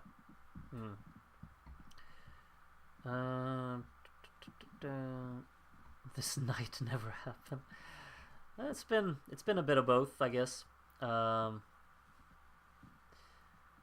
hope San Marino choose well because this year is really weak. I'm not very fond of the year so far either. I think it started off so strong with, it started off with Montenegro and clickbait, but Albania just kind of set the bar so high for me, and then there have been a few disappointing picks after that for me anyway. I got 6 national finals to rank this week. Are you gonna review all the national finals? I hope so. I hope that I can have time to get through all of them. But no promises. No promises. It's over. We can all rest and prepare for San Remo week. Yes, indeed. Yeah, this has been a very, very long night. I've been streaming for 5 hours, and I only started after Vidbir was almost over. So for some of you, like we're closing in on 8 hours. I'm sure that you've been sitting and watching all of the shows. It's a proper working day, you know. 8 hours in a row. Mad. I'm just gonna stick around for a little bit and just see if we want to talk about things, you know, in general. We got some time now. I don't have anywhere I need to be, so if you want to stick around and just chat for a little bit, we can do that about the results or about anything really. I'll try and keep up with everything that's being said in the chat. I'll try my best. Why did clickbait have to get disqualified? It would have fit in so well. I really would have liked clickbait in Eurovision. I think we're missing out on that one. I wasn't a fan of the song when it was released, but when I saw the performance, I was like, yeah, this works for me. It's fun. It stands out. And I think it would have been a brilliant addition to Eurovision. Really give us something different. I don't mind Dobrodošli, but I think clickbait is just more fun to have within the selection, you know. Groot, guessing your top 3 are Albania, Belgium, and Ukraine now, but in what order? All 3 of those in the semi-final 1, of course. Yeah, to be honest, it probably is. I mean, I kind of like Latvia, but I'm not sure how much I like it. I need to listen to it more. I was so set, like in my head, I was just like, okay, it's gonna be Ligo, But I need to readjust in my head now.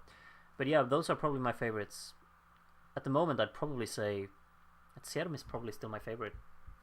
I'd say. This year is giving 2017 quality very bad.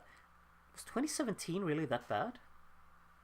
I don't know. 2017 had a lot of songs that I didn't like, but it also had a very strong like top few songs that I loved. Like Italy, like Bulgaria, like Portugal, like Norway, like Hungary, like Belgium.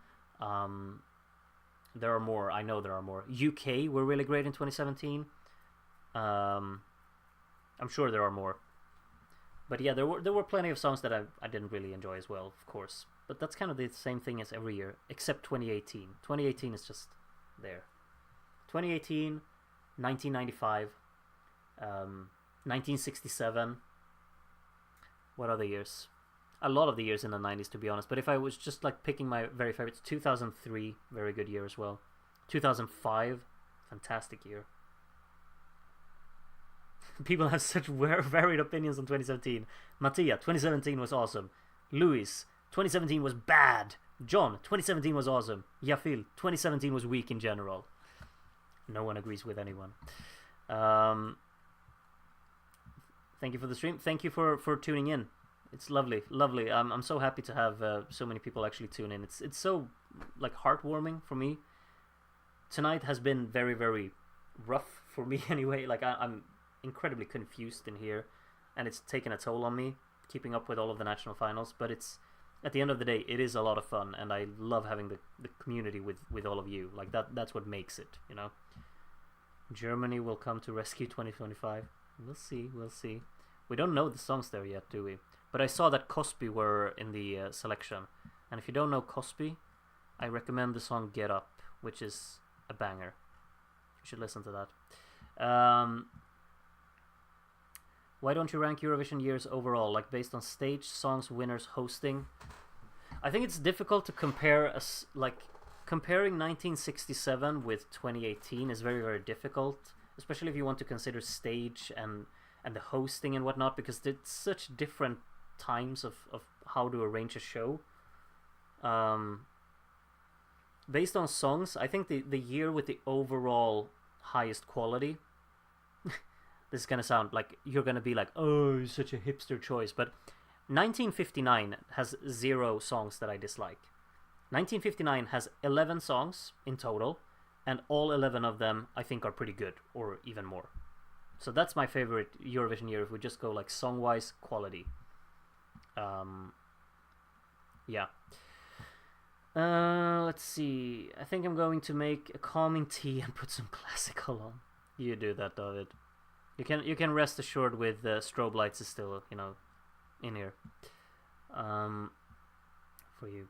2016 is just a huge party year. The energy running through it is pure positivity. Yeah, 2016 is a weird one. I don't think, like, the songs of 2016 aren't really, like, among my very, very favorites in terms of selections, but there's a lot of fun stuff in there. So I have a soft spot for 2016. I have very, very, like, strong memories of exactly what I was doing and where I was in life when that year was happening. So yeah. My favorite years, 2009, 1993, and 2010. Those are good. I like all of those. 93 in particular out of those, I would say, probably. I felt so excited that Ligo could have won. I'm really pissed and mad that Ligo lost. Latvian public wanted Ligo. Really can't wait for the final detailed results. Yeah, that's going to be the exciting thing, to see the actual detailed results of Supernova, because it felt like Ligo's obviously won the televote. Ligo's semi-final performance was its downfall, quite frankly. It lost momentum after that and never recovered. But I think it did recover. Like, the performance that we saw tonight, I thought was brilliant. Maybe not perfect, but so much better. Like, infinitely better. 1955, I didn't have a single disappointing entry. Big brain. Love 2017, underrated year. It is, like, yeah, there are... I have mixed feelings about it. Like, some parts about 2017, I'm just like, really? Greece qualified? I'm like that, but other things about it, I think in general, actually, 2017 had very few non-qualifiers I disagreed with. Maybe just a few, but, like, in general, I think most of the good songs qualified. I know a lot of people love Finland 2017, and I get that. It's just not one that I felt passionately about. I wouldn't have minded it qualifying, but it's not one thing that I feel like is incredibly missed in the final. Yeah, I think, like, overall the qualifiers of 2017 were pretty decent. 2017, weird year. There were really great songs and very bad songs. Middle range was not that big. Yeah, it sounds about right, actually.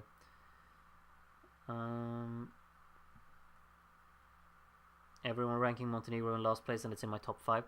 I have not even bothered trying to rank the songs. I just know Albania is probably my favorite. 2017 is a traumatic year, only saved by Portugal saving Eurovision. What do you mean, for you personally, or? I don't remember anything in particular happening in 2017 for me, anyway. Favorite years are 56, 59, 80, and 98. Those are all really good.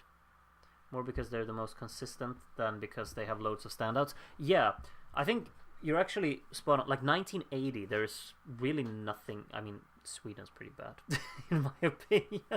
But other than that, I don't think there's much bad stuff in there. And 98 is, throughout, just really great. Kind of in the same vein as 95 for me in that regard. Wanted the Maltese tax lady to win, didn't we all? It's a bit difficult to, like, keep up with the chat. A lot of people are writing many things. Okay, I'll speed through a little bit. When you do these things, do songs start to just drag? I feel like I get to a point where songs merge in my head and quality passes me by, even if otherwise I would like them, just with fatigue. Yeah, that happens. I think that happens to all of us, especially, like, when I delve into a selection and I want to make my tier lists for them. Like, the first 2 or 3 times I just listen to the songs, I can't distinguish them. Maybe in a selection like Ireland's, where there are only 6 songs, like, that's easy. But when I did, for example, when I did Malta, Like, the songs merged into one. Many of them did. I'll be honest and say that. But the more you just listen to them over and over again, I guess the more you start to find the differences. But yes, absolutely, you can't really like focus on listening to songs for too long in a row and really, like, especially new songs.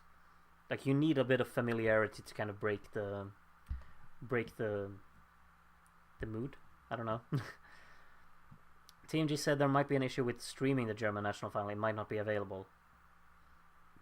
Hopefully it will be. I do have a VPN personally, so I could probably make it work, but I'll have to look into that. Surely Netherlands will come in and save this year. Do we know anything about the Dutch entry? I haven't kept up. 2011 was the low point for me. I kind of love 2011. I mean, it has a lot of bad songs, but it has a lot of songs that I really love as well. And it's like the year where I kind of... It is probably the year where I really became a very, very big fan of Eurovision. I obviously, my first Eurovision I watched was 2003, and I liked it. Like, I liked it throughout my childhood, but 2011 was the year where I was like sat down, I was really invested. I bought the DVD and everything, and that's like the big one for me. That kind of took it into the modern era as well. Of course, like I showed you my CDs before. I do have all of these as well. Wait, let me show you. Like 2004. For some reason, I don't have 2005. I think 2006 is right there. I have 2004, 06, 07, 08, and 09 here. Why don't I have 2005? That's a bit weird. But yeah. Out of modern Eurovision, my least favorite is probably 2016 or 2021. Semi 1 I found painful to sit through, and 2025 so far isn't close to them.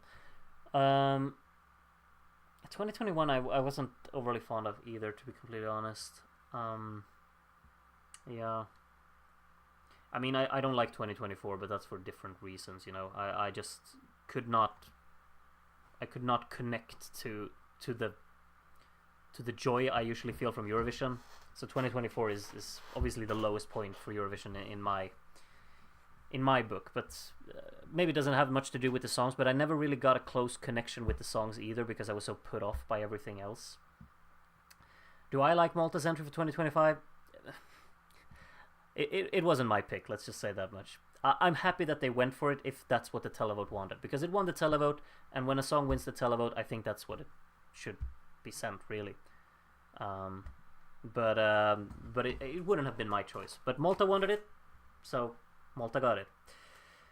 How do you think Eurovision will be like in 10 years or more? Would it keep the same format or would it change drastically? More or less countries? I think it's getting more and more difficult. No idea. Like, you can only speculate. Melodifestivalen is changing a lot these years for no reason, really. And maybe Eurovision will do the same. Totally agree, Groot. 2016 is one of my favorite years, but I don't have a song I go crazy for or go crazy about. Yeah, that's kind of the same for me. I really love Latvia, and I really love Israel, and I really love Ukraine.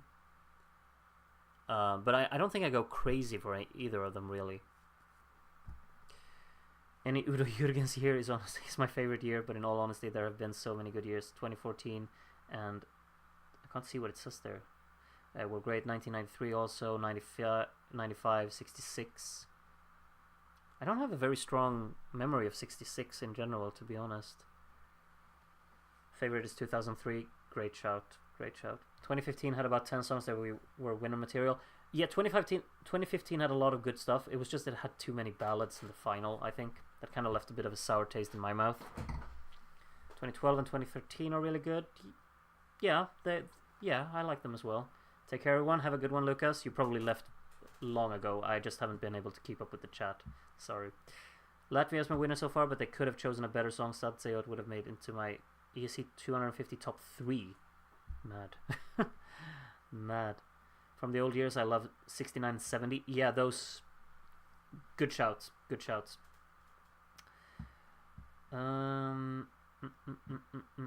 Definitely find 2018 weaker than 2017. Yeah, I don't think that's a common opinion either, Miguel. It's not common with me anyway. 2018 is my... Like, I love that year so much. You have no idea. Maybe not the results so much. They didn't appeal to my personal preference, but so many great songs in 2018 for me. Why you gotta do Isaiah like that, Ellen? I really like Don't Come Easy. Particularly before the show. I think the performance in the semifinal was a bit meh. But I think the song is great, really.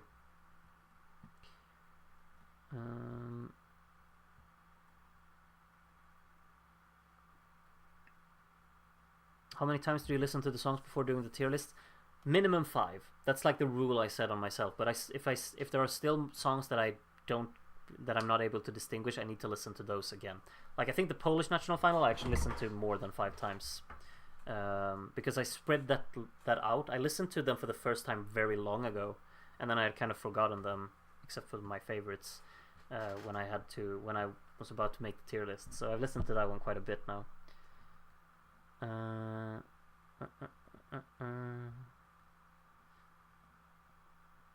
It's funny how all the fans wanted Nina for Montenegro and it's the last song in all rankings now. Yeah,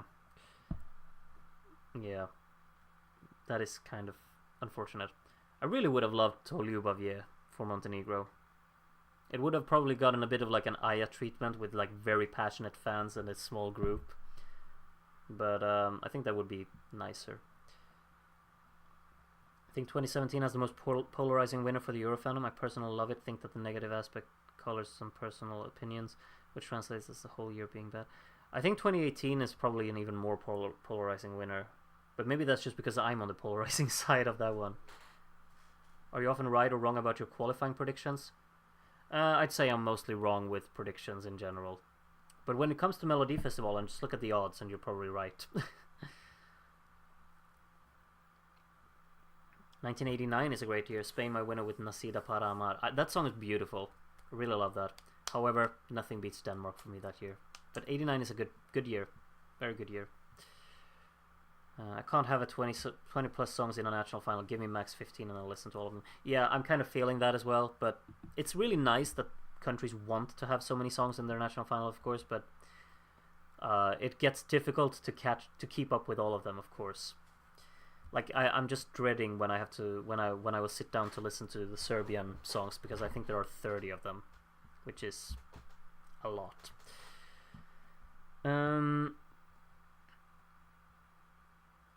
Okay, I'm scrolling through the comments here a little bit. I'm not sure if I need to read out everything here. You don't go crazy for Georgia 2017? Not really.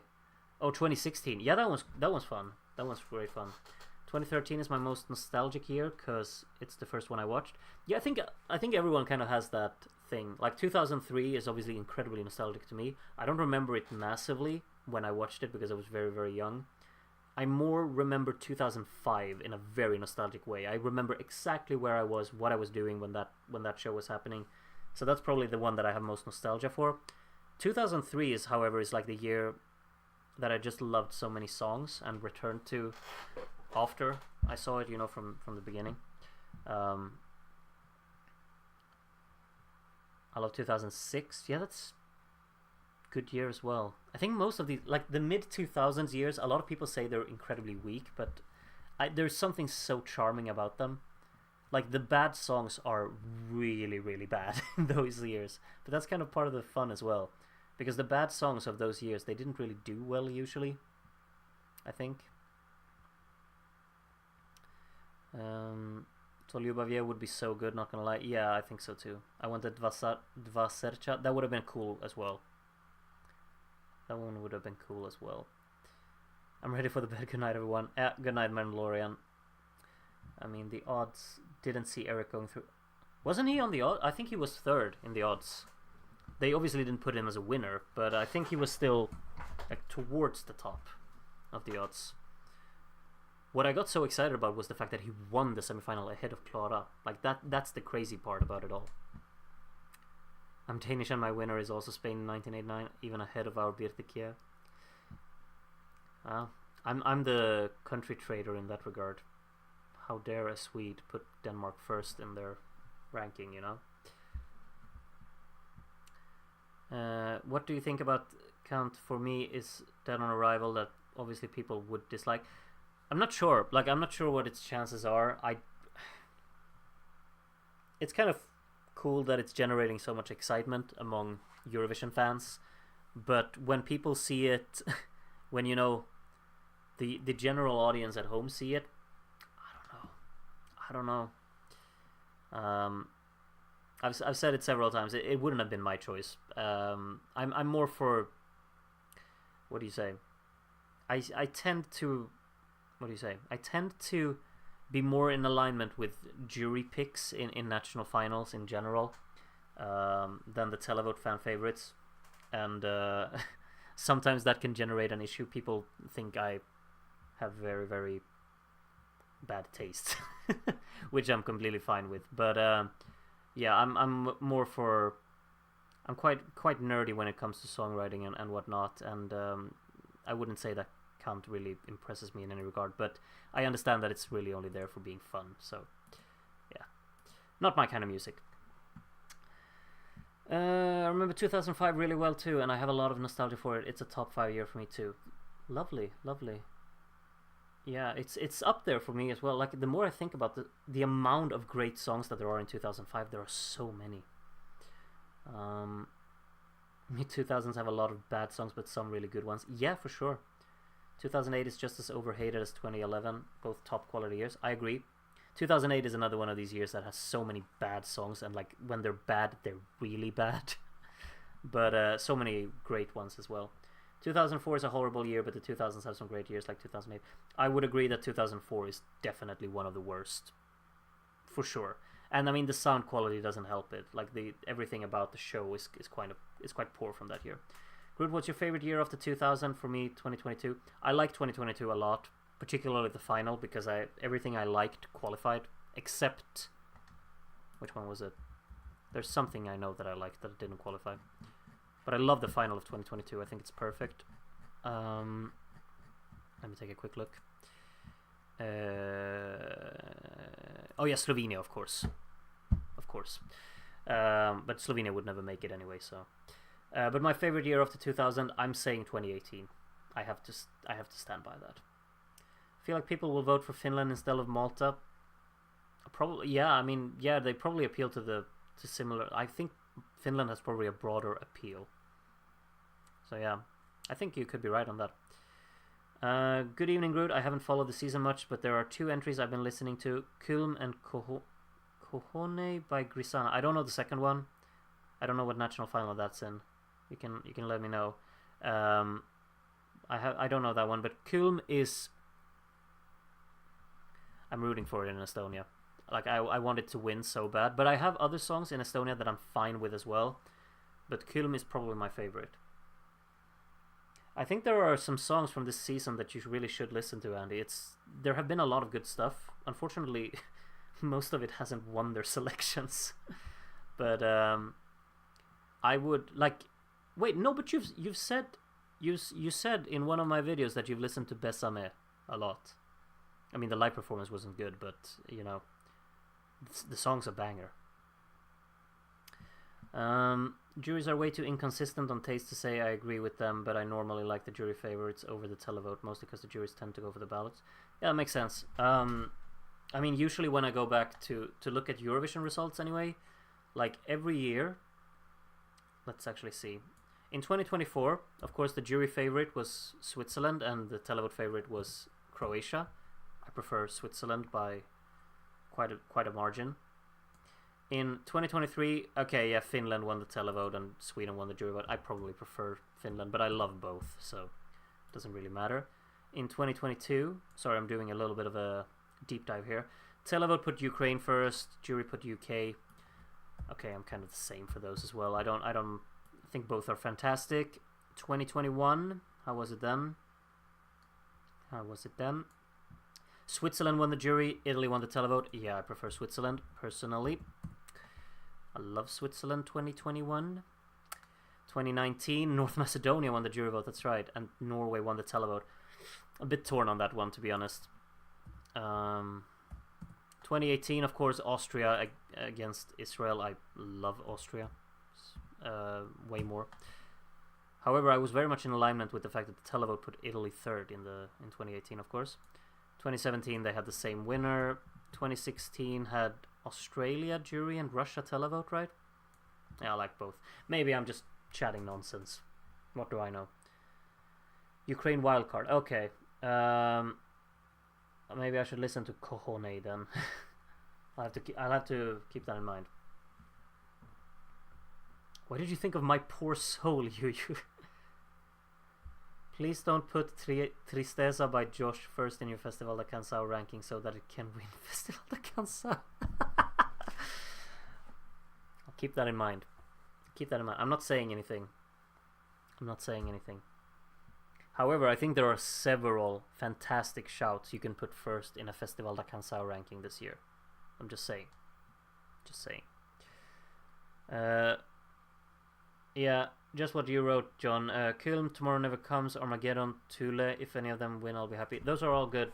Thule, I haven't really listened to that much. I'm not particularly excited about that one, but the other ones I really like. I obviously also love Maetea Sind.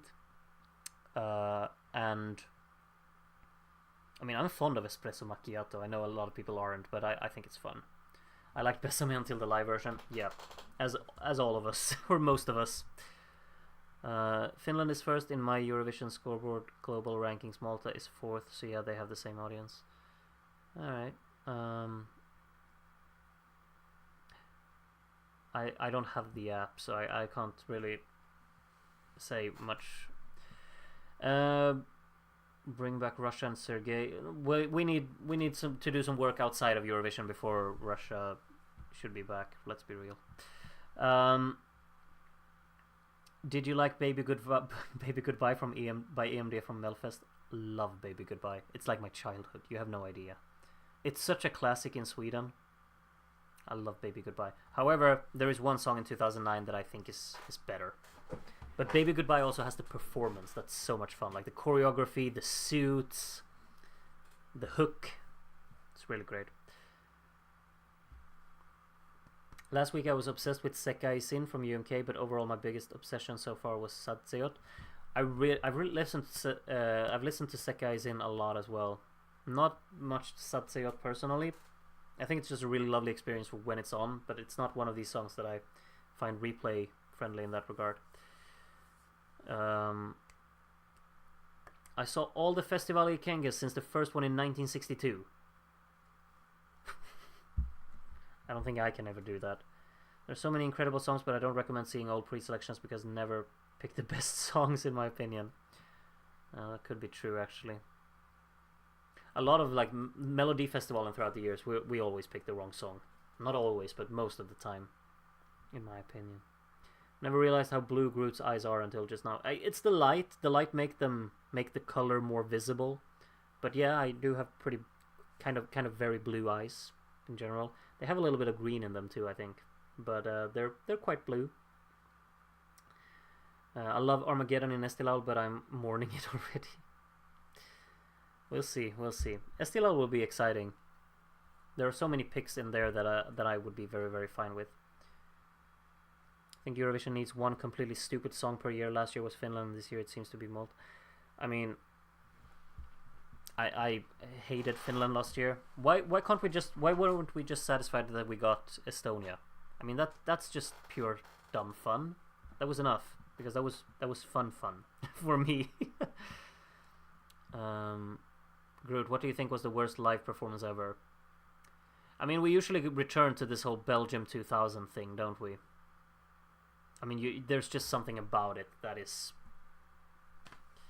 I don't even know what to say.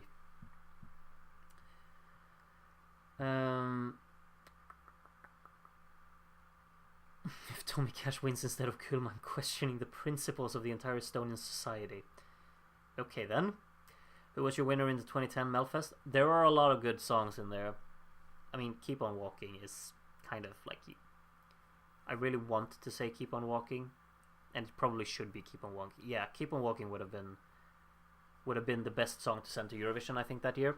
I would have loved it if we did that. But I have a very, very soft spot for We Can Work It Out, which I think is one of the most beautiful ballads that I know from Melodifestivalen. So I'm tempted to say that one as well.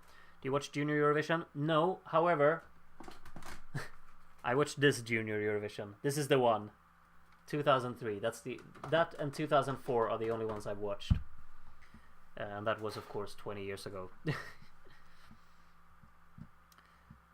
Baby Goodbye, Snella Snella, and Hope and Glory are my top 3 of Melfest 2009, but if I remember correctly, Grudy hates Snella Snella. I don't hate it. It's not my favorite, though. There is another song, none of the ones that you mentioned, that I adore from 2009. I listened to Bet on Fire the other day. Insane stuff. In a good way, I hope. I love Bet on Fire. I think it's brilliant. It would have been a really cool song to send, especially when you host Eurovision. That would have been something. Don't even mention Melodifestivalen. I'm still not over Statements. Yeah. Statements not making it the final. We'll never get over that either. Good. I'm watching old Melfest and I'm 2018. What the hell? What the hell is Solen lever kvar oss? Oh, Camphor Drops. What a classic. With the magician on stage. Yeah, I don't know what to tell you, Simon. It's to me though, that's like watching 2018, and that's classified as an old Melodifestivalen. And yeah, it is. It's 8 years ago.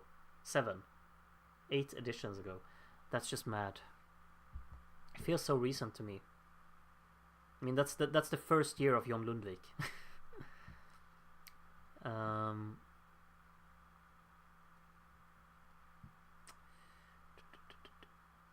No Rules is my least favorite ESC song of the 2020s. Could be mine too, to be honest. Although there are like, it's a song I really dislike, but there are of course like worse songs in terms of actual execution of them. Like I personally think that Grease 2023, it was an unfinished song that for some reason they sent. That's in my opinion that's the worst Eurovision song of the 2020s because it's not finished. Belgium 2000 is the true nut here. 1:30 a.m. chats with Groot. Yeah, I'm not sure why I'm still here, but so many of you are still here with me as well, so that's amazing, which I'm so happy about. We're just having a bit of chat. Good times. Also, what happened to whoever sang Keep on Walking? Haven't ever heard of him since. John! You've missed out. Salem Al Fakir, him, and Vincent Pontare, they have a duo called Vargas and Lagola. And their music is... okay. And they've written and sung plenty of songs for Swedish House Mafia, for Avicii, and I think for other house artists as well. Have you ever heard Sun is Shining by Axwell and Ingrosso? That's them. Have you ever heard More Than You Know by Axwell and Ingrosso? That's them. The singer of Keep on Walking, he's singing those songs as well and written them. So he's still around. He's very much relevant. Very much relevant. Melfest Watchalong when? I guess after this season of like the national final season, once it's done, we'll get on to having some watchalongs for season 2, you know? Some old Eurovisions again, some old Melodifestivalen, kind of intertwining them. I'd love to do that. Really like Bet on Fire, 7th place for it was too low. I agree. I think as well that Bet on Fire was quite like an odd favorite back in 2013, and then it just died really. Benjamin Grosso had a great 2024. I was hoping to see him in Melfest. I'm very glad that he's not in Melfest, but good for him. Good for him. I didn't even watch it, and I'll never get over Statements not making it. I think I like it more than Tattoo. I probably do too. Like, Statements is special in a different way, you know. I've listened to Zifferblatt, and instrumentally it's solid, but suffers a bit from dodgy English syndrome. It's an interesting one. I need to listen to more of Bird of Prey here. I loved their song last year, of course. Did you like Heartbreak Hotel in 2013? Yes. Great song. Really out there performance as well with it, of course. Definitely a memorable entry altogether. Not my favorite in 2013, but very, very much like it. Since today, my least favorite 2020s entry is Count Before It Was I Am. You know I am. Up there with I Don't Feel Hate. Yeah, I Don't Feel Hate is another one that I truly hate. Latvia 2021 was worse in my opinion. I didn't like it, but Greece 2023 for me is just... Sun is Shining, I love that song. It's great. It's brilliant. Very, very catchy. Sing-along friendly. You hear it at, like, the DJs in Sweden play it all the time, really. It's just, it works every time. Almost never liked what Sweden sent to Eurovision, and I find Meltfest every time worse. And you really have a good musical scene, but it's not shown in the ESC. All almost sound the same. That's usually the criticism that Sweden gets in Eurovision, and I mean, I get it. I just don't agree. It's simple as that. I think we've sent some pretty unremarkable stuff as well, of course, but I mean, we have some songs I really, really love that we've sent, for sure. Hold Me Closer being the main one lately, really. Every Minute should have won 2021. I like Every Minute, but Dandy Dansa and Behöver inte dig idag. I prefer both. Like the Latvian choice, they should qualify again. I think Latvia has a very interesting choice this year. Yeah, for sure. For sure. I wanted Ligo though, but that's, you know. I repressed Germany 2021 from my memory. Yeah, one can do that. I re-listened to Avicii's second album, Stories, and the production quality is top-notch. Yeah, it's actually one of my favorite albums as well. It's like such a variation of styles within it as well. That's kind of the thing with it. I mean, if you got songs like Pure Grinding, which is just a banger, and then you got songs like City Lights, which is like a proper progressive house throwback, which is just lovely to hear on an album like this. You got like Talk to Myself, 10 More Days, a bit different from that. Waiting for Love is of course a classic. And there are a lot of fun songs on that album, and very, very varied in terms of the distribution of songs that it has. I should re-listen to it sometime soon again. I have a few of the songs from it on my like regular looping playlists, I'd say. What did you think of the choices from today? Finland, Malta, Ukraine, Latvia. Finland, I'm fine with it. Malta, I'm fine with it. Ukraine, I'm fine with it. Latvia, I'm fine with it. None of them were my own personal preference, but I'm fine with all of them. Particularly, I'd say, like, Ukraine is probably my favorite song out of those. In terms of, I guess, like, Finland and Malta, both we know were the televote winners, so that's good. And Ukraine was the televote winner too, wasn't it? So that's good. That's good. The televote winner's winning tonight. I'm skeptical towards if that was the case in Latvia. Little sad that American Song Contest never got a second chance. It was flawed, but should have been given a chance to iron things out. Still a few songs from there I still listen to occasionally. What's the song now again? It's Mr. Independent, isn't it? The one that I got stuck in my head after I watched it. Yep. Mr. Independent from Grant Kenoke. That's a catchy one. It was stuck in when I watched American Song Contest very late after it had happened, but that's the song that got stuck in my head so much. It's not perfect, but it's damn catchy.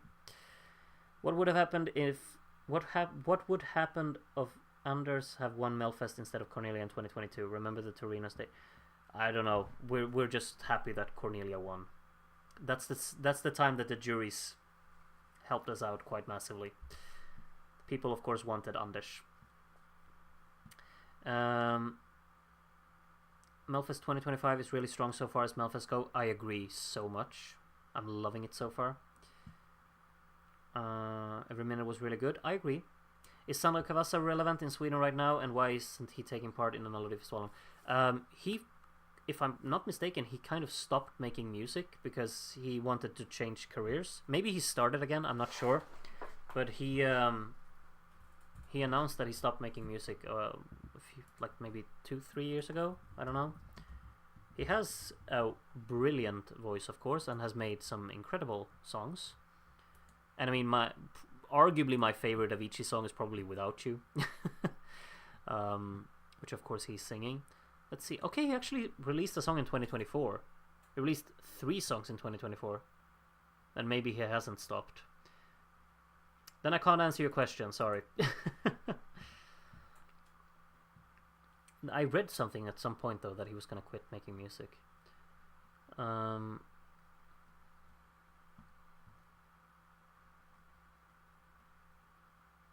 Unfortunately, I can't get into Latvia's entry. If I watch the performance without sound, it's wonderful and totally my thing, but the actual song sounds like pure noise and pain to my ears. Yeah, it's a difficult one to digest, I would say. The performance is great, though. That's the best part of it, for sure. But as I said, my top 3 of Don Juan var första gången den känslan. That's your top 3 of Melodifestivalen this year. I mean, they're great picks. Vår första gång has been like on loop for my playlist. I love that song, I really do. Personally, I haven't been around for long enough in the Eurovision fandom to see my country have a national selection. What country are you from, Sneaky Hider? I can't keep track of where everyone's from, so please let me update me. Just found out Heaven Sent was written by Taya from Who the Hell is Edgar?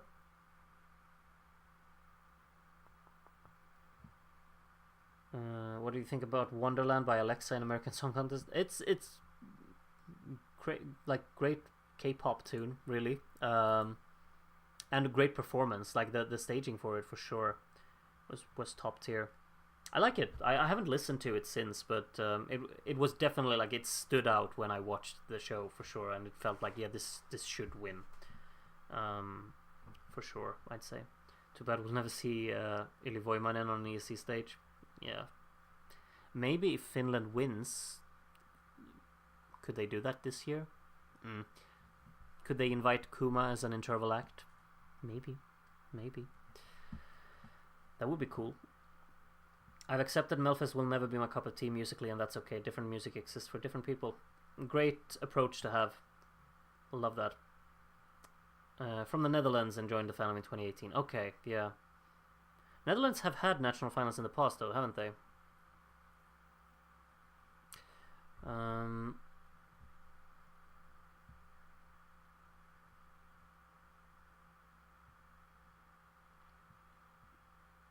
Groot, have your students annoyed with funk music? Not really. I don't think the students really listen to funk music that much. I just hate the genre in general. Like, every song sounds exactly that's usually a trope that I hate, when people say that, oh, every song sounds the same. Fair enough. But funk music is designed to sound the same. Not like in general, but the whole thing that's gotten popular is something called drift funk. And it's basically based on, you need to use the exact same sound design for every single thing in your track. And they all, like, you could put 20 of these drift funk songs on top of each other, and you wouldn't be able to distinguish that there are 20 songs, 20 different ones.